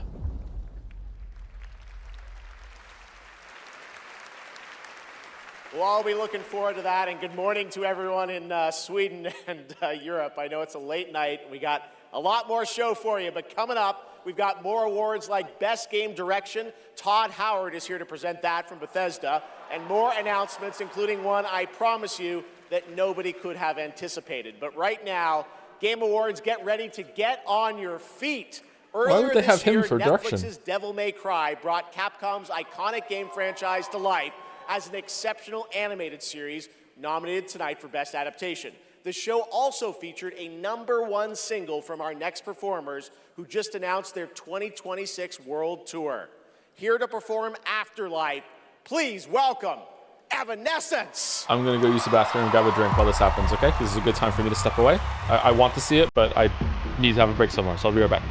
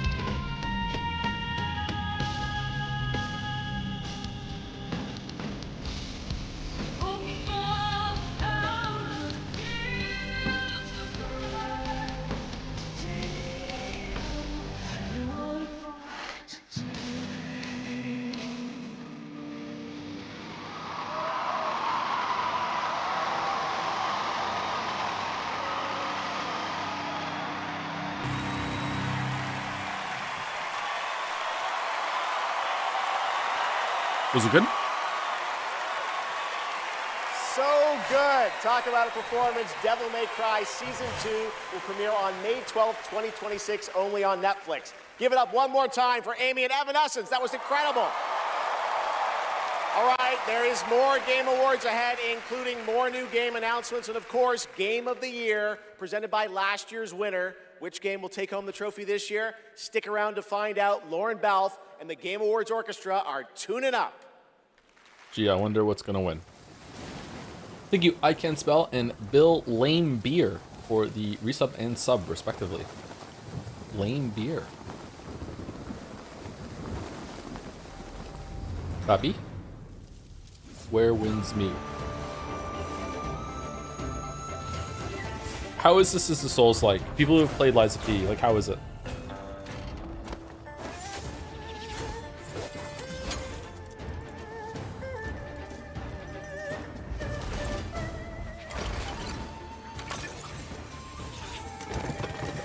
It's not? I thought the boss was like Souls-like combat. Like the bosses were Souls-like. Soulsian.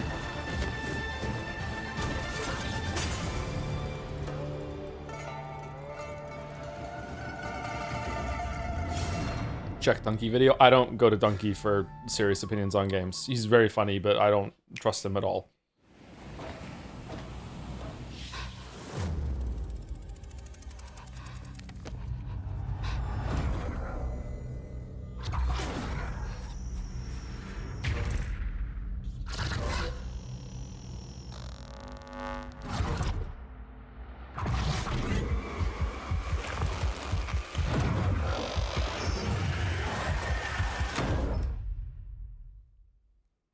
Oh. If you give a gamer a game, they're gonna want to play it. If they play it, they might love it. If they love it, they'll want to play other games they love too. So you'll build them a place to discover more cool games. More than that. Perfect. But then they'll want to play those games anywhere and everywhere. Like here, here, here. Or even on this beast. I think a year And was if they taken can for play getting subs everywhere, to Donkey they're gonna wanna Kong keep and tabs Sweet. on those games and everything else they love in one place. So you'll give them a U-tab, a home base that tracks all their play, no matter how Have they you seen play, the Donkey Kong with one Evanescence souped-up mashup? profile to rule them all. That rings a bell. So, if you give a gamer all the games, the freedom to play Is it a anywhere Silver and Gunner everywhere, thing? and a U-tab to keep it all in one place, they're definitely gonna wanna go play. 47. An urgent threat has emerged in Dartmoor. You One gets me. that can have catastrophic consequences on a global scale. Careful. One touch can be deadly. Please welcome the actress behind Hitman's next elusive target, Mila Jovovich. Hold on, they got Mila Jovovich, but they're reusing a map?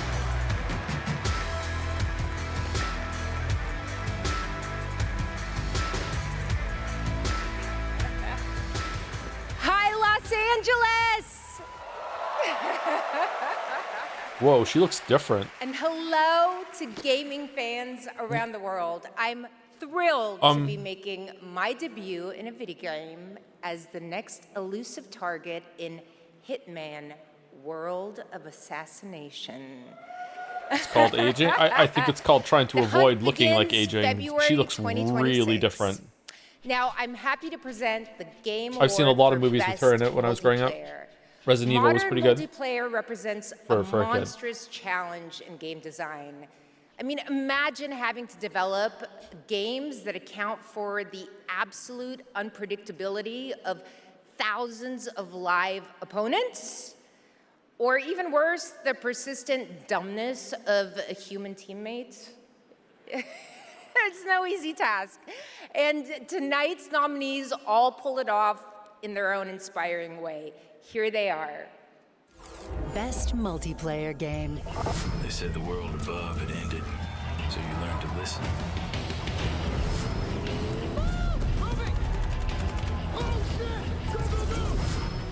Tragedy must be averted. I need your help. You have to do a sprint jump. Carefully, careful first and We sure cause a lot of explosions. I hope Peak wins. Wow.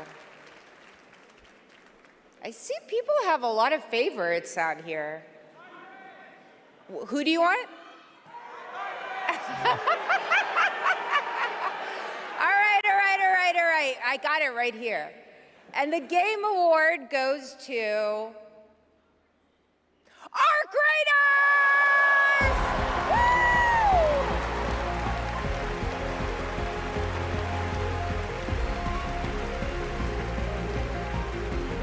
This is devastating. Congratulations!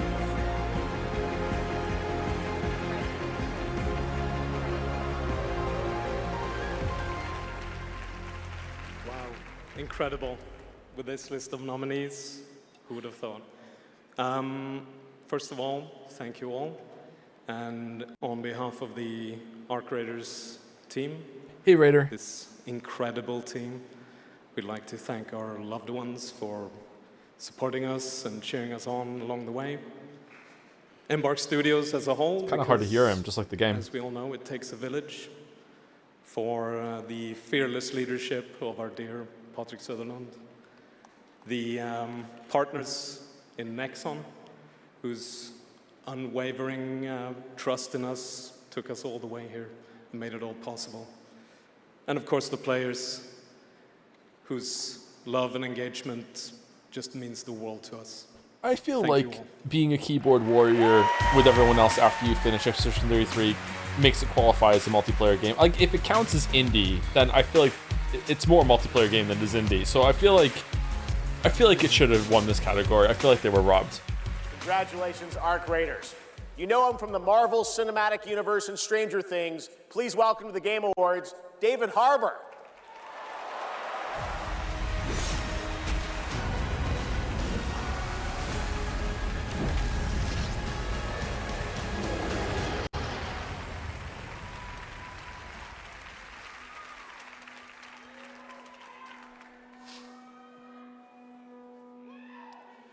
For 25 years, Creative Assembly has entertained millions of people all around the world with the Total War franchise.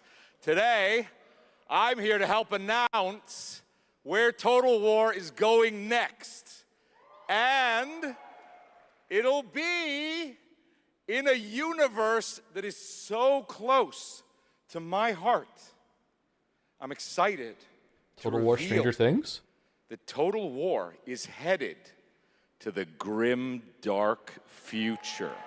Whoa. With Total War Warhammer 40K! Congrats to Weeaboo Bill. Some of you may know this, but some of you may not know this, but I am a huge fan of tabletop gaming. I've painted endless miniatures, spent a crazy amount of time dropping dice under a table. Of course, as you might expect, I'll be in the game. Whoa. It connects to some of my favorite aspects of the universe, but more details on that later. Let's take a first look at Total War. Extremely divorced energy right now. I'm doing 40K. my best. I'm doing my best. Oh, we're gonna see gameplay? Oh, damn. For the Emperor. In the grim darkness of the far future, every soul's survival hangs by a thread.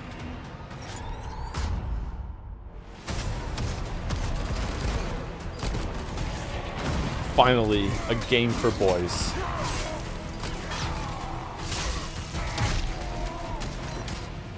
Mankind is beset by endless tides of aliens, traitors, and demons.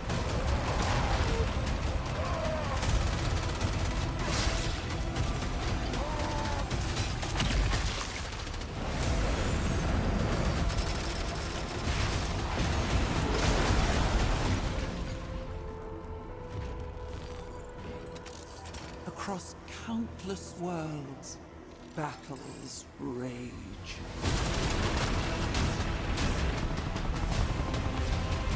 Will you be coming to my New Year's Eve stream where I tier list the 100 games I played this year and whether they're boy games or girl games?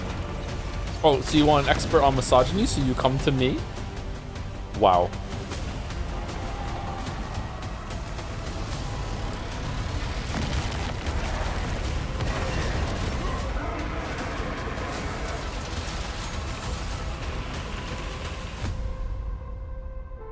Can we see some gameplay? Lead your armies. conquer worlds.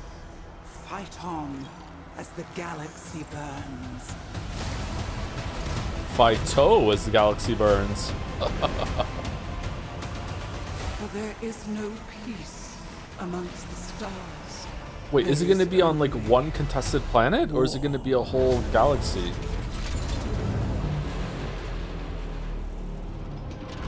Will you play the Owlcat games? Not planned at the moment, but maybe. Ooh.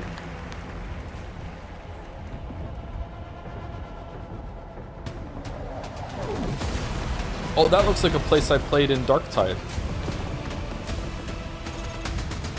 Eternal City sort of thing.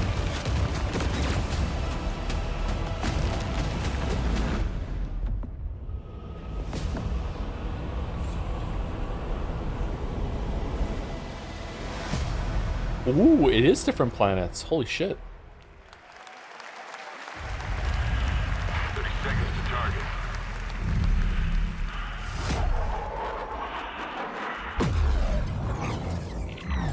Respond, bandits inbound.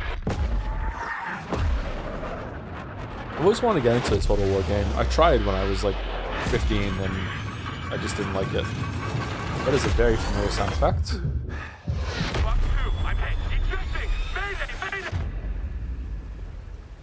Take a look. What a sight to behold. Whew, it's all over. The last lands of the FCU, the Federation of Central Usia. First of all, thank you for joining us on this ship. Hello there, my dear newcomer. Oh god. You are very lucky. Fucking Yes, damn it. we are critically undermanned on this ship. Don't worry at all. The man in front is Jan Rexco, the Wings of Thief. You're riding shotgun with a legendary ace of aces. He's a Missile. Missile. Missile. Missile. Radar contact. We think it's the shadows. Missile. Our Missile. low target is Missile. wings. I'll draw Missile. fire. Time to pull Missile. out. 22. Missile. Missile. Missile. Missile. Missile. Missile. Missile. Missile. Start swimming, soldier. Make it home alive. Missile. Missile. Missile. Let's keep at it, Rex. Missile. Missile. On your orders, Rex. Missile. To keep us Missile. alive, Wings of Missile. Thief must stay on Missile. the mission. Must fly on. I can make up your kill count to be whatever. Right. From now on, you'll be the greatest ace pilot this war will ever know.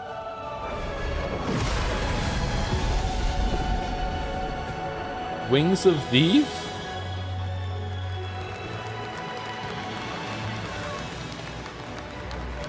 Stop saying missile. It's the game, not me. Yes, that's right. Ace Combat is back in 2026. Thanks to Bandai Namco for that.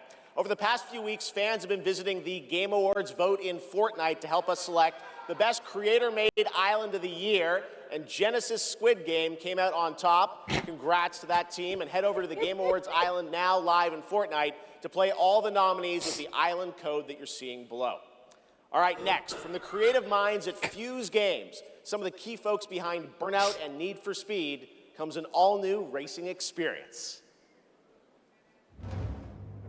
I want it back. Pod Racer? The way it was before the Empire shut it down. Massive engines. Lightning fast. Lives on the line. Now this. The pilots were incredible. Best of the best. United by one beautiful dream.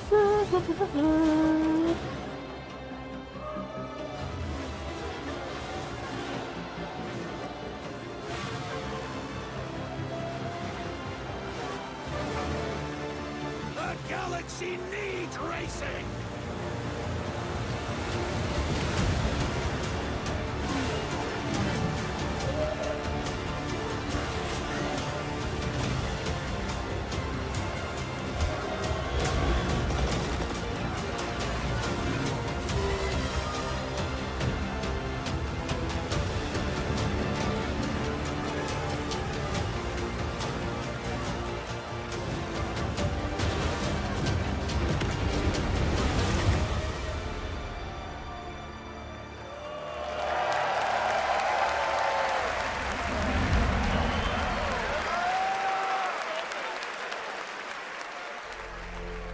I think there are enough racing games.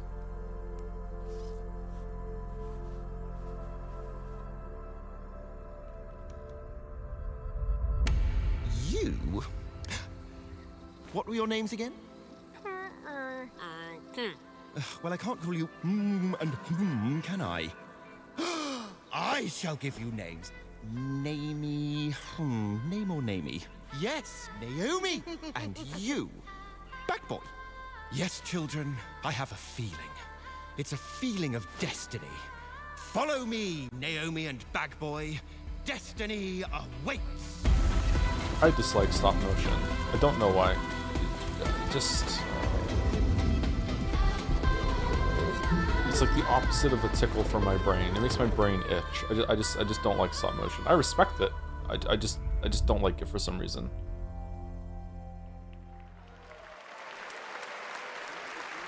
Such a beautiful That's game. a really That was, out of words, how is it a bad stop take, motion man? It's co-op like if game I being just don't like a developed, food, over in, I just don't Denmark, like and it. it's a great game coming I'm not next year. saying it's bad. And now, I'm not I'd saying like you to shit welcome for back liking an it. It kind of legend fucks who with me a little bit. I pushes just don't like entertainment it. forward with each of their new projects. Someone I consider a dear friend and a friend of the show.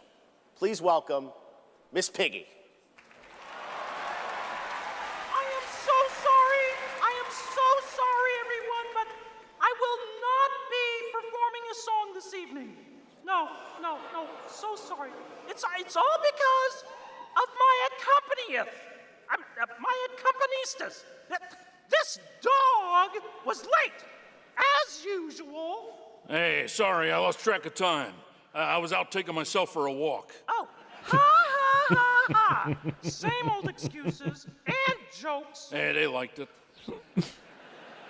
Let's go. It's time for you to sing, pig. Sing? Sing what? We haven't rehearsed anything. And where's the grand piano, huh? Yeah, wouldn't fit in my hatchback. Listen, what are you worried about? You know, we'll just, we'll wing it. Wing it? Sure. Who knows? Maybe it'll all work out. How about, something like this? In a world where gaming games are so exciting, waiting all year long until the time will come. Your turn. What? I can't just make up any words without some meaning. Pretty good. This is stupid. This whole thing is really dumb. Hey, you got it. So if you're looking for some friends, just stick around. Oh yes, the Game Awards will... Never let you down? Good luck. Excuse me?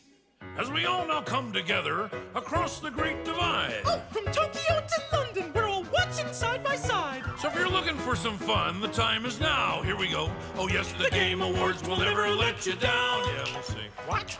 Go ahead. It's a night of magic and online chats galore. Exactly. It's a shame that host Jeff Keighley's such a bore. Hey! Kidding. All the trailers and celebs and big awards. Really rigged. Oh. Don't forget about all our friends on Discord. Oh boy, I'm getting so excited about this wonderful world of gaming. Well, here's some awesome titles you simply can't ignore. You mean the names of all the games that I'll be playing? Yeah, now let's get ready, let's get set, you guys keep score. Let 'em have it! Oh, there's Mario, Minecraft, Legend of Zelda, Nominee, Donkey Kong, Bonanza, Kingdom Hearts Peak, Shovel Knight, Fortnite, Overcooked, Tomb Raider, Antomodachi Life, Indiana Jones, Marvel Robinson, Shenmue, Fall Guys, XCOM, Undertale, It Takes Two, and I know you've all been waiting so long for the delayed release of Hollow Knight Silksong. Glad I didn't have to do that. 1, 2, 3. So when I'm Princess Peach wearing my super crown. Oh yes, the Game Awards will always let you down. Stop it! Your turn. Oh, I can't think of anything now. I need a noun. Oh, the Game Awards will never let you down. But the pig just did. You'll have a place to wear your sparkly gown. Everyone! Oh yes, the Game Awards will never let you down. The Game Awards!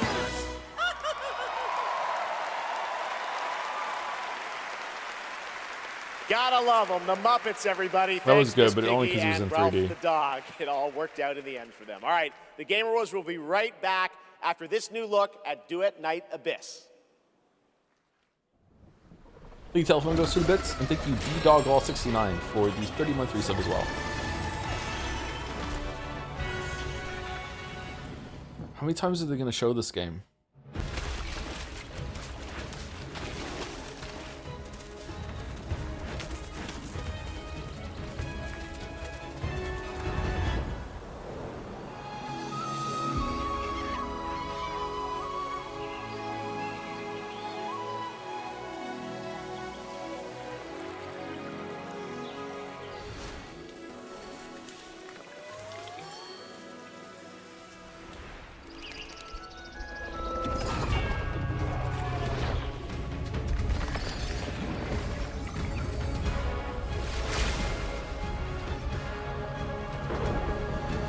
Speaking of slop, Genshin Impact players, has the story progressed yet? They've explained who the Cube Lady was at the very beginning of the game yet, or no? Has that come back or no? No? Still no?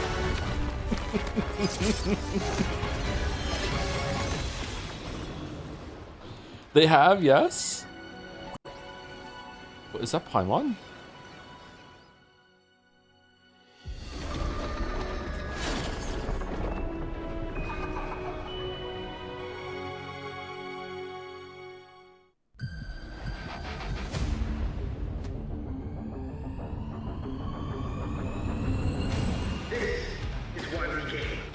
That's AI, right?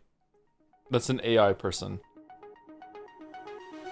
Mouse, we need to see if this is AI or not.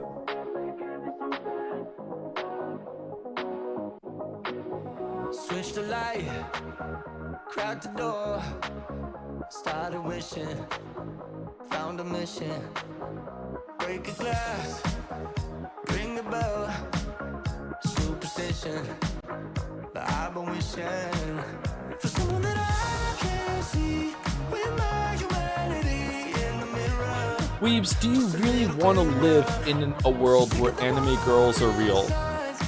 It would take you 3 hours to get dressed every day. Like, do you understand just how much your quality of life would go down?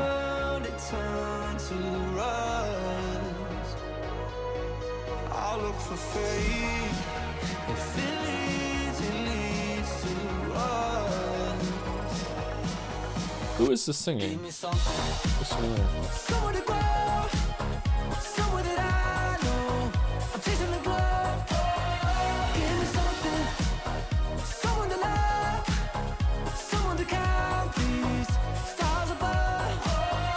Give me something, tell me lies, make it up, paint the picture, take me with you.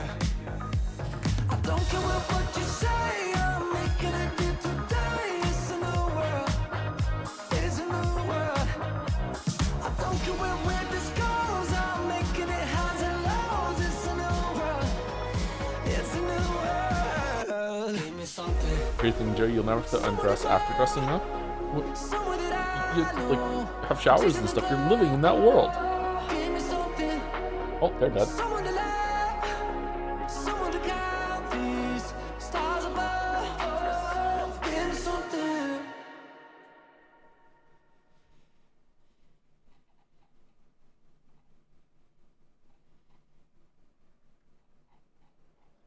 Oh, it was One That Republic. was the announcement Okay. of One Republic's partnership and a new song with Arknights Endfield, which arrives January 22nd, 2026 on PlayStation 5, PC, and mobile. You can pre-register now and be the first to join the frontier.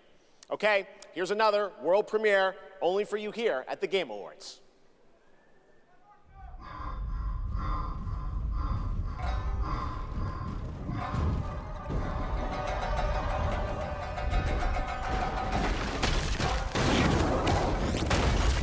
Oh, I thought it was going to be a game about running through places that are on fire and getting out in time. Okay.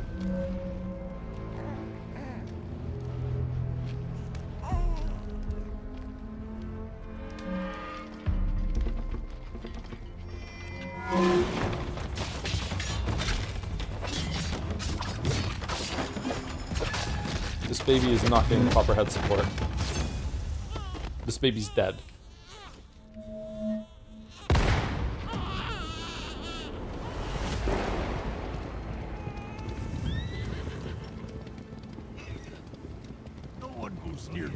It's you, finally awake. S game. That's a weird name.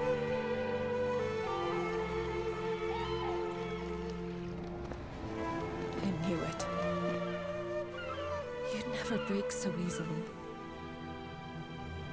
But why did you come back? The Order's blades are coming. They failed once, but they won't fail again. I voted.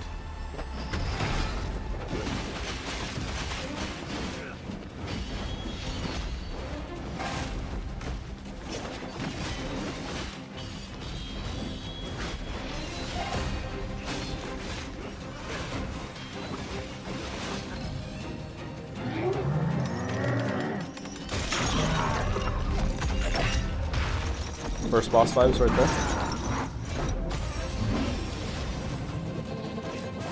Okay, that was fucking sick.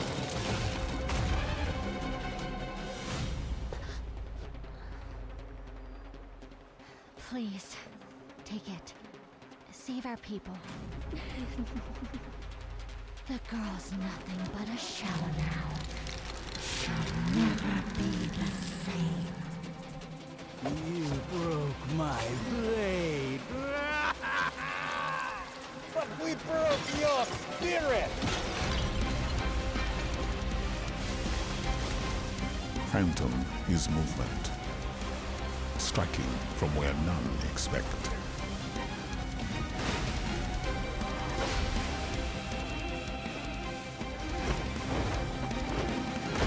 Blade is breath.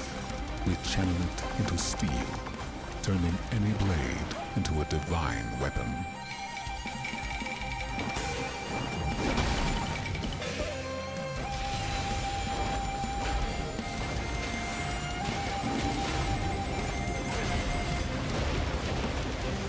When Phantom and Blade... Since we're all spacing out, how did the 24-hour Henry Marathon go? It was pretty good, yeah. I think it was a good time. It was good to play that game for a very, very long session like that, yeah. Maybe appreciate it more for sure. I don't know why we're spacing out. This game looks like it slaps, but for some reason I'm just not excited. This looks really good.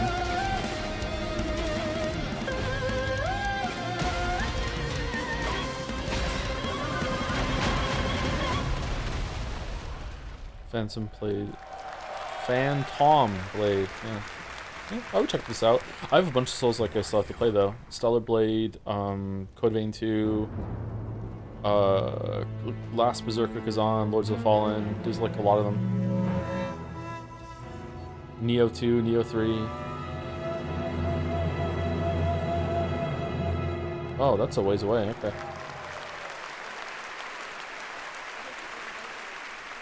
Phantom Blade Zero looks incredible, Look and at I the cannot security wait guards. to play that on PlayStation and PC when it comes out next September.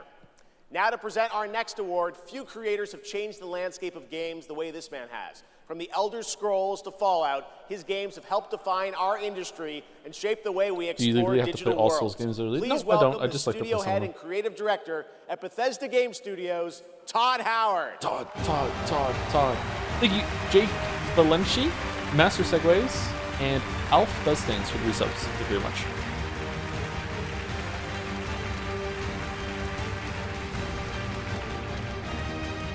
Todd always looks good. Game development is the ultimate team sport.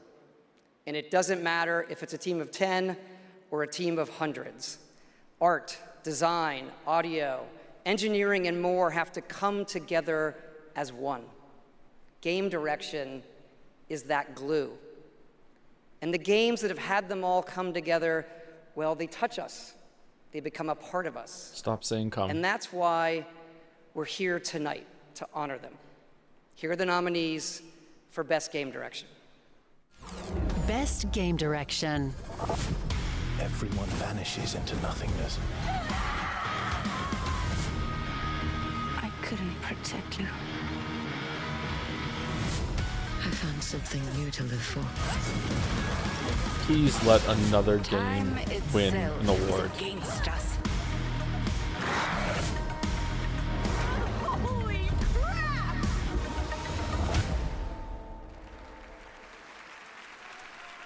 And the Game Award goes to Expedition 33.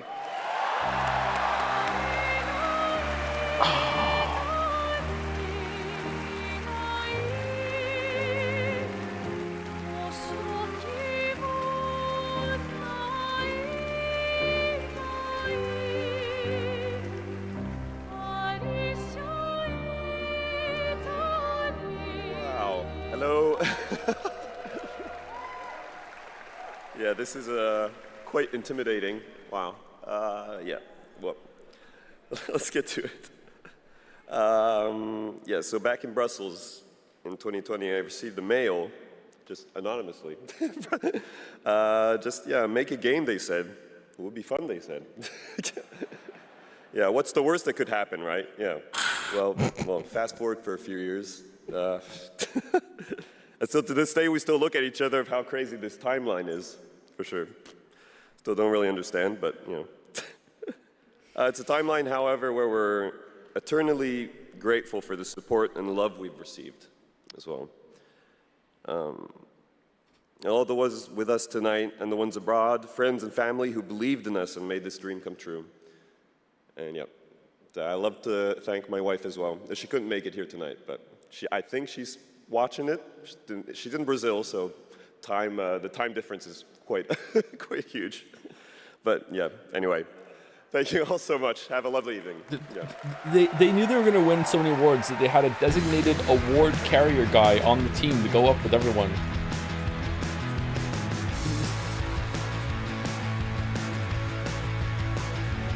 This guy doesn't need to go to the gym after he's done tonight. Congratulations, Sandfall. A big night for independent games. All right, yeah, come to a very special point in tonight's show, Mm-hmm. especially for those of us who have been playing games for decades. Over the years, there have been many games, characters, and franchises we've Budget all about $10 wished million, would return, Jeff. and certainly Okay. many All right. I'd hope that we'll be ready to announce at an event like this one day. Tonight, I'm excited to share this piece of news with all of you.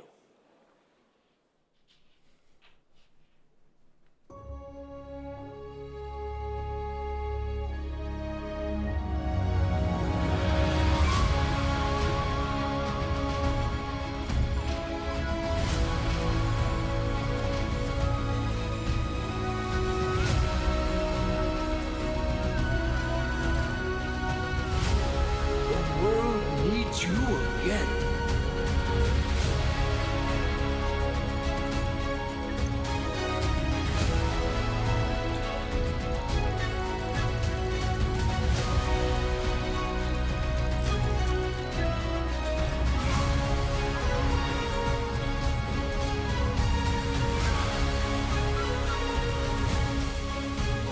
Why does this sound so familiar?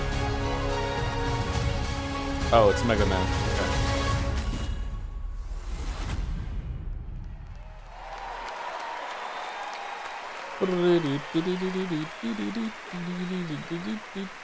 If there's not an X in the title, I don't care. Mega Man X was the only time Mega Man was cool.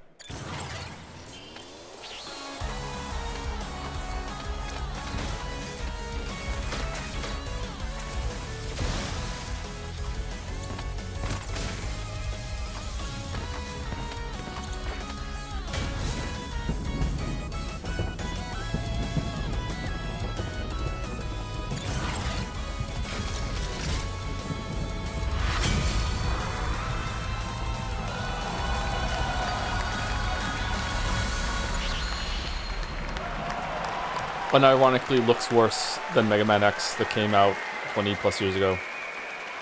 Like literally straight up, unironically, visually it looks worse than Mega Man X that came out fucking 25 years ago. A very early glimpse at first gameplay. The team really wanted to share that with you tonight to show the classic 2D style that they're returning to. Coming up, Game of the Year, but first an exclusive new look at the Super Mario Galaxy movie coming to theaters next April. Yeah.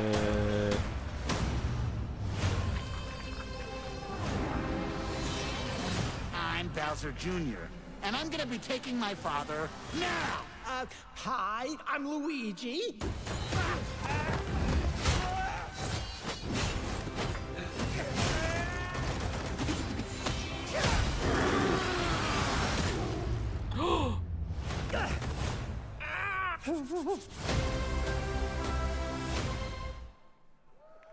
Oh, that was it? Okay. Alright, I'll be seeing that in theaters, so. You'll be able to rid us of this crucible. Neo 3. The light, who traverses time.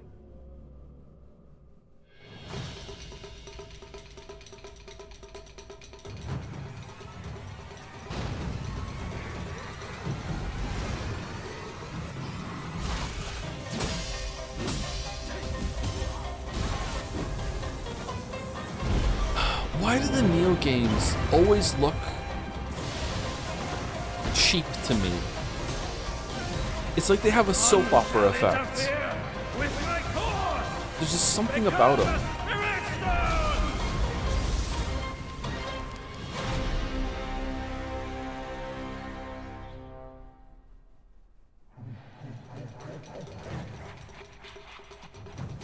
Yeah, I actually really liked the Neo one, and for when I played the 2, I liked it too. Like gameplay, they're fine. Like, and there's a lot of work and creative, like enemy designs and shit like that. Like I feel like I should like them in all ways, but there's just something about the visuals of all 3 of those games. It's just like, it just feels so budget. It's only a matter of time, and the culmination. They're showing this game again. Of my journey.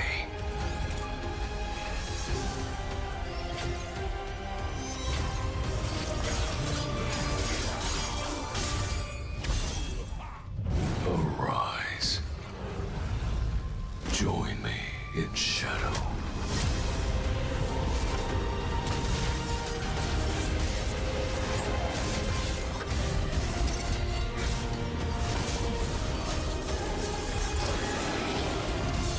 I am the Monarch of Shadows.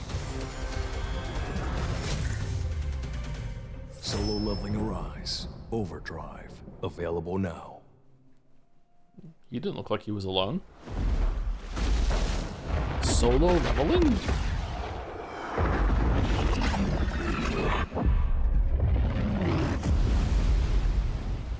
Do we think Mega Man was the game that Jeff said no one will be able to predict it coming? Or no? You know, sometimes our last reveal at the Game Awards is a teaser for something years and years away. But not tonight. Our final world premiere comes from 61 members of the team that built Apex Legends and Titanfall. Oh. 4 years ago, the principals founded a new independent studio with the hopes of pushing the shooter genre forward with a new original game. They've done it in complete secrecy, which is even more amazing because the game is very deep into development. The power of independent, self-published studios to push this medium forward is a growing and I think positive theme in our industry. And so tonight, you're not only going to get the announcement of the game, but also your first look at the gameplay. Whoa, I played it, and after rare. you see this trailer, I think you're going to want to as well. Welcome to Highguard. Highguard. Into lands uncharted and dangers untold. I venture without fear and ride without rest. For coin or for cause, I fight to the end.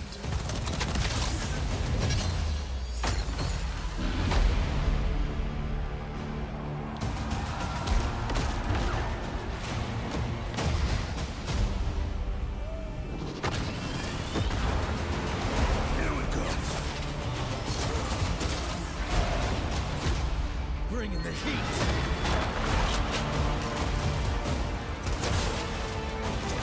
Oh, is it a multiplayer arena thing? Light belongs to me.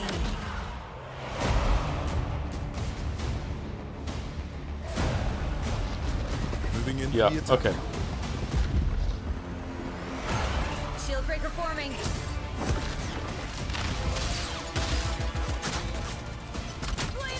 Oh well, I was starting to get, you know, like a little interested because it might be like Titanfall where it's like a single player thing, but it doesn't look like it. Oh, never mind, I'm back in. Okay, all right, so. Siege tower coming in.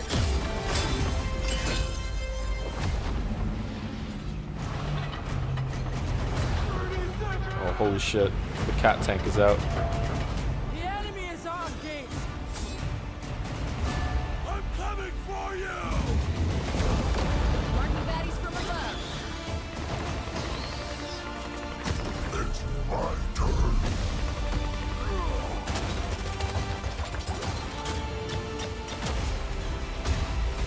I am the coming storm.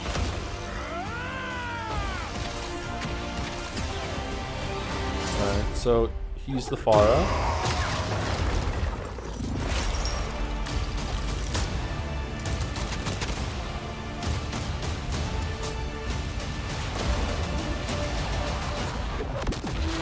I am a warden, and this is my oath.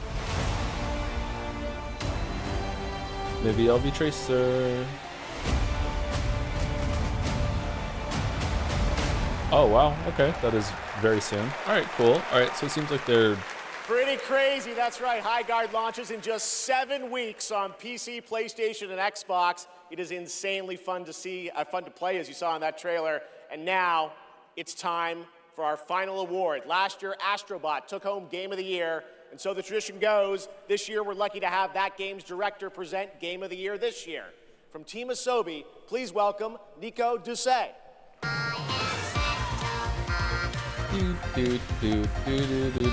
Shout out to Astrobot, by the way, that has like added so much free content to that game post-launch. Good evening, like, putting Nintendo or to good day, shame. wherever you Oh my are. god, they This put is so it, much right? into that. So last year we were blessed with a huge honor on this very stage. So it is with great joy that we're back today to pass this incredible award onto another team. Congratulations to all nominees tonight. With your games, you made us travel, dream, sweat, laugh, and sometimes, very often, cry, actually. From kids to hardcore gamers, there was truly something for everyone this year. And have you noticed? The games nominated this year were created by teams from all over the world. This is a testament that our industry feeds from various world cultures. And in this day and age, this is something we should really, really appreciate and celebrate. Really? Because I think it's just mostly France.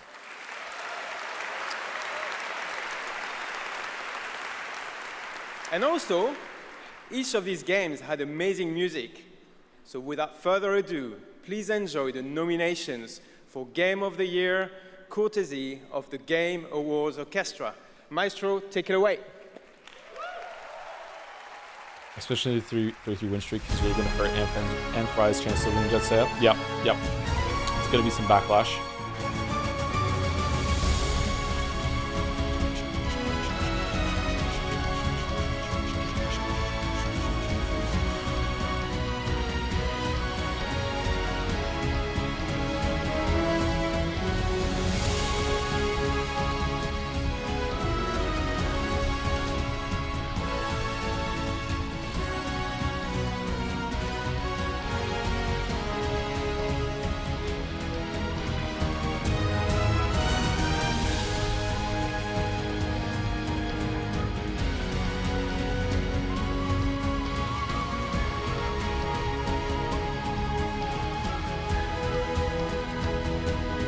The Limas patron for the 5K subs. Thank you very much.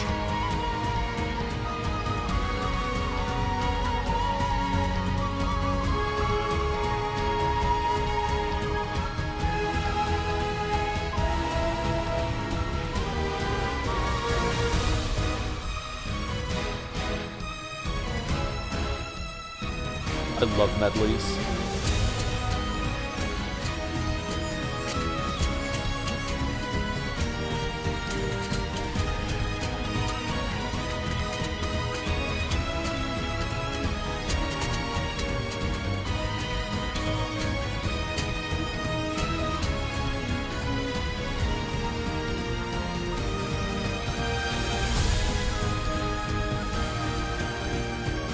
Games dying as respectable art form right on screen with every Expedition 33 win. I wouldn't go that far. It is kind of silly though. Silk Song was really good.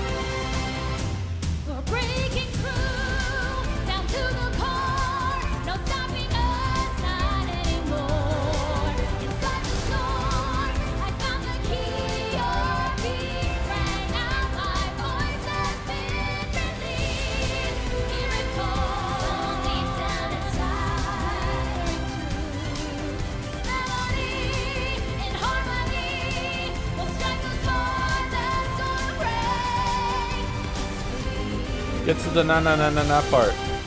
What? That's the best part.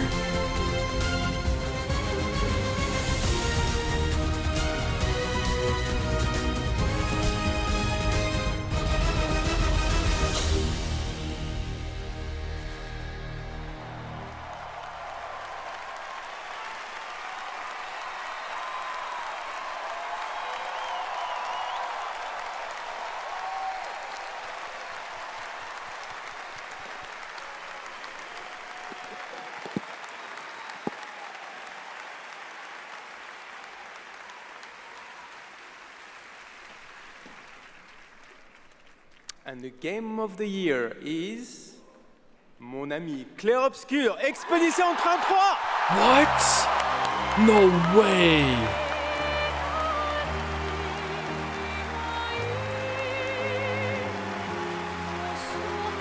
This guy's mad he has to walk up the stage again. Look at him. He's like, God damn it, I'm tired.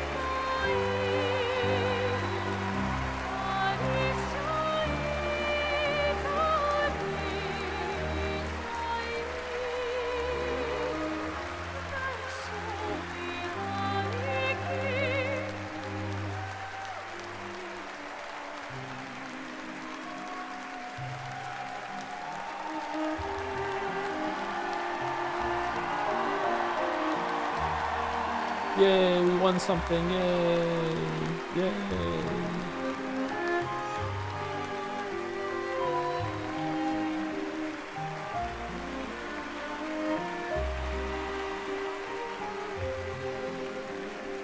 You don't happy. It deserves it. I just feel like it's kind of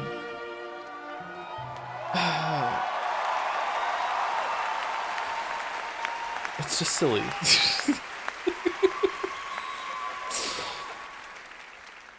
What a weird timeline for us. This was supposed to be a joke. The Berian Narnia. I have no idea what's happening.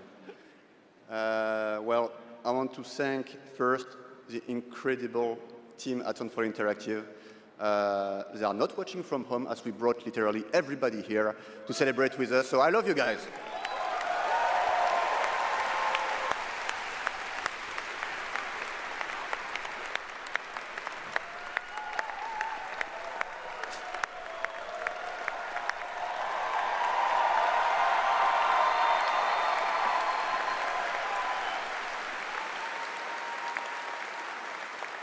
I also want to thank Kepler Interactive, our publisher, but also our localization teams, our playtesters, our wonderful cast for both motion capture and voice, and all the people who worked on this game to make it happen. It's really a teamwork, so just thank you to everybody who contributed. And also, I want to extend a thank to the unsung heroes of this industry, the people who make tutorials on YouTube on how to make a game, because we had no idea how to make a game before, so thank you.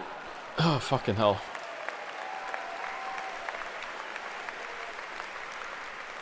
And I'll extend a personal thank you to an important man in my life, Mr. Hironobu Sakaguchi, who made me fall in love with games and inspired me to become a game dev. So thank you, Mr. Sakaguchi.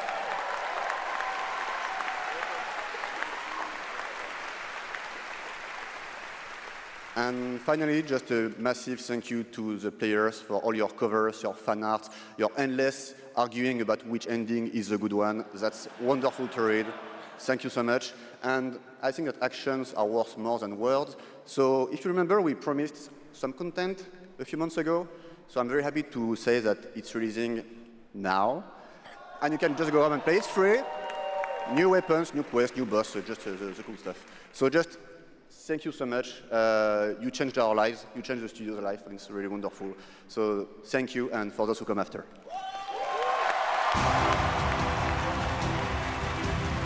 Good speech.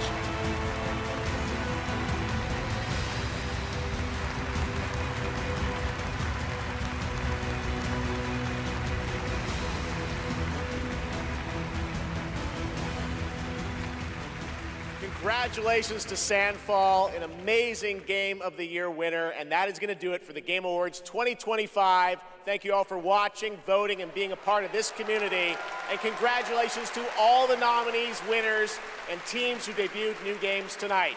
We'll see you again on Friday, June 5th for for our biggest summer game fest ever from the Dolby Theater in LA. And we'll be back right here at Peacock Theater for the Game Awards next December. Thanks to our entire Game Awards team and everyone who helped make this show possible. Happy holidays. Good night, everybody.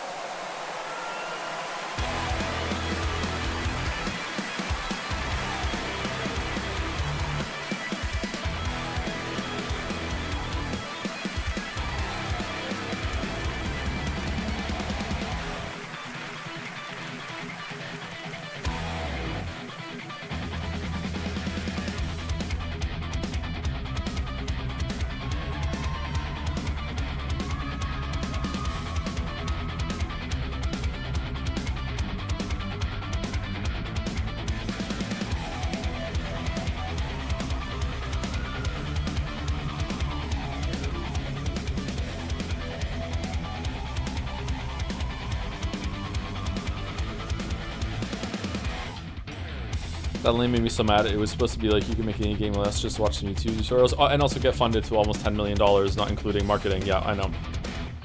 You see that voice acting is included in the marketing budget for Expedition 33. Was it really? All right, so we have our own award show with the Futurama joke. So if you weren't here, you can go here on the website and you can vote. It's there. You have to integrate your Twitch account to see it, and you can vote for best game streamed, etc., etc., etc. You can go do that. You can also be like Jeff's award and just put Expedition 33 in every single category.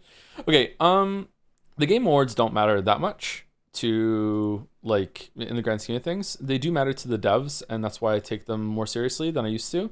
I never used to take them very seriously. It was like just a fun night, whatever, and it's fun to get hyped and argue about what's going to win, and what's not going to win. But ever since last year, the year before, when it really seemed like the devs really reacted well, and it's like this might be the only time that they get proper recognition in their entire careers, etc., etc., etc. I think that's not cool, but like it or not, the Game Awards is that moment for a lot of devs, and also so bitter. Jesus, who's bitter? Me? What do you mean? How am I bitter? Or are you talking about the devs? What's bitter about what I'm saying right now? Anyway, I ever since then I started taking them more seriously and been like, there's something to this, and it's not just like a night to be snarky and clown on them. I also feel like since then, a couple of years ago, I feel like the speeches that we get at the Game Awards are a lot more heartfelt, a lot more wholesome, a lot more honest. They feel like they're coming from a place of actual recognition. Instead of just being like, yeah, this is just another award like it is for some stuff in film, because that's the main comparison there. Is like Oscars to this is our Oscars, right? So it's sweet, it's heartwarming, it's just really nice to see. People seem to really care. Like Jennifer English seems to like really like, you know, she felt like the recognition there. She was very happy to receive that award. Expedition 33 does seem very happy to do that award, but in the grand scheme of things, it's not like so important to get mad over, you know what I mean? Like it's fine. It's whatever. It's just an award show. My issue is that, like the BAFTA does a award show too for video games. This is the biggest one for us. So culturally, a lot of people, like a lot of normies, people who don't even play games, might hear about this, and they might hear like gaming at large, and here's what it is, and this is the biggest show. So there's a couple problems I have with the show.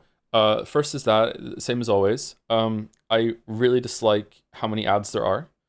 I really dislike, it only happened twice this year, I think, but I really dislike that they plug upcoming content when they accept their awards. I feel like you shouldn't be allowed to do that.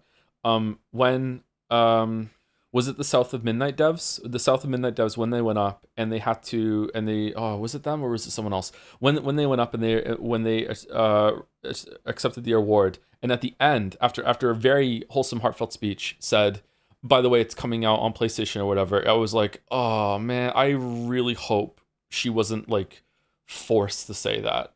It just kind of sullies the whole thing. Like I don't, and Expedition 33 being like, oh, by the way, new content is out too. It's like, come on, like come on, we don't need this. Like you're accepting an award, like that's what it just feels like. I really don't like that. I don't like that. Third thing is, I don't know. I'm trying to wrap my brain around why I feel embarrassed that there was a sweep here. Expedition 33 is almost my game of the year too. It is almost my game of the year. It is a very good game. Like the more time has passed that since I streamed it, the more I like it. The more I find it really interesting. I feel like it's interesting, almost like a social thought experiment too, about how people have reacted to that. I can't speak about that because of spoilers. But it has become like exponentially more interesting as time has gone by. So I like it a lot. I've also played it again on my own time. So like I like it a lot.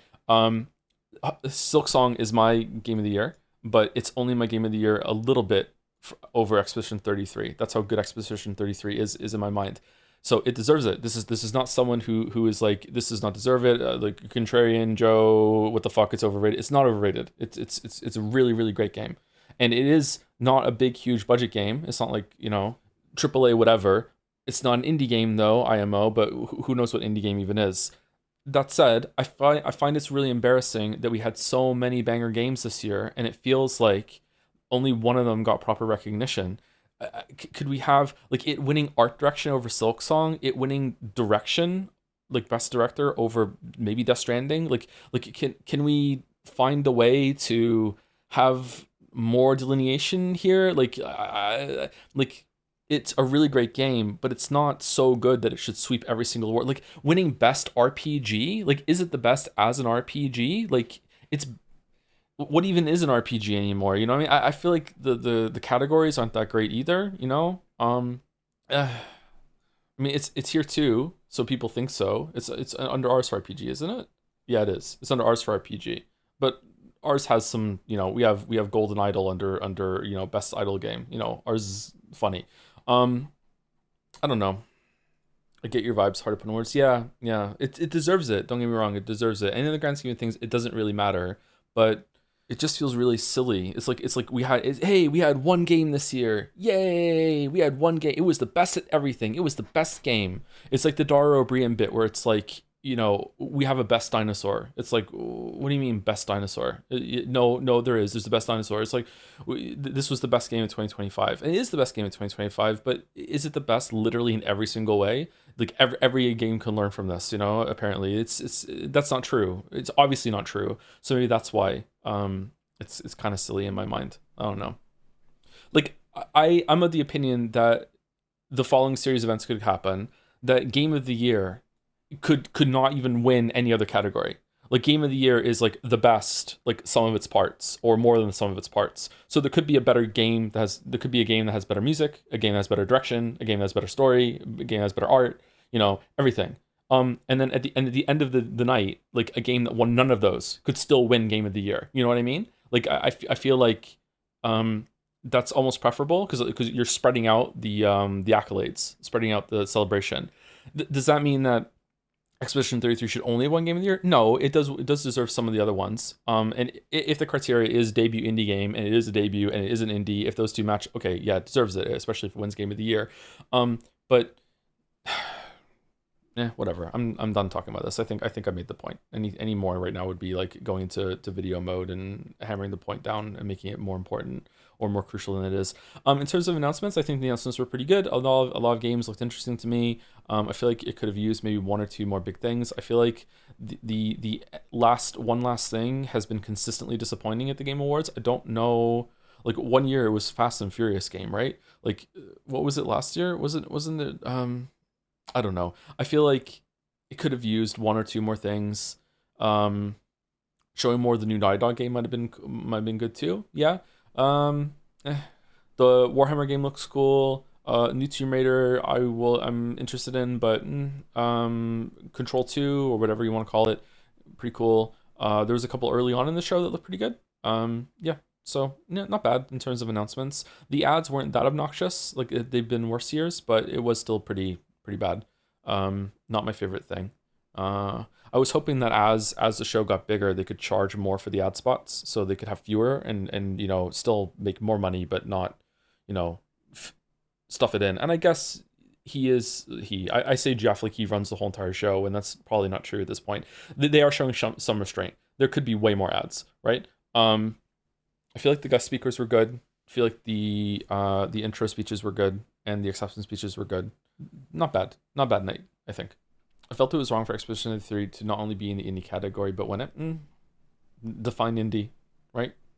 On the Expedition 33 DLC out now, no, it was odd, because what if they didn't win? Just not release DLC, because if they instantly release after losing, it come across as bitter, so it feels like it kills the speech. The way that the guy that gave the final speech was up there for the other awards, but didn't say anything, makes me think that he probably knew that he had won. I don't know if they tell them ahead of time that, hey, have a speech ready. Maybe they don't tell all of them, maybe they just tell some of them for the big ones, maybe it's like a little nod, you know, make sure you have a speech ready sort of thing. I don't know, but the way that he was there for a lot of them, but didn't talk, yeah, I think he probably knew.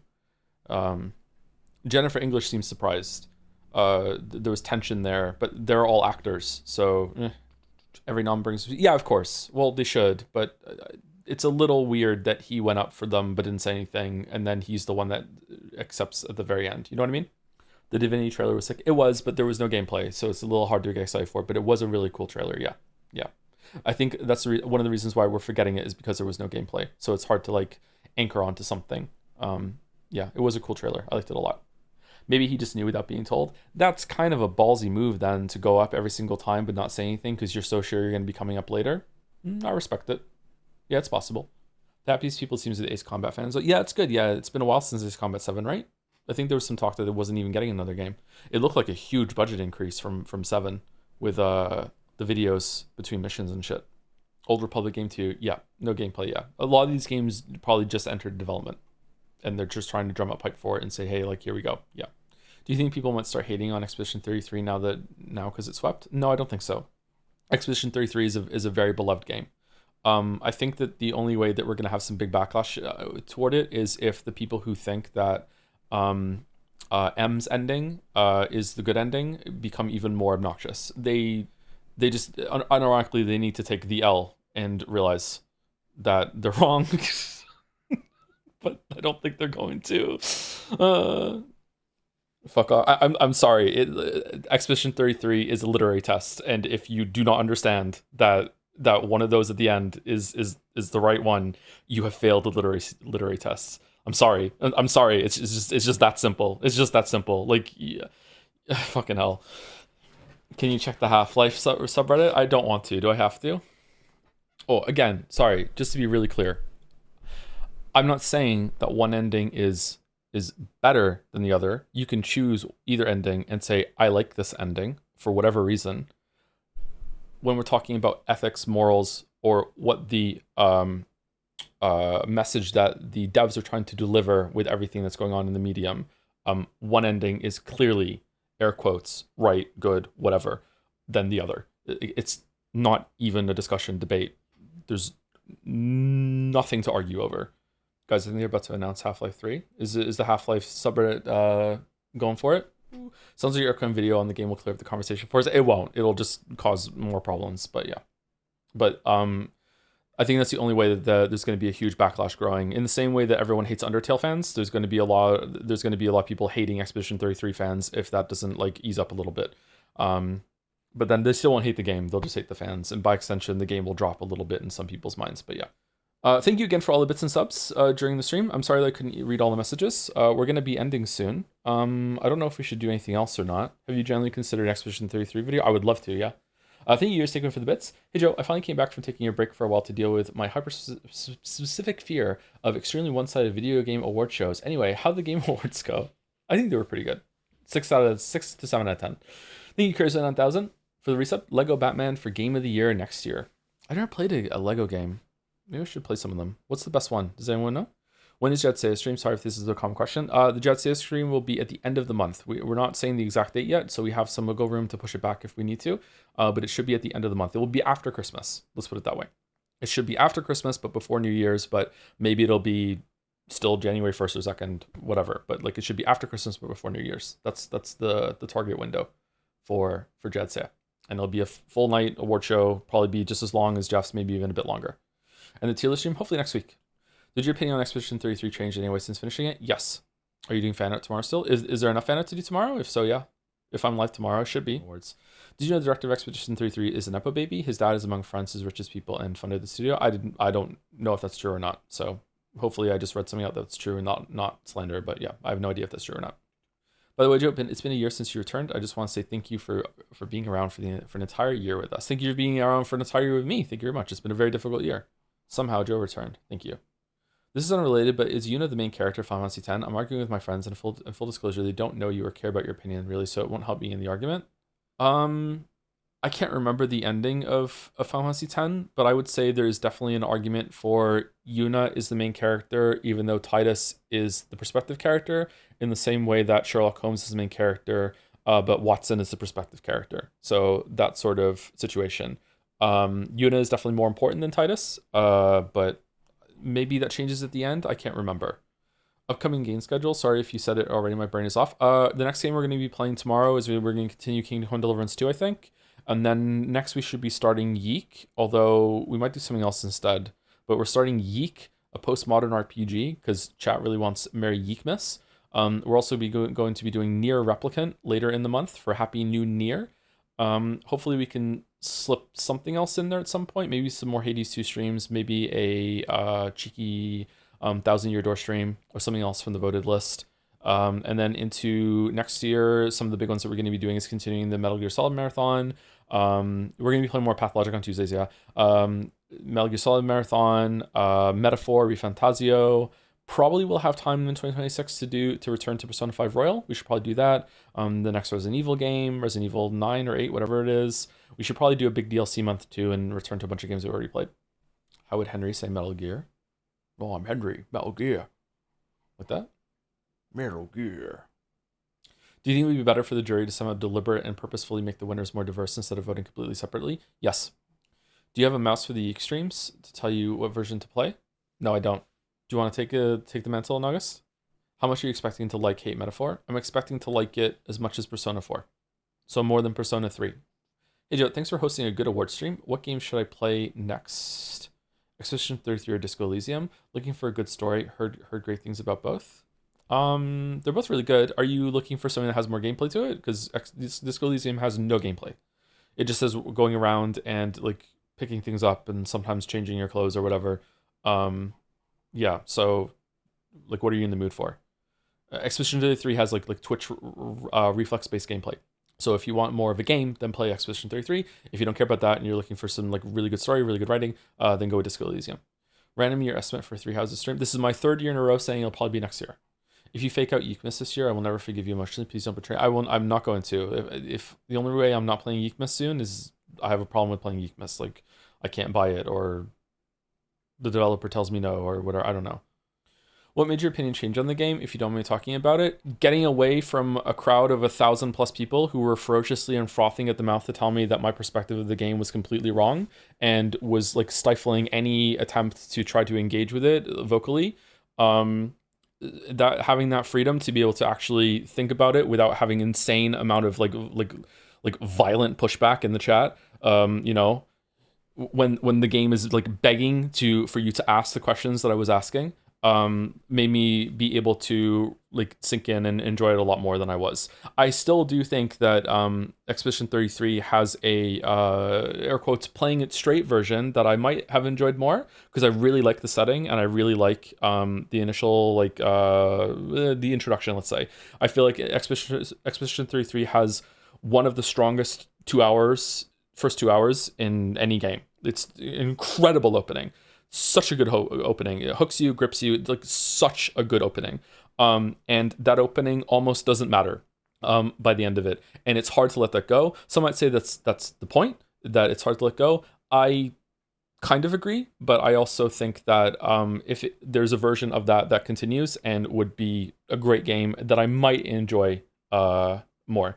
But yeah, the reason why I had a lot of trouble really enjoying it more than I did on stream was because every single time I was that meme coming out of the box, I'm not going to get hurt, it's going to be fine, and then just punch right back into the box. That's what it was like. Every single time I started to engage with the themes that Expedition 33 is trying to explore, that are very much like COVID even, and how everyone became dependent on a lot of online groups instead of in real people interaction.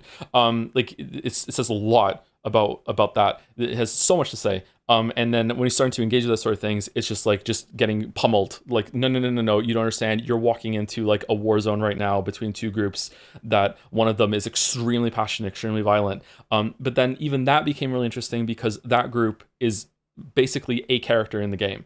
So there's a character in the game that begins with an R that is at the end of the game pretty much. And there's a character in the game that begins with an M.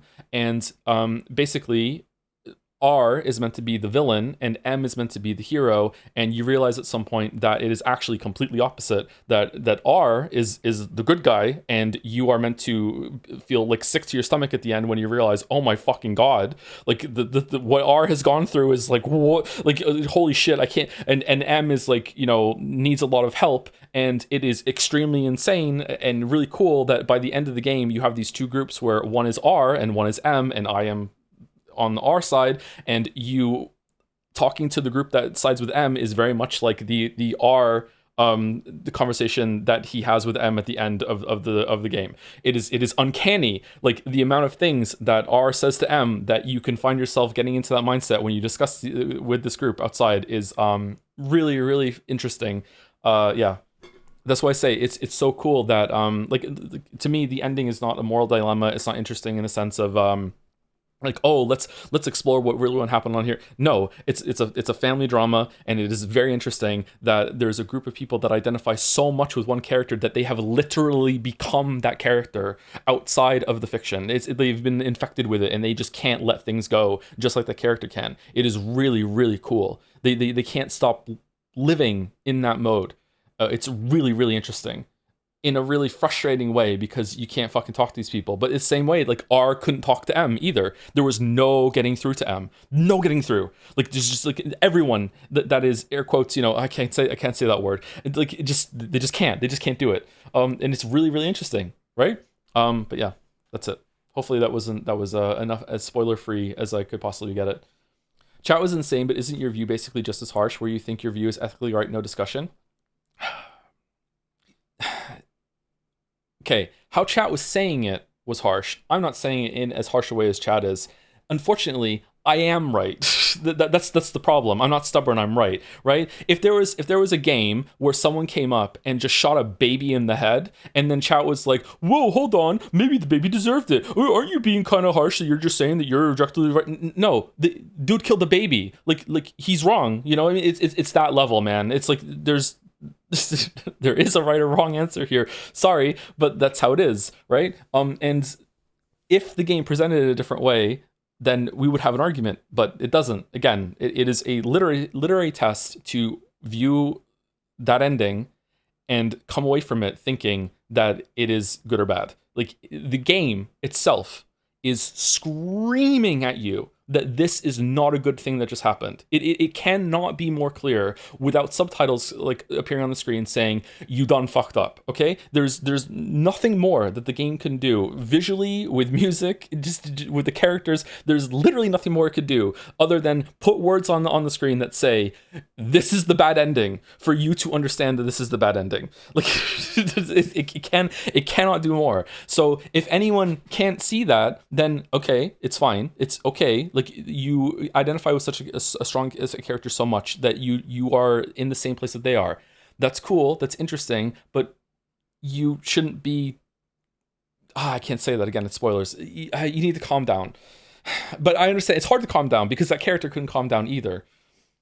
Do you think there's an argument to be made that if you feel like you understand a story and resonate with it, you should close off and stop engaging with other people and just carry on your own truth with you? When I finished Nier Automata, I just felt like I had got it and never went back and looked for analysis or something online. But at the same time, I feel like it's a bad thing that I close myself off from others' opinions. No, I think that's really good. It depends. Do you like discussing things with different people? If you enjoy that, then that's fine. I feel like most people...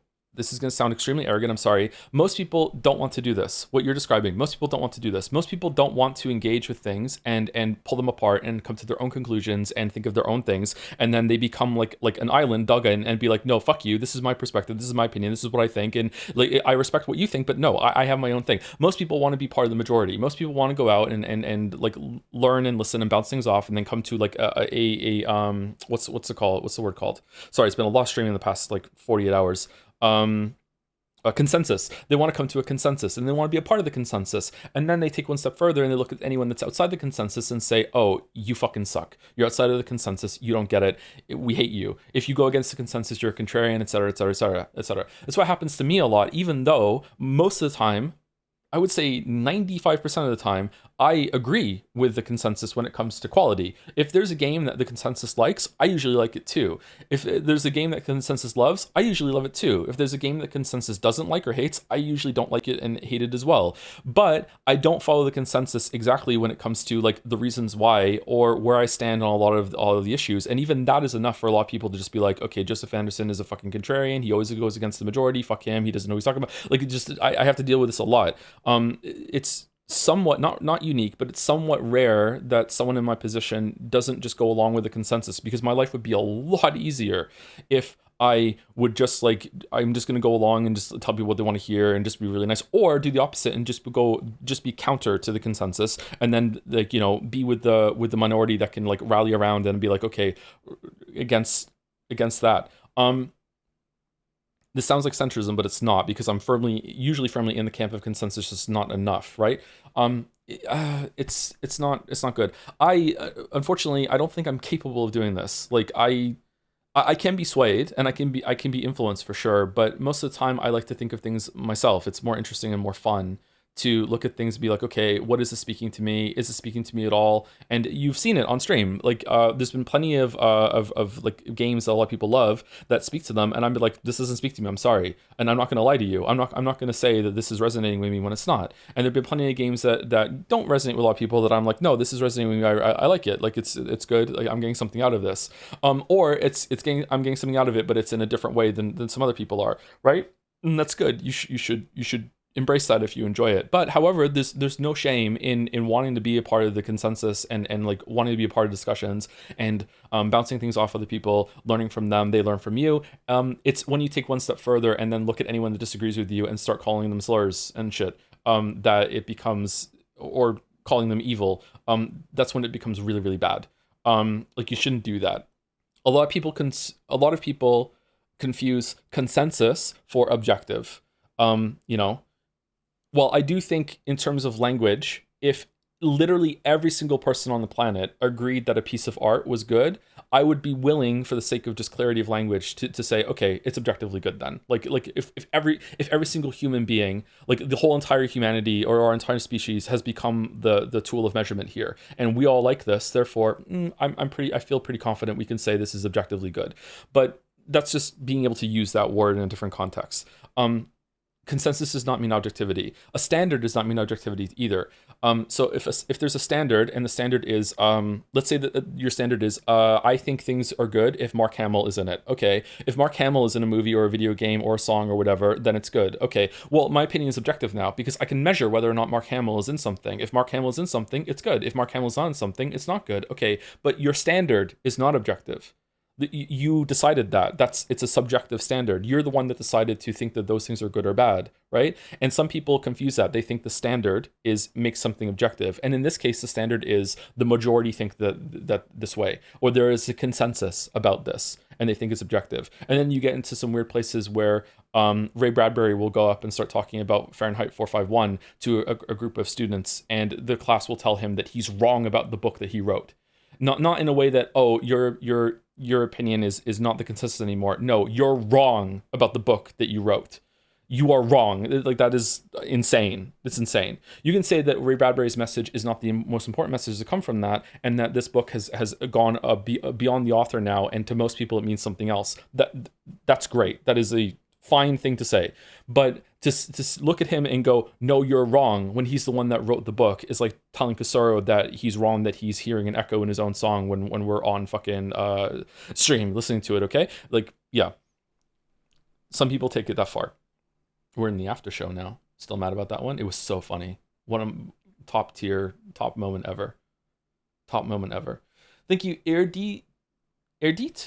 the T, maybe, for the 3 months. A little annoyed on how one-sided it was, but overall really excited with the new reveals. Have you played the Divinity games? What did you think about the trailer? I have not played any of the Divinity games, but after Baldur's Gate 3, I would love to play them, and I will play this one too, I think. I think it might be fun. Do you think we can, like, make Wizapon go through a portal and appear in this world or no? Do you think we could do that? Or would that be trying, like, to capture lightning in a bottle again? Maybe we should make a new character. Do you think Expedition 33 was too short or just right? I think Expedition 33 was too short. I think that, again, I can't say this because of spoilers. There are 3 acts in Expedition 33.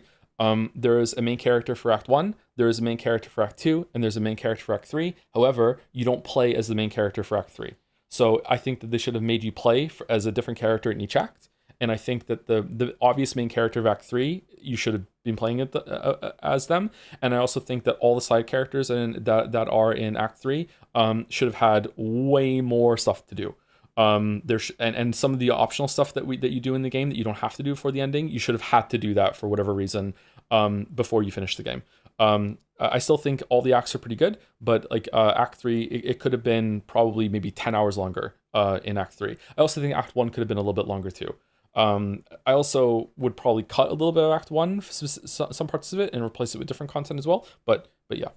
Like, isn't that the whole point of Death of the Author? Like, I can in fact tell Ray Bradbury that he's wrong if I can support it. No, this is a misunderstanding of Death of the Author. So this is something that comes up quite a bit. Death of the Author is a very important thing. However, Death of the Author does not mean that when the author is done, that they do not get a say anymore. What it means is that if there is a worthwhile or interesting or just a good interpretation that exists of a text that requires you to remove the author's intentions, you are allowed to do it. That's what it means. It does not mean that the author's say is irrelevant now and he doesn't get a say or anything like that. So you are right in the sense that you can tell Ray Bradbury that he's wrong and this book means something else to you, but you can't tell him that the message that he thought he was making in the book is wrong and doesn't exist and this is the real point of the story. You know what I mean? There's a nuance there with what's being said. My God, the death of the author. Yeah, that is literally a joke that I put in a script about Death of the Author. Thank you for morbing that. Okay, what about the lecturers or professors who interpret a story differently than the author? That's fine. Yeah, there's nothing wrong with that. Why would there be any issue with that? That's good. Do you think the author's intent has any more weight than anyone else's view? Yes, I think it does. But not to a point that it can dominate conversations. I do think that it matters more though. And I think most people would agree with that. Like the person who made something should have a little bit more say, right? They understand it more. There are some cases of some people not understanding their own story or what makes the story good. There are also cases of people that they make something and they accidentally stumbled upon something that was profound and spoke to a lot of people, and then retroactively after the fact they have to like basically lie and say that's what they meant the whole entire time. And sometimes they don't. That makes it so they don't understand it and they can't really discuss it all that much. But yeah, there exists art that is accidentally good in that way. Joe, if you end the stream, I'll mail you cookies. I'm having fun though. Am I being bad? The Lawyer Mouse is telling me to cut the feed. Ever read The Shining? It's a good example of what the reader versus writer with how Stephen King sees Jack Torrance as a good man versus what many readers feel reading it. I haven't read The Shining, no. I have heard that though, yeah. I'm convinced The Last of Us one is that. I am too, yes. I definitely think that when you create a work and release it, you give ownership over to the audience. Their say and interpretation is just as important as yours. Sapkowski would agree with you. I agree with you that it is important. I just don't think it's as important. I think that the author, in almost all cases, there will be exceptions, in almost all cases, is a little bit more important. Okay, so there are bad cases of this. I said one last time this came up, but I don't want to repeat it because I don't want to discuss that property anymore. It's a property that came up that chat hates during the stream. I just think that if the audience, I just don't think that a reader has the right to go up to a writer and say, when you said this, you meant this. And then if the author said, well, I didn't mean that, then the reader said, fuck you, that's what it means now. It's like, I feel like that could be, like, it's easy to think of this in a sanitized way of it's just like, oh, what is it exploring? But it could also be that someone reads what's the song by the Beatles? Is it Helter Skelter that inspired murders? You know what I mean? Like, imagine going up to a writer and being like, hey, your text convinced me that racism is actually good. and I hate this ethnic group now because of something in your book. And then the writer going, whoa, hold on, that wasn't the case at all. What the fuck? How did you even get that out? And then being like, no, that's what it means now, and we're actually claiming this for ourselves. Fuck you. Wait, like that is like, whoa, holy shit. So that is a very exaggerated example of like where maybe the author should have more of a say and should be able to be like, yo, didn't mean that. But yeah. Also, it's the case that maybe the author fucked up and accidentally made something that's pro-racist. So they should change it. So it's interesting feedback. But like, what if it's not? What if it actually is the reader's fault? Like, baby, it's cold outside. Yeah, I don't know this. Last time we brought this up, chat said it actually is about that. Baby, it's cold outside. Listen today sounds yikes. It sounds like someone trying to trap a woman into staying the night so they can have intercourse. Apparently, like to the point that she's being drugged. Apparently, the song is actually about like back then women had to like have a shit ton of excuses in order to get themselves in the position where like she's actually the one that wants to have intercourse, and she has to like oh look, I have to have a reason to stay, and look at all the reasons why I have to stay, and all this sort of thing. I don't know if that's true or not though. I don't know what an interpretation of the song is right, but if it is that, and it is meant to be like, you know, women didn't have the freedom to choose their sexual partners, so she had to do this song and dance of being like, oh, I've lost control and because I have to stay, and it's meant to be showing like how they didn't have much agency or power, to turn that now on its head and say, oh, this song presents as a woman being taken advantage of is missing the point quite a lot. But also maybe it's a good thing that we've progressed that far. Like, I don't know. Apparently, the what's in this drink is there's a line in there, what's in this drink, that today sounds like she's being roofied, but apparently this was something women used to say back then. Like, they would blame the drink for the decisions they were making because, you know, they had to be prude and proper, and they weren't allowed to just be like, hey, I want to get it on. But I don't know. I don't know what the history of that song is. The only song I've critically analyzed is I'm a Survivor by Beyonce. So yeah. I always think about Orson Scott Card accidentally writing the gayest, most communist book ever in Ender's Game, while also being a terrible person is my go-to example. Yeah, it really sucked after reading Ender's Game to read about Orson Scott Card. Yeah. You can enjoy all the accidental anti-war homoeroticism even if he doesn't want you to. Yeah. I wonder sometimes if he like changed his mind about a lot of things as time went on, or maybe he got indoctrinated to something else. Like, I don't know. But yeah, Ender's Game is an unfortunate example. Yeah, I actually think that he did get indoctrinated, and as he got older, he became more right wing, whatever you want to say. Because Ender's Game is to me, it's like the ending of Expedition 33. Like, to me, like it's really clear as day that this is what Ender's Game means, and that's what it's exploring. I was young when I read that too, and I thought that. So yeah. Another fun interpretation of Death of the Author is that the person who wrote that book literally is dead, in the sense, would it still be literally? Literally is also used figuratively now. We can go back and forth. It's used for emphasis.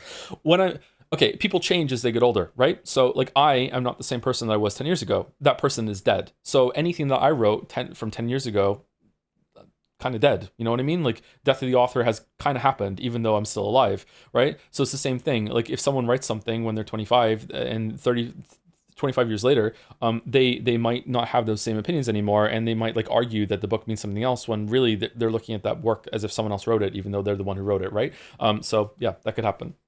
Death of the Author via Passage of the Time. Is Last of Us 1 opening still better than the Expedition 33 opening?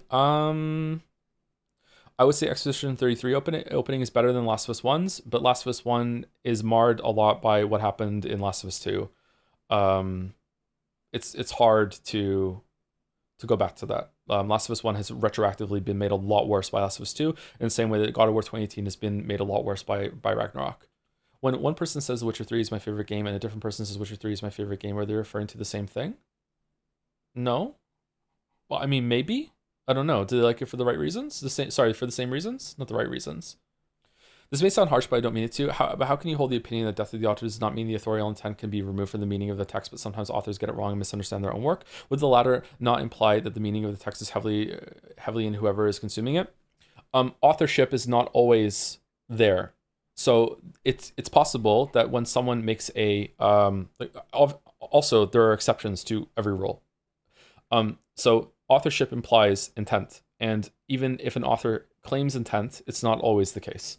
So there could be a case that the author has the authority and position to be like, hey, I wrote this, but they didn't have everything fully planned out, fully fleshed out. They accidentally got to place that is what people enjoy. I really don't want to talk about the other example. Yeah, I understand that this is kind of messy, but death of the author, again, does not mean that the author's take is completely irrelevant. It still is important. If you decide that it is just as important or even less important than someone else, that's fine. I disagree with you there. I think it should hold a little bit more water in most cases. But it doesn't mean that they can be removed completely. It just means that if you can think of a really, really good, interesting interpretation that matters to you or matters to other people, if that means you have to destroy the author's intent, then or remove it, then you're free to do that. You can do that. But it doesn't make it objective, obviously. Okay, but now it sounds like we have to be psychic or only accept it when we have evidence or that they have the right opinion. I don't know what that means, sorry. I don't think Last of Us 2 makes the first games retroactively bad. Would you say the first couple of seasons of Game of Thrones is made worse because of how it ended? Yes. Absolutely, yes. Your knowledge of what's coming doesn't change the media.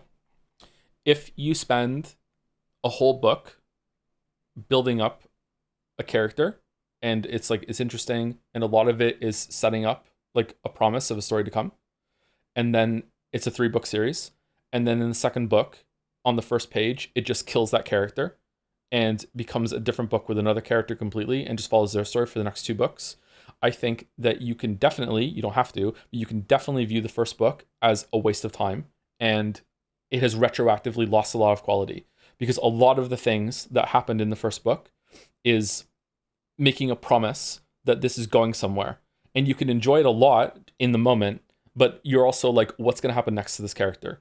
And then in the next book, just dead. Okay, so I think that is something that can happen. Not always. And if you're immune to that, fair enough. Like, you're not wrong. But yeah, that is an example of what I'm talking about, I think. That is why endings are so important but so difficult to land. Yes. And endings are where something is made or broken to me. Yeah. The ending, I speak about it in the Witcher 1 video. Oh, sorry, the Witcher 3 video, the first part that's up. It's already up there. Endings are really, really important for that. Yeah. What if something is self-contained, but then ends up getting a surprise follow-up later that's bad? Then you would question why it even had a sequel. Yeah, which is kind of what happened with Last of Us 1. I think that almost everyone that played Last of Us 1 wasn't expecting to have a sequel, and then they had a sequel, and it would have been better if they didn't make that game. With the Witcher 3 question I was getting at, does the game itself exist on its own? Can it be divorced from a person experiencing it? If 2 people experience it, are there 2 games or 1 game? Because meaning is not something physical IMO. Oh, we're getting to Umineko now. It's kind of semantic. I would say there's 1 game, but there's 2 different perspectives of that game in this case, right? Everyone is, this kind of dovetails it back into what we had at the beginning of the conversation. So everyone brings with them their own unique place in life, right? So there are probably games that that if I had played at different times in my life, I would like or hate way more than I did. So it's not just your own history of a human being, but it's how you view the world, what you like, what you don't like, what you're currently dealing with. Like a really, really easy one to point out is that if you're not a parent, there are a lot of things in media that will just be like, who cares? And then when you become a parent, you're like, holy fuck. It's just, and not always the on the nose stuff either. So in that respect, like everyone is seeing something different, right? Because everyone is unique. It sounds like Sesame Street, but everyone is unique. A lot of people can't handle that, and they have trouble either accepting that, or they don't have the framework for it, or they prefer to enjoy things at a more surface level, which is fine. There's really nothing wrong with that. So then instead of like trying to lean into their own unique place and their own unique perspective that they can like then talk about it, and this is what X means to me, and blah blah blah blah, they instead take that and go, okay, I experienced that. I had some emotions. I don't really understand them. I don't really want to do any reflection. I don't want to talk about it. I don't really want to like think about it too much. I'm just gonna go online and just see what the consensus is, and there you go. That's my opinion, because I still want to talk about it, right? And the younger you are, the more likely you are to do that, because you haven't developed the skills yet. And some people will never do, and that's fine. There's nothing wrong with that, really, truly. You know, like there's way more things that you can do in life other than just analyze art, and stories and shit like that. Like if explore like the world physically, even, you know, like usually you don't have time to do a lot of things at a very high level, and this is something that people don't choose to do, but they still want to watch movies, they still want to be able to talk about it, they still like a lot of things about art that aren't about thinking about it too deeply, and that's fine. So yeah, so a lot of people, the idea of having two different games for one game, but it's two different games for two different people, is great, and it's true. But then a lot of people are like, I don't want this to be a unique thing. I just want to join the consensus. You see it when we stream games when they first launch. You can just feel chat. Silent Hill F is a great example. We were discussing so many things about Silent Hill F. What does this mean? Where is this going? What is this interpretation? Like what is the story trying to say? Like what does this character represent? That sort of thing.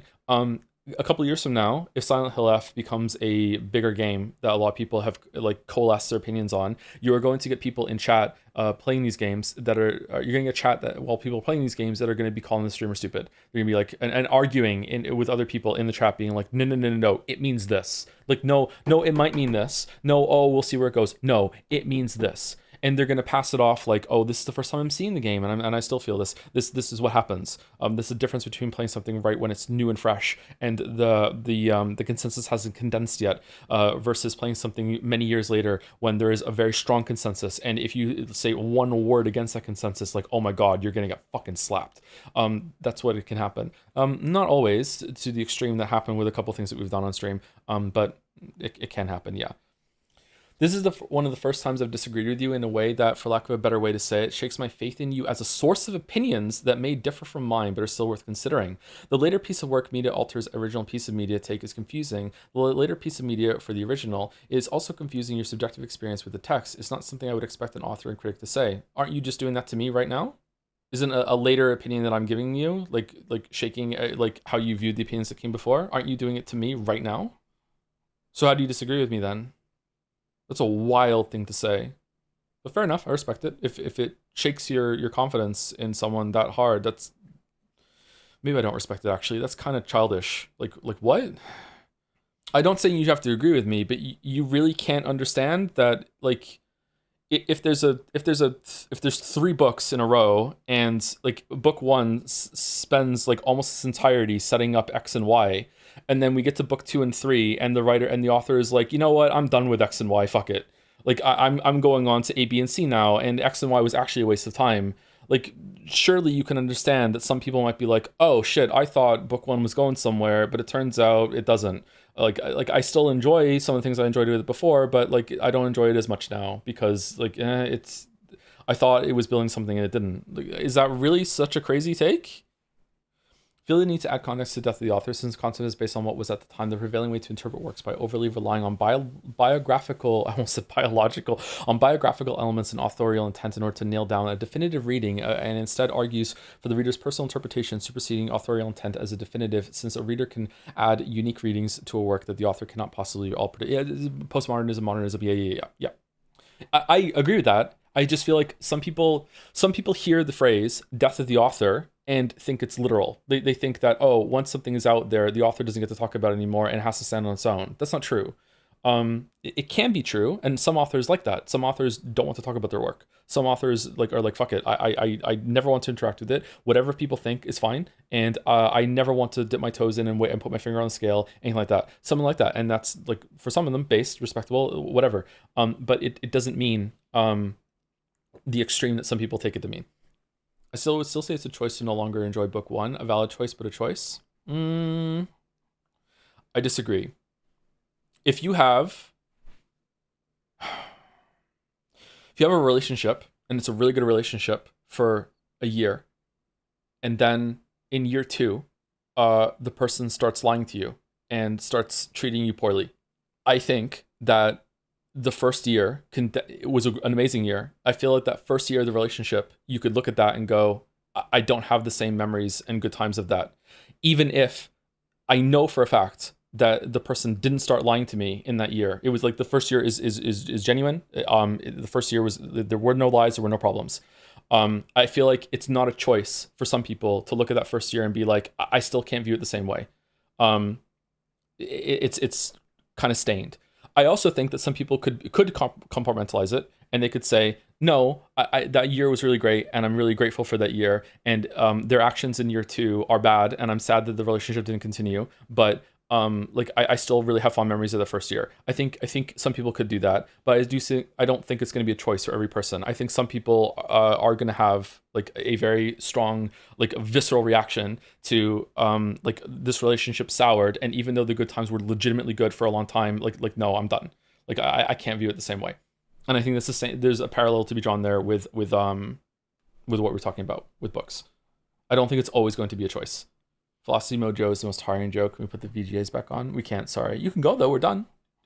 Feels obvious that we understand media both as an individual work and in context of a series group of works, and oftentimes the latter can overwrite the meaning as an individual work in the wider context because all of the themes and messages of that work, even as an individual piece, we're building to more. It essentially recontextualizes those themes and such. I love Last of Us 1 despite the sequel because the themes of the game do not necessarily build into the second game. I also still really like Last of Us 1, but I don't like it nearly as much as I used to.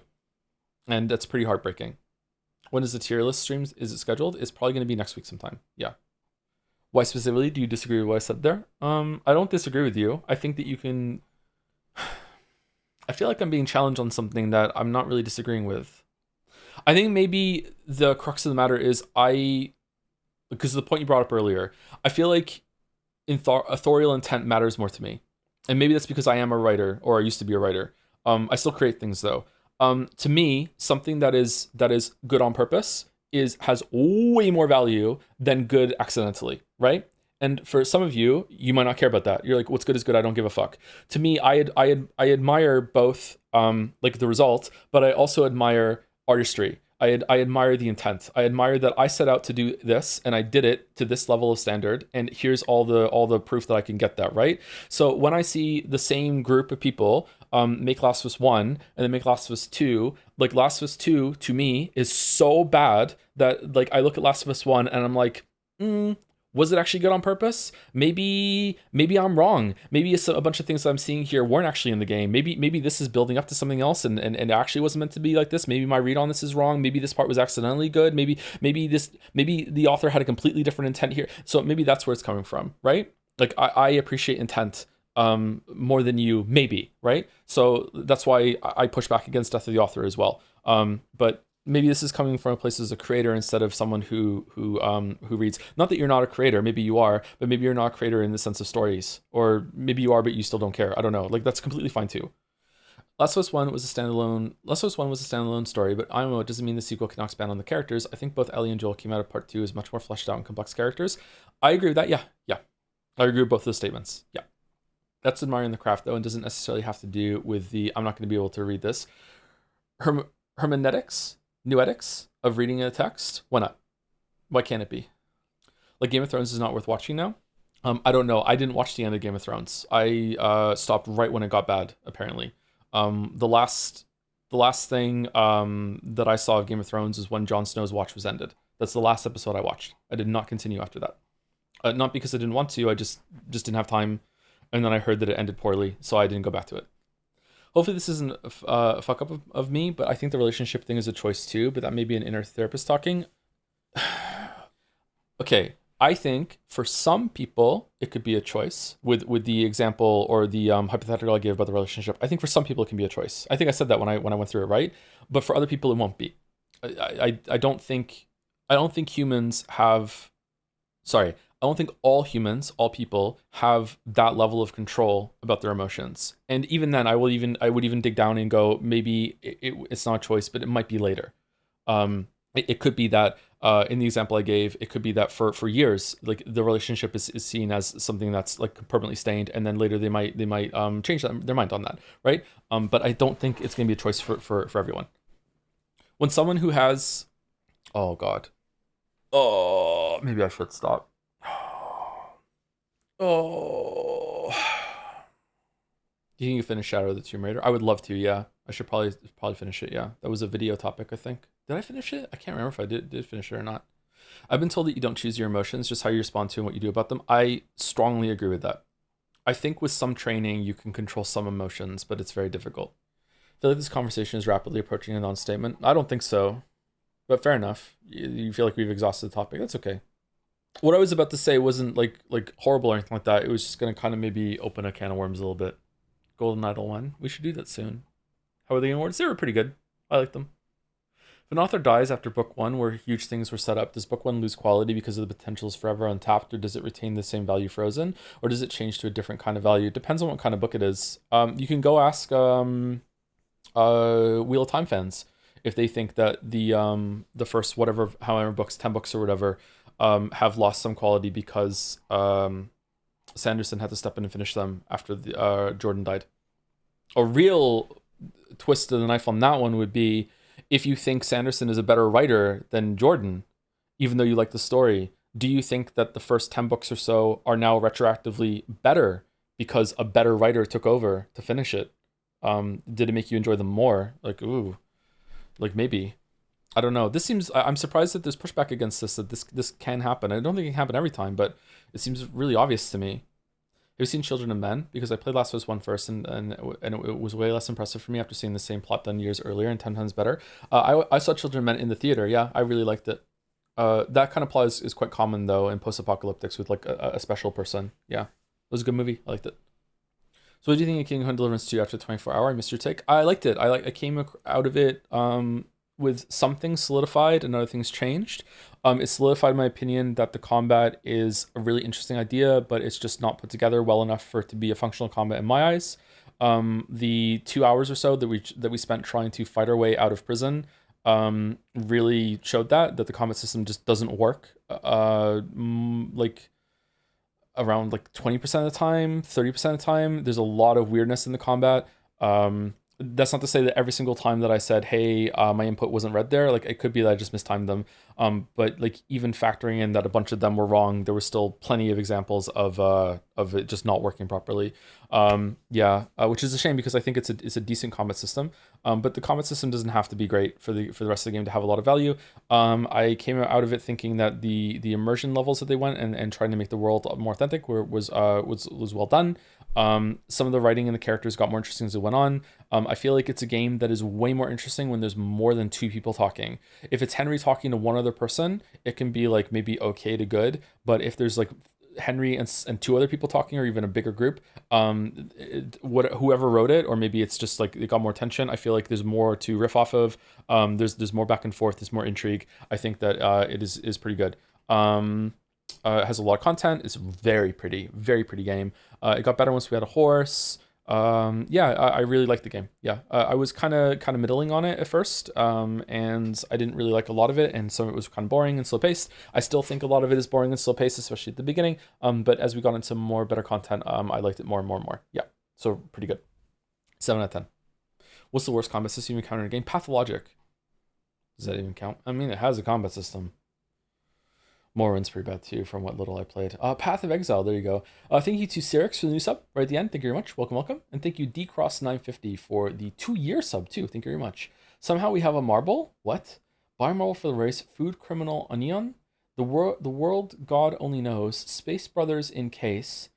The world God only knows has a marble. I don't think it does. Hold on, let me see. Kima Katsuragi, known online as the legendary god of conquest, can conquer any girl's heart in dating sim games at least. In reality, he opts for the 2-dimensional world of gaming over real life because he has an unhealthy obsession. Because he is an unhealthily obsessed otaku of galge games, a type of Japanese video game centered on interactions with attractive girls. When he arrogantly accepts an anonymous offer to prove his supremacy at dating sim games, this guy sounds insufferable. Keima is misled into aiding a naive and impish demon from hell named Elucia Elsie Dilute Ima with her mission, retrieving runaway evil spirits who have escaped from hell and scattered themselves throughout the human world.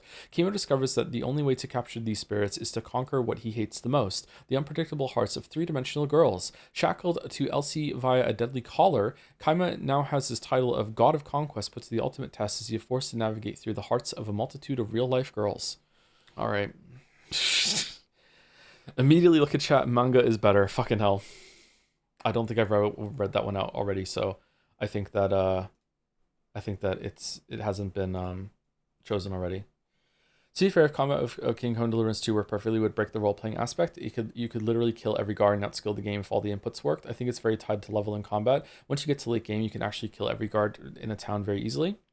There's a lot to unpack there. I don't think that the combat not working is good, because otherwise it would break the game. Like, I feel like they should have changed the combat if that was the case. I don't know. That's sorry, I'm sorry. I don't mean this to be insulting, but this is the kind of thing that is an argument from the conclusion first. So a lot of people argue this way, where they look at it and your conclusion is the game is really, really good and I must defend a problem from it. So that you were coming from the conclusion, and then you're like, I really like this game, it must be defended, and now you're coming up with a justification for something being bad. So here I go, like I must defend it. I like it because of the result. I don't know. Sorry, that might be rude. I try not to be rude. I really do try not to be rude, but people, I argue that way too. Like I'm not a highly enlightened motherfucker. Like I argue like that too. Everyone does this shit. So yeah. To be honest, I think there are arguments to be made from a holistic perspective when flaws can be added to the overall experience. Yeah, but the game not reading your inputs actually being a good thing, instead of the combat systems to just be changed to have that same result, is not one of these times, I think. You know what I mean? I'm not saying freaking Coven Deliverance combat to be like, yeah, well, I agree with you. Sometimes flaws can add to the experience, yeah. There are plenty, there was a glitch in Cyberpunk that added to the experience. There was a glitch early on, maybe it's still in the game. There was a glitch early on that if you unlocked a move that gave you like a matrix ability, if you held down right click to aim and then spammed the spacebar, you would like do like a sonic roll of momentum on the spot, and you would just be able to just launch yourself really, really far at the end of it. And this was such a cool move that added so much to the combat. This was not intended. It's definitely a glitch and air quotes a flaw that, you know, you shouldn't be able to do this, but yet it was a great thing that added to the game and made it very, very fun. So yeah, that's a part where I would agree with you. It doesn't misread inputs usually though. I would say that the input was either being misread or was being mislabeled, whichever one you want to do, in Kingdom Deliverance 2 at about at least 10% fail rate, maybe even higher, when it came to the Master Strikes and the blocks. It's not just like I should have got a Master Strike there, it's also just like sometimes the shield icon just doesn't show up when it should. Sometimes it shouldn't show up and it does. Sometimes an attack just doesn't work when it should. Sometimes it doesn't go through. Sometimes you physically see an enemy attack you and you don't take damage. Sometimes the opposite happens and you attack an enemy, doesn't take damage. Sometimes an enemy will attack you and you're not even close to them, you still take damage. Sometimes they will slide across the fucking ground and just be somehow in your space when they put the attack like 5 meters away from you. Like, yeah, just stuff like that happens at around like at least I would say a 10% fail rate. But maybe I was playing in a way that made these appear more often. Like maybe if you like always fight one-on-one and you always fight on flat surface and you never try to like push the combat system to some of its limits, maybe it's better in that case. Like, I don't know. But yeah. Is the argument the issues of the combat in Kingdom Deliverance 2 are like Eris and they're to stop you from getting through things via skill? Kind of the gist of the area of the argument. Yeah. Eris is way worse because it's on purpose. Again, authorial intent matters a lot to me. To some people, they don't care. To some people, those are this like on purpose, accidental. Who cares? They're the same thing. To me, it matters a lot, and I think that's fair. I think that's okay to have that. You think so? I just thought Henry sucking in the earlier parts made sense. I don't think it's because better or worse. It's just a decision that they did based on how they designed the game overall. It doesn't mean it's the best choice though. Henry sucking is a different thing than the game just doesn't work. So like, if a Mario game had a skill tree for jumping, and until you got to level 20, sometimes when you hit the jump button, Mario just didn't jump, because saying that, oh, that's on purpose to make you feel like Mario is not good at jumping, that to me is insane. Like if I hit the jump button, unless the game is built around like just randomly not working sometimes, if I hit the jump button, I should jump. It's just that simple. You know, or if the feedback is telling me that if I press Y right now, I'll open a door, and then I press Y and it doesn't work because, you know, I haven't leveled up door opening 3 times now, and the game doesn't communicate me with on the screen saying like, hey, you failed the door open skill check. Like it's just happening invisibly in the background. Like to me, your game's shit. Like, or at least that part of the game is shit. I don't like that. If it is built around it and there's like a door opening skill and it says on there, you failed the door opening skill. Okay, fair enough. Now I know what happens, but that is not the case with Kingdom Deliverance 2. What's happening is that it just doesn't work. And if it's not meant to work on purpose, then it needs to communicate that with you. Morrowind combat. I hear Morrowind combat's pretty bad. Anyway, is there anyone live in the community that we can raid? I think I've yapped enough. I think we can go. And thank you again to everyone who gave bits and subbed and resubscribed during this. I'm sorry I couldn't read all the messages. If it was really, really important, you can at me like right now if you're still here, or you could at me on another stream tomorrow or the next day. Lurf, a WWC is live. The count as a community. I don't know who that is. Sorry. If not, Paps is also live. What do we think, chat? They're Jelly's friend. Okay, sure. We can take the Jelly recommendation. Sure. I want my message read. Can you paste it in chat right now then, and I'll read it. Master Segways. Well, I remember when Kingdom Deliverance 2 came out, me and my friend were talking about it, and he defended me and gaslighted me into thinking that it was me who was bad at the game and said that after decent gear and good stats, all the jank disappear. He was lying. Yeah, a bunch of people were saying that in chat too. Yeah, I had the same experience. Oh, Lurf is the podcast. Okay. What's the name? Lurf WWC? Have you read a fan rewrite of something with a bad ending that you liked better than the original? Are they valid? Again, authorial intent matters a lot to me. I don't really like fan works typically. I haven't done that though. But there is a possibility that something like that could happen, yeah. The message from Master Segways was, hey Joe, 2 years, huh? How time and French flies, nice. I'm so excited for peak. Hopefully you don't quit after 3 streams and play Silent Hill F another 4 times. Also, just wanted to say that the only reason why I got into gacha games was because of Jazz, and Twitch chat recommended them so strongly. So whenever you moralize about gacha games, I can't help but find it a little ironic. Please praise our Lord, the King in Yellow. I'm sorry that happened to you. Shit, yeah. Is Eternal Sunshine of Spotless Mind a comedy? It is a black comedy or a dark comedy. Yes, for sure. Yeah. Which is possibly my favorite genre. Thank you for posting the message again, the Master Segways. I'm trying to see the spelling of the guy's name. This is an NL bit? What's an NL bit? Okay, I did get it right. Okay. I wonder, like, people who think that the book, the sequel doesn't matter about what came before, like, do you also, like, what's the smallest increment for you? Like, does page 2 not take away from page 1? If page 1's great, page 2's bad, do you go back at page 1 and be like, no, it's still just as good? Like, that's fair. You could do that. Is it chapter by chapter? Is it like sentence to sentence? Like, that's such an odd way to look at it to me. Strawman, it's literally not though, because the sequel is a direct continuation. And I'm giving like the opening there that like I'm asking like what is the segment that you're looking at? Because if it's the whole book, fair enough. Okay, I can respect that. Like a whole complete work. Okay, but you can look at pages and sentences. Like sometimes people like to study individual sentences of a book, like because you can say the ending of a complete work can ruin it. So if that's the case, okay, is it just the cutoff is at the book? Like what if it's not? Like, or do some people disagree that the I can't see the raid? Or do some people disagree that the ending can ruin something?